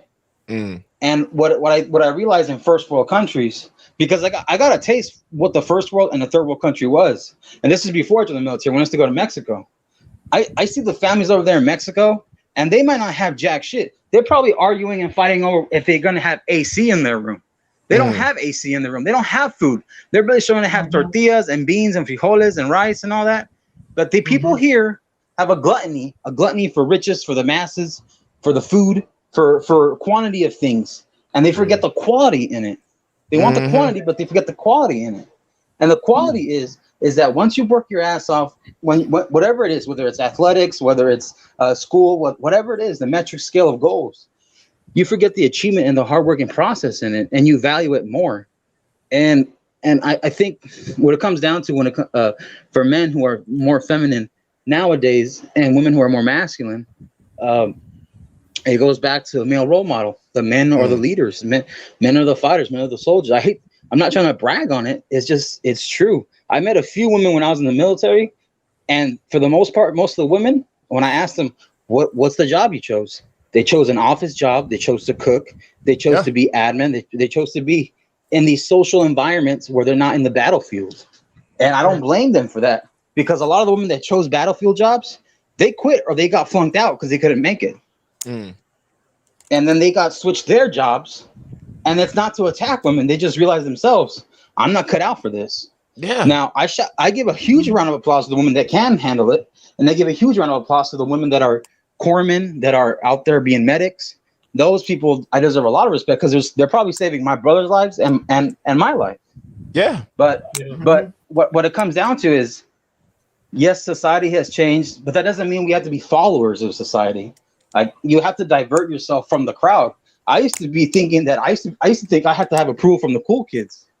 And I realized as I got older, when I was a junior and senior, forget being a cool kid. I just want to be a regular average Joe who just is nice to everybody and a decent human being. And I think that's what's sad about it, is that now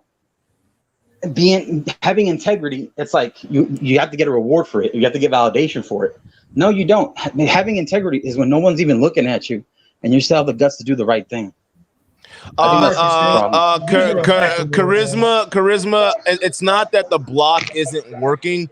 Is that these guys create multiple accounts. Like, I don't know how else to tell you, bro. Like, sometimes it's just like a pest. You just gotta let them be. Like, I see him in there. You can't do nothing about it. Just let him talk. He's a roach. Don't worry. He's a roach. Marcus, Continue. I love your point, though, man. With integrity is doing the right thing, regardless if somebody's watching or not. That's foundational. And to me, I hate to I don't like to expose this, but like a lot of stuff that we're going through and stuff, especially politically wise and military wise, it's all run from an agenda. And people who have control of agendas, those agendas change. And it's sad to say, but not too long ago, I saw in the news 13 fallen brothers and a few fallen sisters who they have to ship out back from Afghanistan, and they had to die. And some of these were younger than me. Some of these guys, I got out like 3 or 4 years ago, like 4 years back. But some of these guys, I didn't even get a chance to meet them. I didn't care because I still felt the connection between them. And they died. They died, and they didn't have a chance to start a family. Or if they did, they left their kids orphan now. And their wives and their mothers are crying. And so what I'm trying to say is, living in a first world country, you have no idea how much we have an advantage over other people in other places. Man, Duke and Don. You said you came from Nigeria. You know how hard it is out there. There's a fighter, Kamaru Usman, and all of them. They talk about how they had to carry gallons of water miles just to be able to have their families to drink water. And that's facts. Here you have a caterer, you have DoorDash, you have Grubhub. This makes us lazy. And I'm not gonna lie, I've used it too. I'm guilty of using it too. But it is the truth. But it's not guilty. I stopped working what we on have. it. It's what we have. It just comes down to appreciation. All right. I have a pastor, man. Like, and here's the thing. He tells me all the time. He says this, man. He talks about grace being like a grace and patience being like a diamond, right? All right. So you get that grace. Hold up. There's a lot of noise. I'm about to mute some people real quick. Hold up, you guys don't mind, just kind of mute you guys for a second. But like, you know, it's like a diamond, right? And it's there, it's precious. When we have it, we appreciate it for what it is. You know, we love it. We set it up at the highest area that we can in our house, maybe the top of the bookshelf, right? And over time, that diamond essentially, because it's there, we don't tend to pay attention to it because then we don't focus on that. We focus on all these other things in life that really isn't important, right? Or all these distractions and pitfall. So what happens, right? That diamond that you were initially gifted, that grace and that understanding what you have, right? That you were gifted, it starts to grow dust on the bookshelf on top of it, right? It starts to get dusty because you're not paying attention to it. You're not focusing on what it is that you actually have, and then over time, right, you're done getting sucked into the worldly things. What ends up happening is you then, okay, well, you know what? I got more things that are more important than this grace that I have right now, this diamond. I'm gonna just put it right here on the second shelf and not pay attention to it. Let me go ahead and pile it on with more bullshit and more bullshit and more bullshit to the point where then that diamond is diminished, it's dirty, it's done. You're not even, you probably sell it or something like that, right?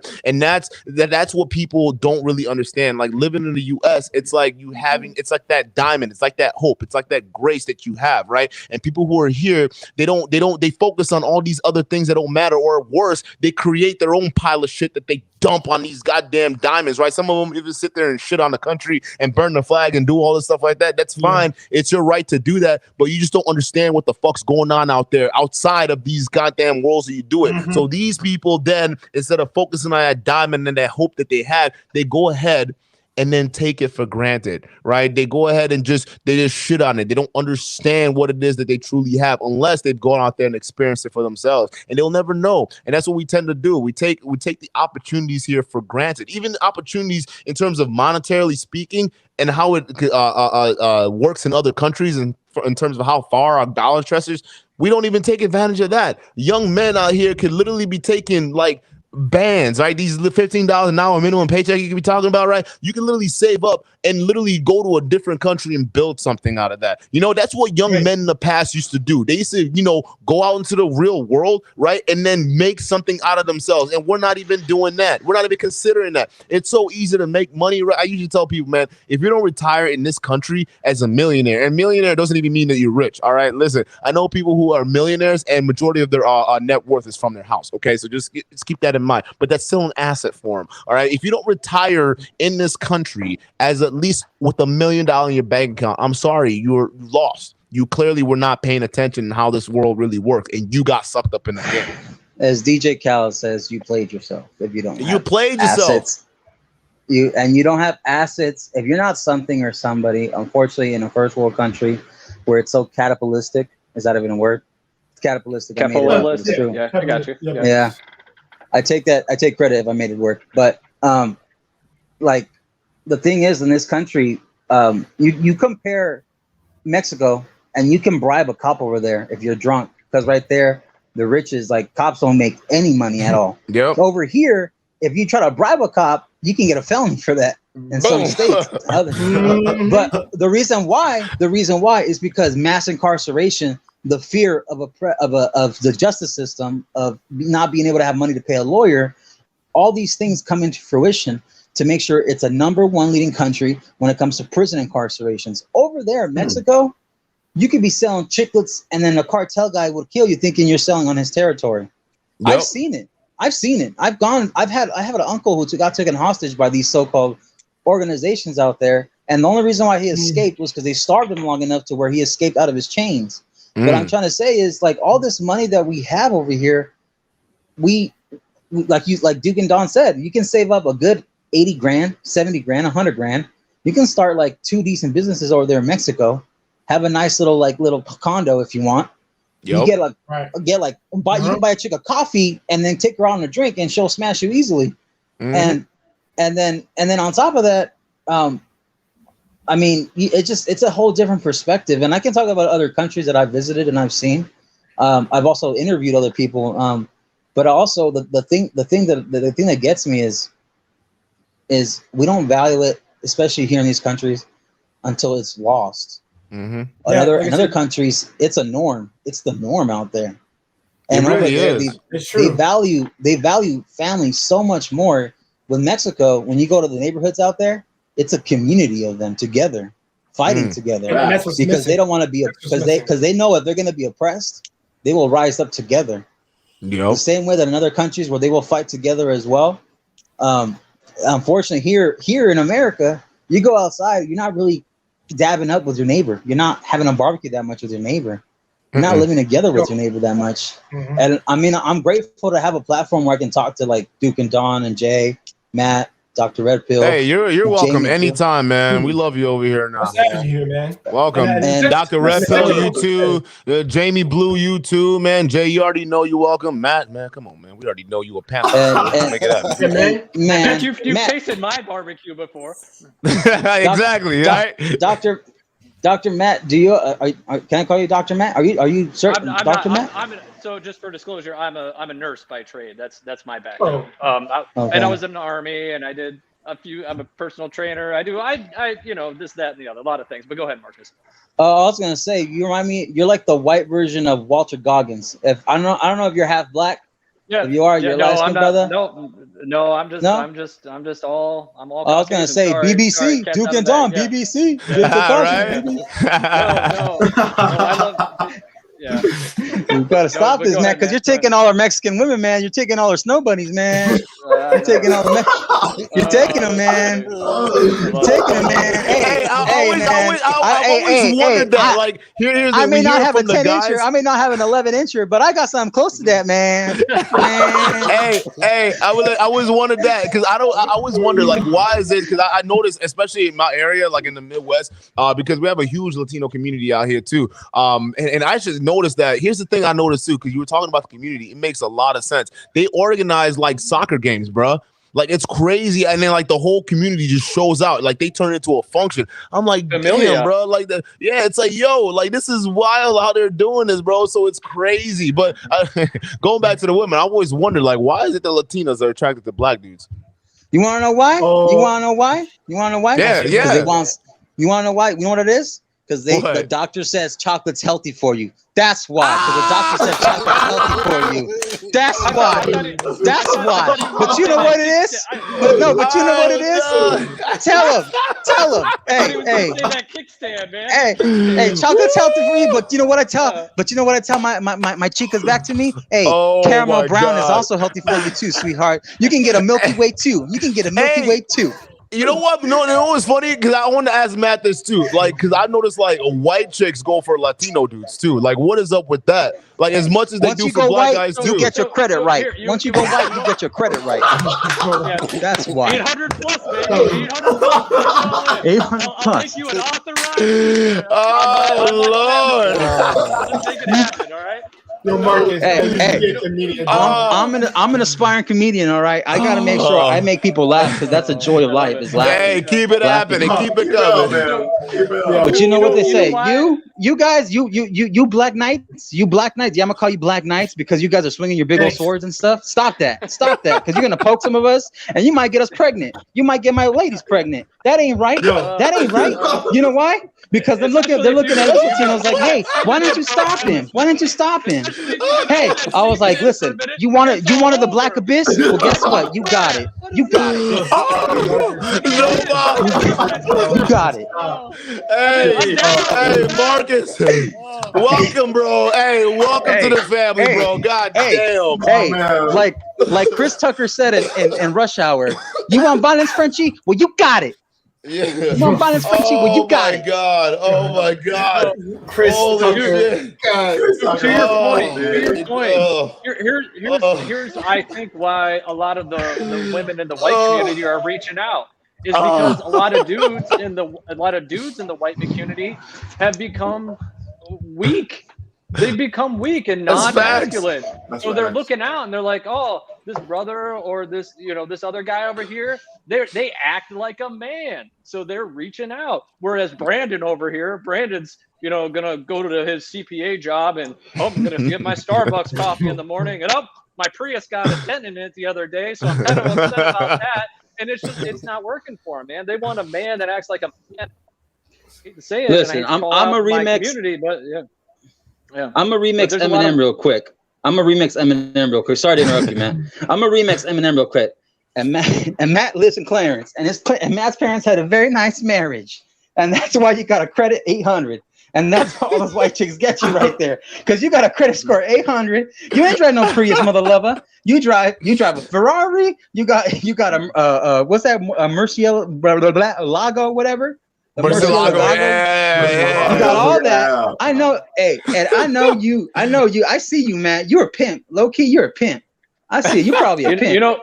You know, the real ones don't really talk about it. He's got that wine cabinet up there. He already knows, right? You see what I'm saying? I see you, man. He's right, though. He's right, though. The real ones don't talk about their leg counts like that. That's just it. I know. Keep it quiet. I know, man. Listen, man. Listen, I know, Matt.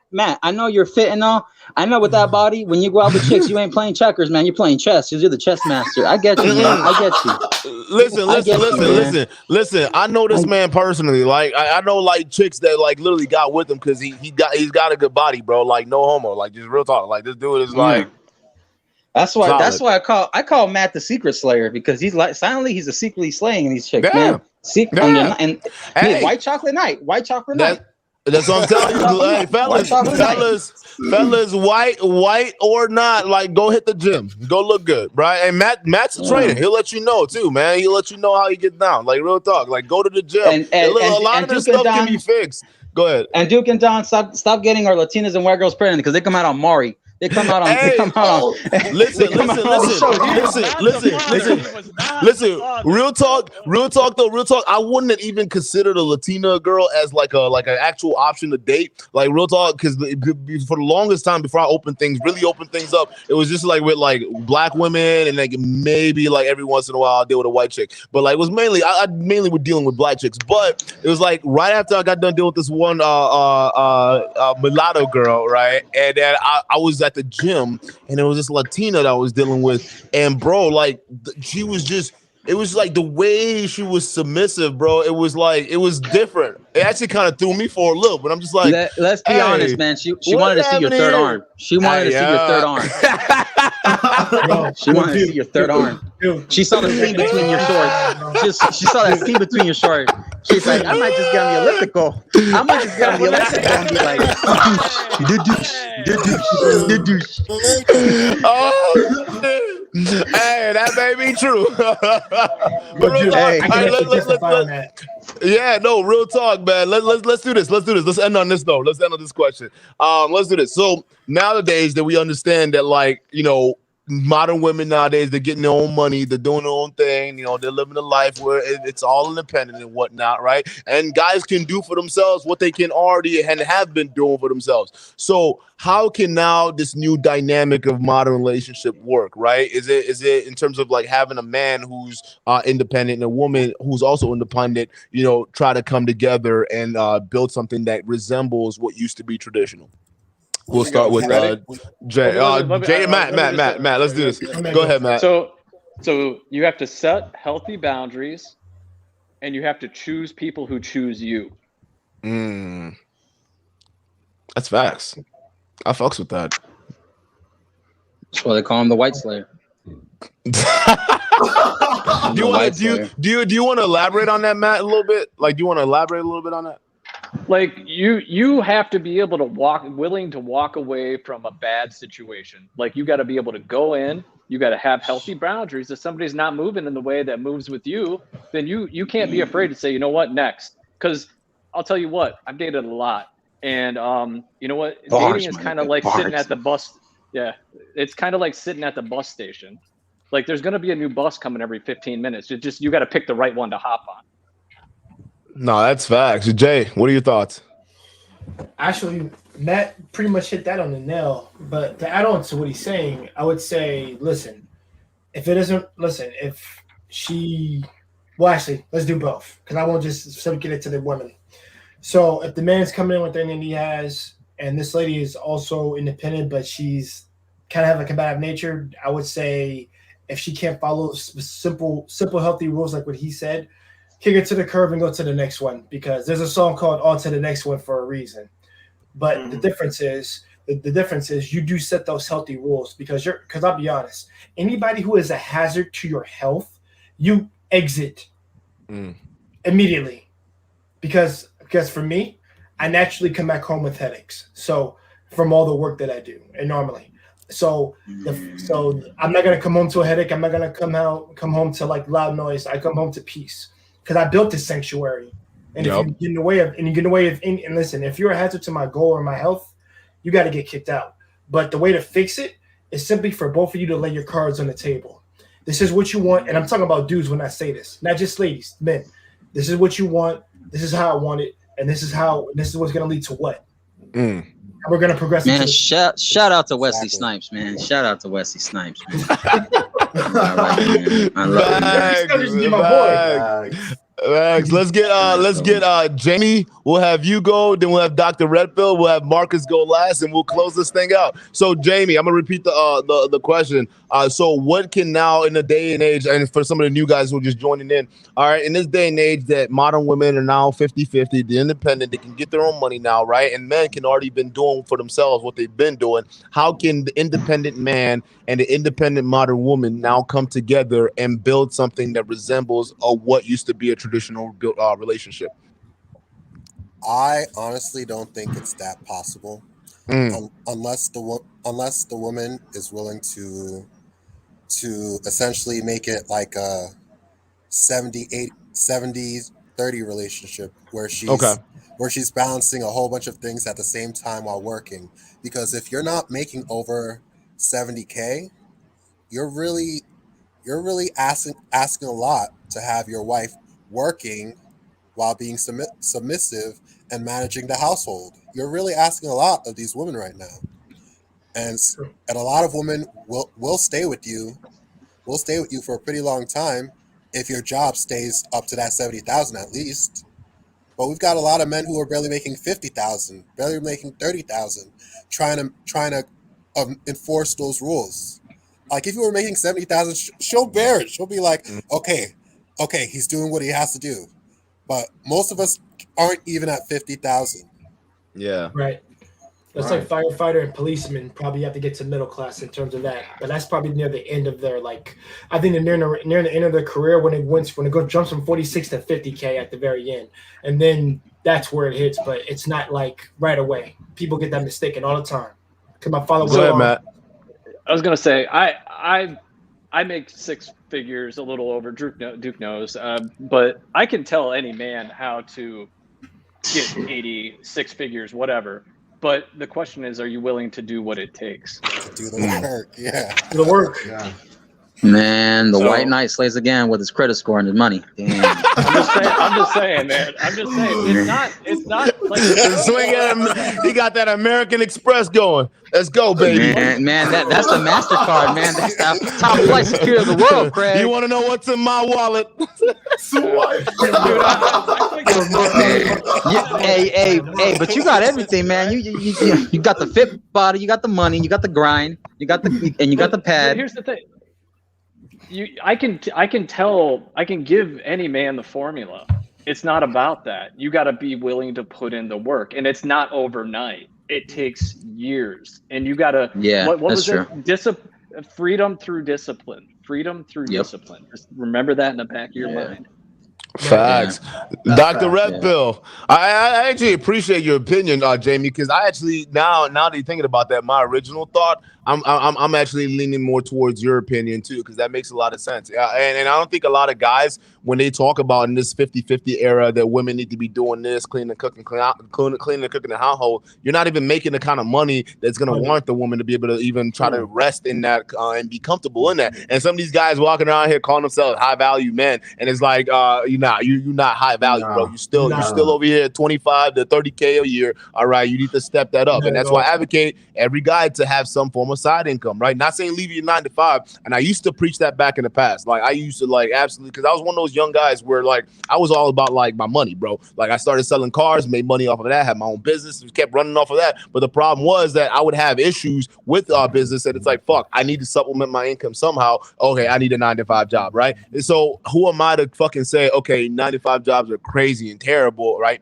Perpetuating that idea, and here I am working that 9 to 5 job to supplement my income. So no, it's not bad. There's nothing wrong with 9 to 5 whatsoever, but you also need to start understanding how to build things and add on upon your empire too as well. So I agree with you, Jamie. Dr. Red Pill, how can the new age man and the modern woman, in this 50-50 mindset that we got going on today, okay, how can we come together as a couple and then have something resembling traditional relationships in the past? Well, I'm going to submit that the buck stops with us, really. Yeah. I mean, damn, you dropped the political bar. Buck stops here. Yeah, man. I mean, if we want a woman to really be, I guess, independent woman to really be submissive. Oh, not submissive, but cooperative. That's the new way. That's the new word. That's the new word nowadays. No more submission. All right. We cooperate. Yes, cooperative. We have to put her in that. We have to have her in that space. We can't just be faking high value. First of all, in order to have high value, you must have discipline, integrity, morality, and ethics. Shout out to Kevin Samuels. By the way, and yeah, guys. I mean, yeah. And you know what's funny when you say that? I've heard the Fresh and Fit podcast, and they don't really say much of what you just said, which is kind of hypocritical on them because they don't spew what Kevin Samuels is exactly spewing because what you just dropped, all these words, these last integrity and all that. Yeah, they say be honest, but morals and values, they don't have they warp them in a way where it can breed F boys, but it's also you're demanding of everything on the table. I get it, and I get these top % of guys. I may never reach that. I'm okay with that though, because I know for a fact maybe my goal isn't to be the richest guy or the most hot looking guy or the guy with the nice car. I'm okay with that because us as guys, you said it before, we're okay with settling with average. It's not that we settle, it's just that we don't need much to be happy with our lives. Right. Because us men, we're simple minded. That's facts. That's facts. I didn't even start when I had my first apartment, bro. I didn't even start decorating until I had I almost said a bitch. I had a broad over, bro. It's real talk. I'm trying to get away from that. Call it. Except if you're low value, you a bitch. But here, calling these broads, right? I had a broad over, and I didn't start actually decorating my stuff. Now I got paintings and whatnot hanging around. And the reason why I did that is because a lot of women, why are you laying down like this? You need to go get this, and you need to have this on the wall. You have to have the curtains and whatnot. And I'm like, what? I don't need all that. I'm cool. Just leave it on the fucking TV. Yeah. I don't need much. But the crazy thing is, go ahead, Marcus. if you move a woman in, or you move in with a woman, she's gonna be constantly want to buy more furniture and constantly switching it up. I noticed that with women, man, because like, man, it's like they might want to switch the pole they're riding on, aka BBC, and if not, they may want to switch. They may want to switch the car they're riding on. They may want to switch the apartment. They may want to switch something up. And it's like, I asked women, and one of them was honest enough to say it's because women are not content enough sometimes with what they have. And for the most part, I want to say most of these modern women, they always feel like they got to level up to either show these other women off and compete with these other women, or show to other guys off too. It's like, look, spitting. And I'm like, whatever happened to just being happy with what you got? Because I used to tell my ex-girlfriend, I was like, listen, I don't need much. I just need you to be like loyal and be ride or die with me. We don't have to have how much in the world, but I get it. If you want to have a lot in this country, you got to work your ass off even more. But it's like, I can have a condo and I'll be fine with that condo. And condos ain't cheap, especially in California. No. I'm in California, man, and it sucks. Well, there's your problem. Sucks. There's your problem. God damn, bro. I don't know how you can do it over there. I'm planning on moving to another country. I'm about to move, you know, but like, listen. All you guys gotta do is, especially you BBC nights, put away your swords because you're bringing our chicks pregnant. They're on welfare, on EBT. We need to stop this. It's got to stop. You know why? Because now they're coming on these talk shows, and me and Matt need help. Matt, help me, brother, because I need some help, man. Give me a parachute. I'm with you. I would say is these the baby types, right? These rappers, athletes, you know, they're just throwing their money around and, you know, acting hyper masculine, and women who aren't used to masculinity, right? They see that and like, oh shit, well every other woman wants that, so shit, let's go after it, right? Man, it's crazy. But listen real quick. R. Kelly was pissing on chicks and he was still getting laid pipe. He was still laying pipe. And people are still protecting them now, even to this point. Like women are still like women. Now I know. Women, like they don't that like. Song. They don't care. Come and ride with me to the hotel. I'm telling you, hey, R. Kelly, bro. R. Kelly stands are like legit. They are loyal as fuck. They don't give a fuck. Listen, Cedric the Entertainer said it perfectly. Cedric the Entertainer said it perfectly. Oh man, yeah, right, man. He was sending the camera, all right. He was sending the camera up in the room, man. That's what he was doing right there. Freaking the closet right there, man. That's what he was doing. He was sending the camera. He was doing everything. He needs Jesus. We all need Jesus, man, because this world's going to hell. More importantly, I gotta move. I gotta move. Yeah, no, get out of the country if you can, man. And I'm not saying like a mass exodus. If anything, when we bring it back to the whole guys going overseas and whatnot to like to just go there to get boxed, it's like, yo, y'all can actually go overseas and actually go in and build companies and build like literally you have so much freedom. You're not relegated to your little spot. This is actually for you men out there to go out there and make something out of yourself. The opportunity is yours. And on top of that, it's even easier because you have the knowledge of the that you have here in the U.S. and your dollar goes far. So go forth and prosper, man. That's literally what it is. It's biblical. And yeah, it goes back to your point, Marcus. Jesus is coming at some point, bro. Because everything that we're seeing here. Listen, I didn't used to be a religious dude, but I had to go get myself baptized after I started seeing all this. Listen, y'all niggas, man. This is my baptism certificate, and it broke a little bit. I knew he was a pastor. I knew he was a pastor. Listen, I'm not playing, bro. I'm not playing. The moment I started paying attention to this stuff, and I went back and started reading the Bible, I'm like, oh Jesus, it's over with. Let me go atone for my sins. I'm a different man. Man, I'm gonna take this. I'm gonna take. Watch. I'm gonna lead an exodus, but I'm gonna take all the snow bunnies. I'm gonna take all the Latinas back. I'm gonna go back to Mexico. You ain't gotta do nothing, man. I'm gonna take all that. Listen, Matt, if you got all this money, man, believe me, I'll take care of you in Mexico, man. I'll get you a lot of nice ladies, man. A lot of nice ladies, man. Hey, I'm gonna follow you down there. We all going, bro. Like, I don't know what's happening here, but hey. Man, because I ain't want no little Wesley Snipes walking around, man. I want no LL Cool J's. Listen. I'm gonna tell you this. If there's I want no LL Cool J's, man. If there's gonna be a staging ground for the end of times, I think the U.S. is it. All right, I don't want to be anywhere near here. I'm going anywhere else but here. All right, because this shit is just too fucked up, man. Just make sure you got your shotgun set on safety, man, because you be shooting fire shots right there, and some of these chicks are catching that. I got Jesus. We're good. I got Jesus. I got my Bible. I got my gun. Hey, listen, I ain't playing around with y'all little demons out here walking around. Hey, y'all think I play? This house is baptized in the Holy Spirit, my niggas. All right, we not playing with that demonic shit over here. Get that bullshit out of here. You can swing with that. You can see with that black bat you got. You see what I'm saying? You see what I'm saying? Oh man, but hey man, like this has been a stream, man. This man, real talk. Hey, those of you guys just joined in, thank you, but it's already over with. You got to catch the replay on this one. But welcome, I see a lot of new faces, man. Welcome to the family, man. I'm telling you guys, we are growing. I think more people want to hear these honest conversations, and I believe most of you guys on here are content creators too as well. So shout out to you guys, man. I want you guys to also develop content that pushes out this message, because real talk, I don't know if it's me, but I've been getting messages and seeing comments. I think we're building something new here. I don't know if it's just me or I'm just seeing this, but I think there's a new community coming out. There's a new way of thinking out here that's coming out, and I think that we need to do what we can to foster it and help it grow and have literally panels where we can have guys come in and be honest. Because another thing that we talk about is like when guys don't get oftentimes to talk about how things are really going and how like they feel about shit like that, right? For instance, like me just talking about how I went through my suicide attempts that I went through and actually going through with it, and thank God I'm surviving.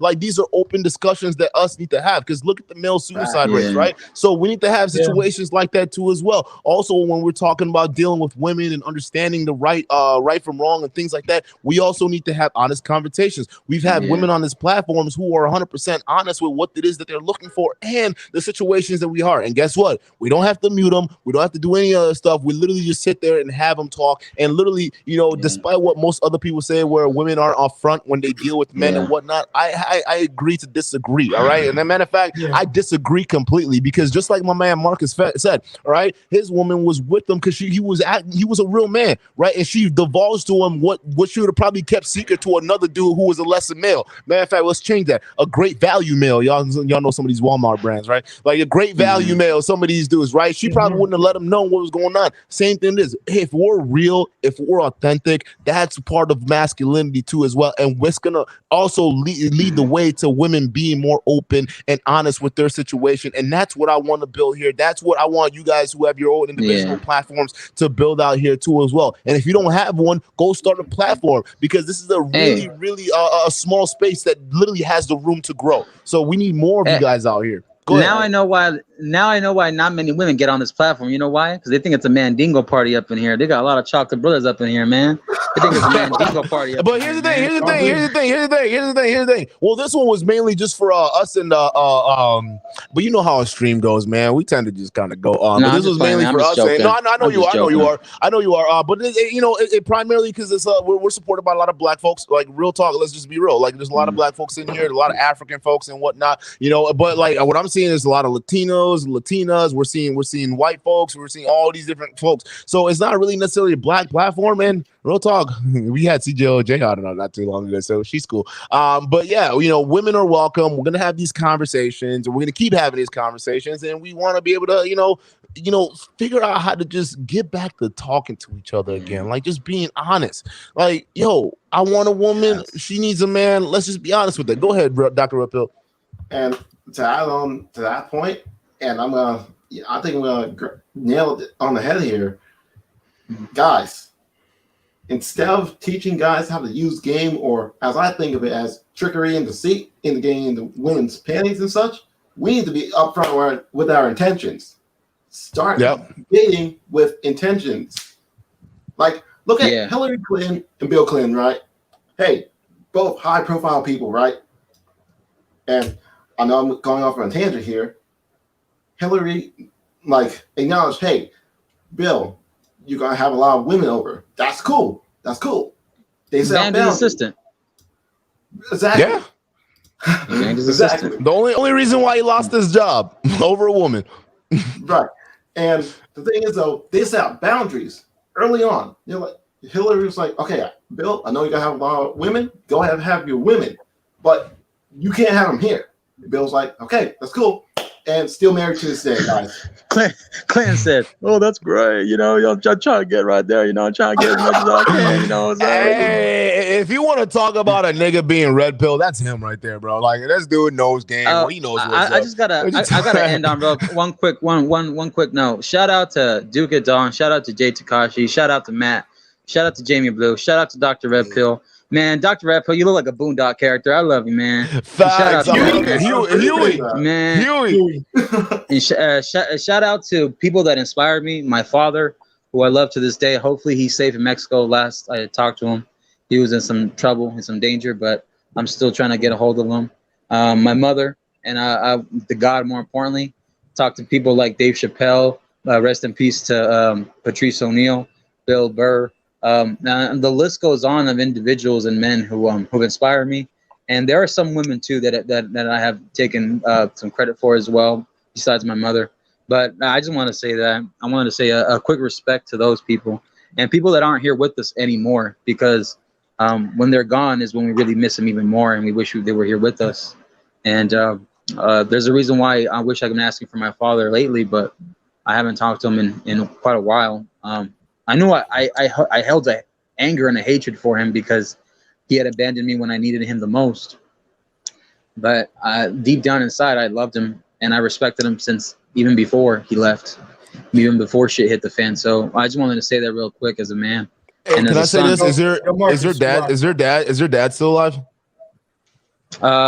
Last he had gotten into some trouble with the cartels because he had opened up a business. He had left U.S. Check this out.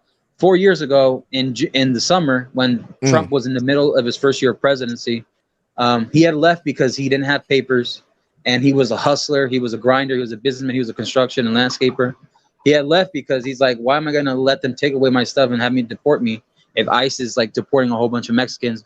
Where I live in the area is the Palm Springs area, in a town not too long far from there. But he had left back to Mexico to his hometown. And when he opened up a business down there, a discotheque, which is like a club, a bar, the cartels had threatened him to say, hey, if you don't pay a tax, you're going to start, we're going to start messing up your bar, and then we're going to start messing up you. And we're going to start, losing parts, losing limbs. And I know he had run into some trouble, but I haven't heard from him in a while, and I hope he's okay. If he is, what I was gonna say is this, man. You gotta reach out to him and you just gotta forgive him. Yeah. Here's the thing. That's the same thing. That's the same thing I did when I had issues with my pops, right? And I actually had reached out to him and I actually told him, like, and the issues I had, it's nowhere near what you got going. It was just basically, just being raised by a single parent and the stuff that I was raised being told about him. Growing up, it was just like, oh wow, what the hell, you know what I'm saying? So I grew up and had a lot of anger with towards him, and it wasn't until I became a man, I had my own family, I understood, oh shit, like this is how this shit works. I went back to my father. Now my father recently passed away, and a lot of people don't really know that he actually passed away like last month, like right when the channel blew up is right around when he died. So it was one of those things where he was planning on coming to America to see us and see the granddaughter. He was about 63. He was going on 64. But yeah, and he passed away. It was a stroke that he had. It was a minor one, but the health system in Nigeria, literally, man, if a small stroke like that, you got doctors with ego problems and they'll argue tooth and nail, and they just wasted too much time, and he passed away, unfortunately. But if he was here, it was something it was definitely survivable. So that was a thing that kind of hurt. But it's one of those things where I'm looking at it now and I'm like, damn, bro, I'm glad I actually reached out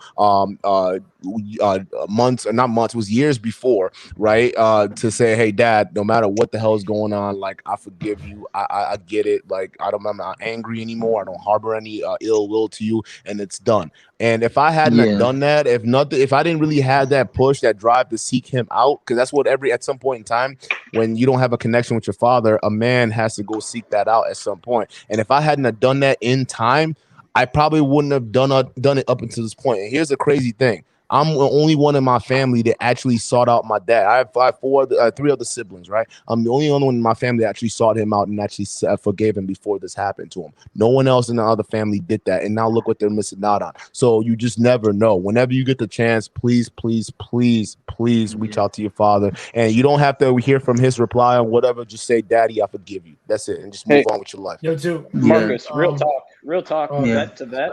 If you need help with logistics, let me know. Connect with me. I have a lot of frequent flyer miles. I have a lot of hotel points. I can help you out. No, real swing talk, that white card. Just let me know. Yeah, I have a lot. He's got you. It's because like the last time I was in Mexico was a few years back, and it was when I started. Just to end real quick, let's sum up real quick. But I had done a little bit of journalism and a little bit of interviews and basically talked to the people out there and what they're facing out there, what they're against. And it's mountains and hills of what they're up against, and it's just putting it mildly. And it just sucks because just the money we have down here is light years away from what they have down there, and it they literally have fighting like neighborhood watch people that are basically your common people that work in the bakery or in the mail or something that are fighting these people off, and they want to protect their villages and their towns. And my father, he left. And he had another woman out there, and he started a new family. And I mean, I tried reaching him. He hasn't opened his Facebook in a while, but I know, like, thank you for that, Matt, and thank you for sharing that, because it's these type of stories that us as men, we are very prideful and we are very on a respect manner, and we have to sometimes say that we hold our feelings in and stuff. But I just wanted to say that for men, I think the number one important thing between us is, I want to say, respect is a major powerful thing. Respect among each other, respect amongst human beings, respect for human life, and more importantly, not to take it for granted. Yeah, I know I've taken some things for granted in life, and I made amends with those things. Some of them still making amends now, but it's only because, you know, I can be honest with myself. In the certain young years of my 20s, I wasn't honest with myself. I was more delusional at times, and I didn't want to face certain realities, but I slapped myself. My dad slapped myself into reality, and I gotta thank him for all those times, because we as men, we live, like, I know women do too, but men have to live more in a fact-based world. And the thing is, it ain't rainbows and lollipops and cookies as it's gonna be. It's not. Yeah. It's not like like the Disney movies. It's not like the good guy doesn't always win in the end. However, exactly. at least the one thing I can say about the good guy, he went out going a good man. Yeah. I'd rather go out being a good man than being a bad man and having this legacy leaving of a bad person. I'd rather leave a good legacy as a good person and have those inspire other people. I don't want to be a martyr. I just want to be a person who just did the right thing because it was the right thing to do. That's really that's integrity right there. That's all integrity. That's character. That's what that is. Dude, I mean, like Marcus, dude, like what you're saying is, like, I know so many cats around the hood where I grew up at, they wouldn't even have the balls to spit out what you just said. Yeah. And most of them were Hispanic too. Like, I have Hispanic friends. My best friend's Puerto Rican. Yeah. Listen, I love that man as if he was my brother. And he made me a freaking godfather to his kid, to his little girl, my little niece. That's, and Marcus, so what you're speaking is truth. And I don't know if you were joking around earlier when you said it about not being in the top % of men, but just by what you're saying and what the stories you're telling, you are in the top % of men. Don't discount yourself. Like, yeah, bro. Yeah. The only reason why I don't say that is because it just keeps me humble and it keeps me not arrogant, because but it's okay to recognize what you are too. Like, yeah, of course. But the thing that I notice every time I look at a person, everything that I've been through, every person here has a story when I look at them. And I always got to make sure that I don't know what this person went through, but I know this person is still here now for a reason. So if I can have a time to talk to that person, make them laugh. Well, that's one of the best joys in my life is to make other people laugh, because I've been through so much pain. And this isn't to victimize myself. It's because the joy of life is to make people laugh. And, see, you forget. That's how I know you're real. That's how I know you're a real comedian, bro. Because it's the people that actually comedians are the ones who actually make it their mission out there to go ahead and put a smile on other people's faces are actually the ones who are going through the worst shit, bro. Like real talk. And it's that pain, like and choosing to because it can take you in any other direction, but you're choosing to share that pain in a form of joy so other people can at least benefit. You're turning that into good. Most people out here, they're going through so much pain and they would rather go out there and pull the rest of the world down with them, crabs in a bucket. And that's what separates the men from people who don't understand. Like I say before, and this is when people come in and they just talk. This is why I make it a mission to not underestimate or try to disrespect people. Yes, even the trolls in the chat, I don't disrespect you, bro, because some of y'all end up being one of the biggest advocates for this channel. Why? Because like my man Jay said, respect is another thing. Like Marcus was talking about, we don't understand what other people are going through. All right, y'all don't know what I'm going through. Y'all don't know my demons. I'm not. But that doesn't mean I'm gonna come out here and tell you, "Oh, here are my struggles. Woe is me. Look how hard I work." I'm not gonna do that. I'm a man. I understand my struggles, and I'm gonna go ahead and keep marching. It is what it is, right? We all go through shit. We are all hurt. We're all reeling from some form of trauma. But it's how we choose to channel that makes the difference between us versus the animals out there. Real talk. I appreciate that, Marcus, man. Real talk. Anyone else? Anything to add? Anyone else? Rest in peace to your father. Rest in peace to your father, Duke. Rest in peace to your father, because I'm sorry. And Matt, you said you were in the military. Thank you for your service, because I know how it was like as a Marine. I don't know what your job was.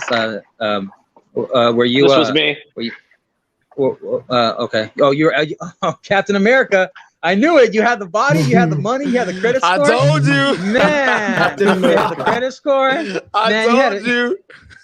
You about to bury Bonds our asses, man. You about to bury Bond. Right. If James Bond was an American, that'd be him right there. Man. He's British, man. That's why. And I'm proud to be an American.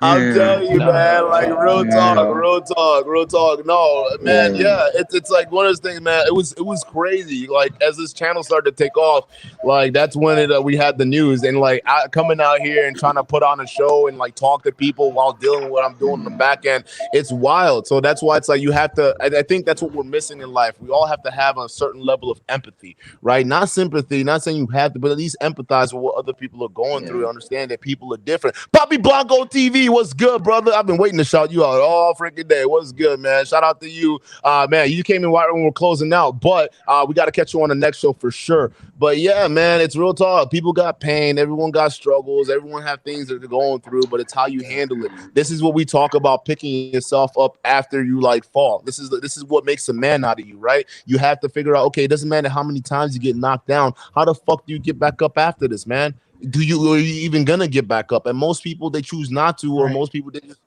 decide to just lay down and die. That's fine, but you need to be 100% responsible for your actions. Real talk. Jamie, you got anything to add? Oh, go ahead. Yeah. Oh no, I don't know, Marcus. Were you gonna say something else? I was saying, Jamie. I was just gonna say real quick, like with the health issues in the community, like if you've been keeping your ears open, like I don't know what black people are eating or whatever, but like we're all going out at 50. Like I don't know what's going on. Yeah. It's the food, it's the diet, it's everything, man. We need a whole overweightness, like, obesity, like it's so like really bad. Like so many random celebrities really bad. Gone 50 something. I mean, wait a second. I mean, Patrice O'Neal died at a very young age, and he was yes, we all know he was an overweight man, and he died, I believe, from a stroke, if not heart failure. If that last I checked, that's what he died from. But it's a serious thing. I think America, like I'm overweight right now. I'm not in shape like I used to be, but I'm getting back into it. I'm losing some weight again, but that's the goal. You got to have goals. And once I get back into better shape, I'll lend my hand out. And thank you, Matt, for lending the hand out, for helping and offering to help. And if you want some training too, man, I got you. Hey, man, listen. I know you, man. Man. You be slaying that white sword, man. You be in that white blade right there, man. Damn. The way I see it, man, we're all a family. That's what it is. And real talk, whether you're immediate or you're a distant family, we're all a family, man. So if we can shout out to Jay Takashi for being a vampire, because his room is black as fuck and dark as hell. He's like a vampire right now.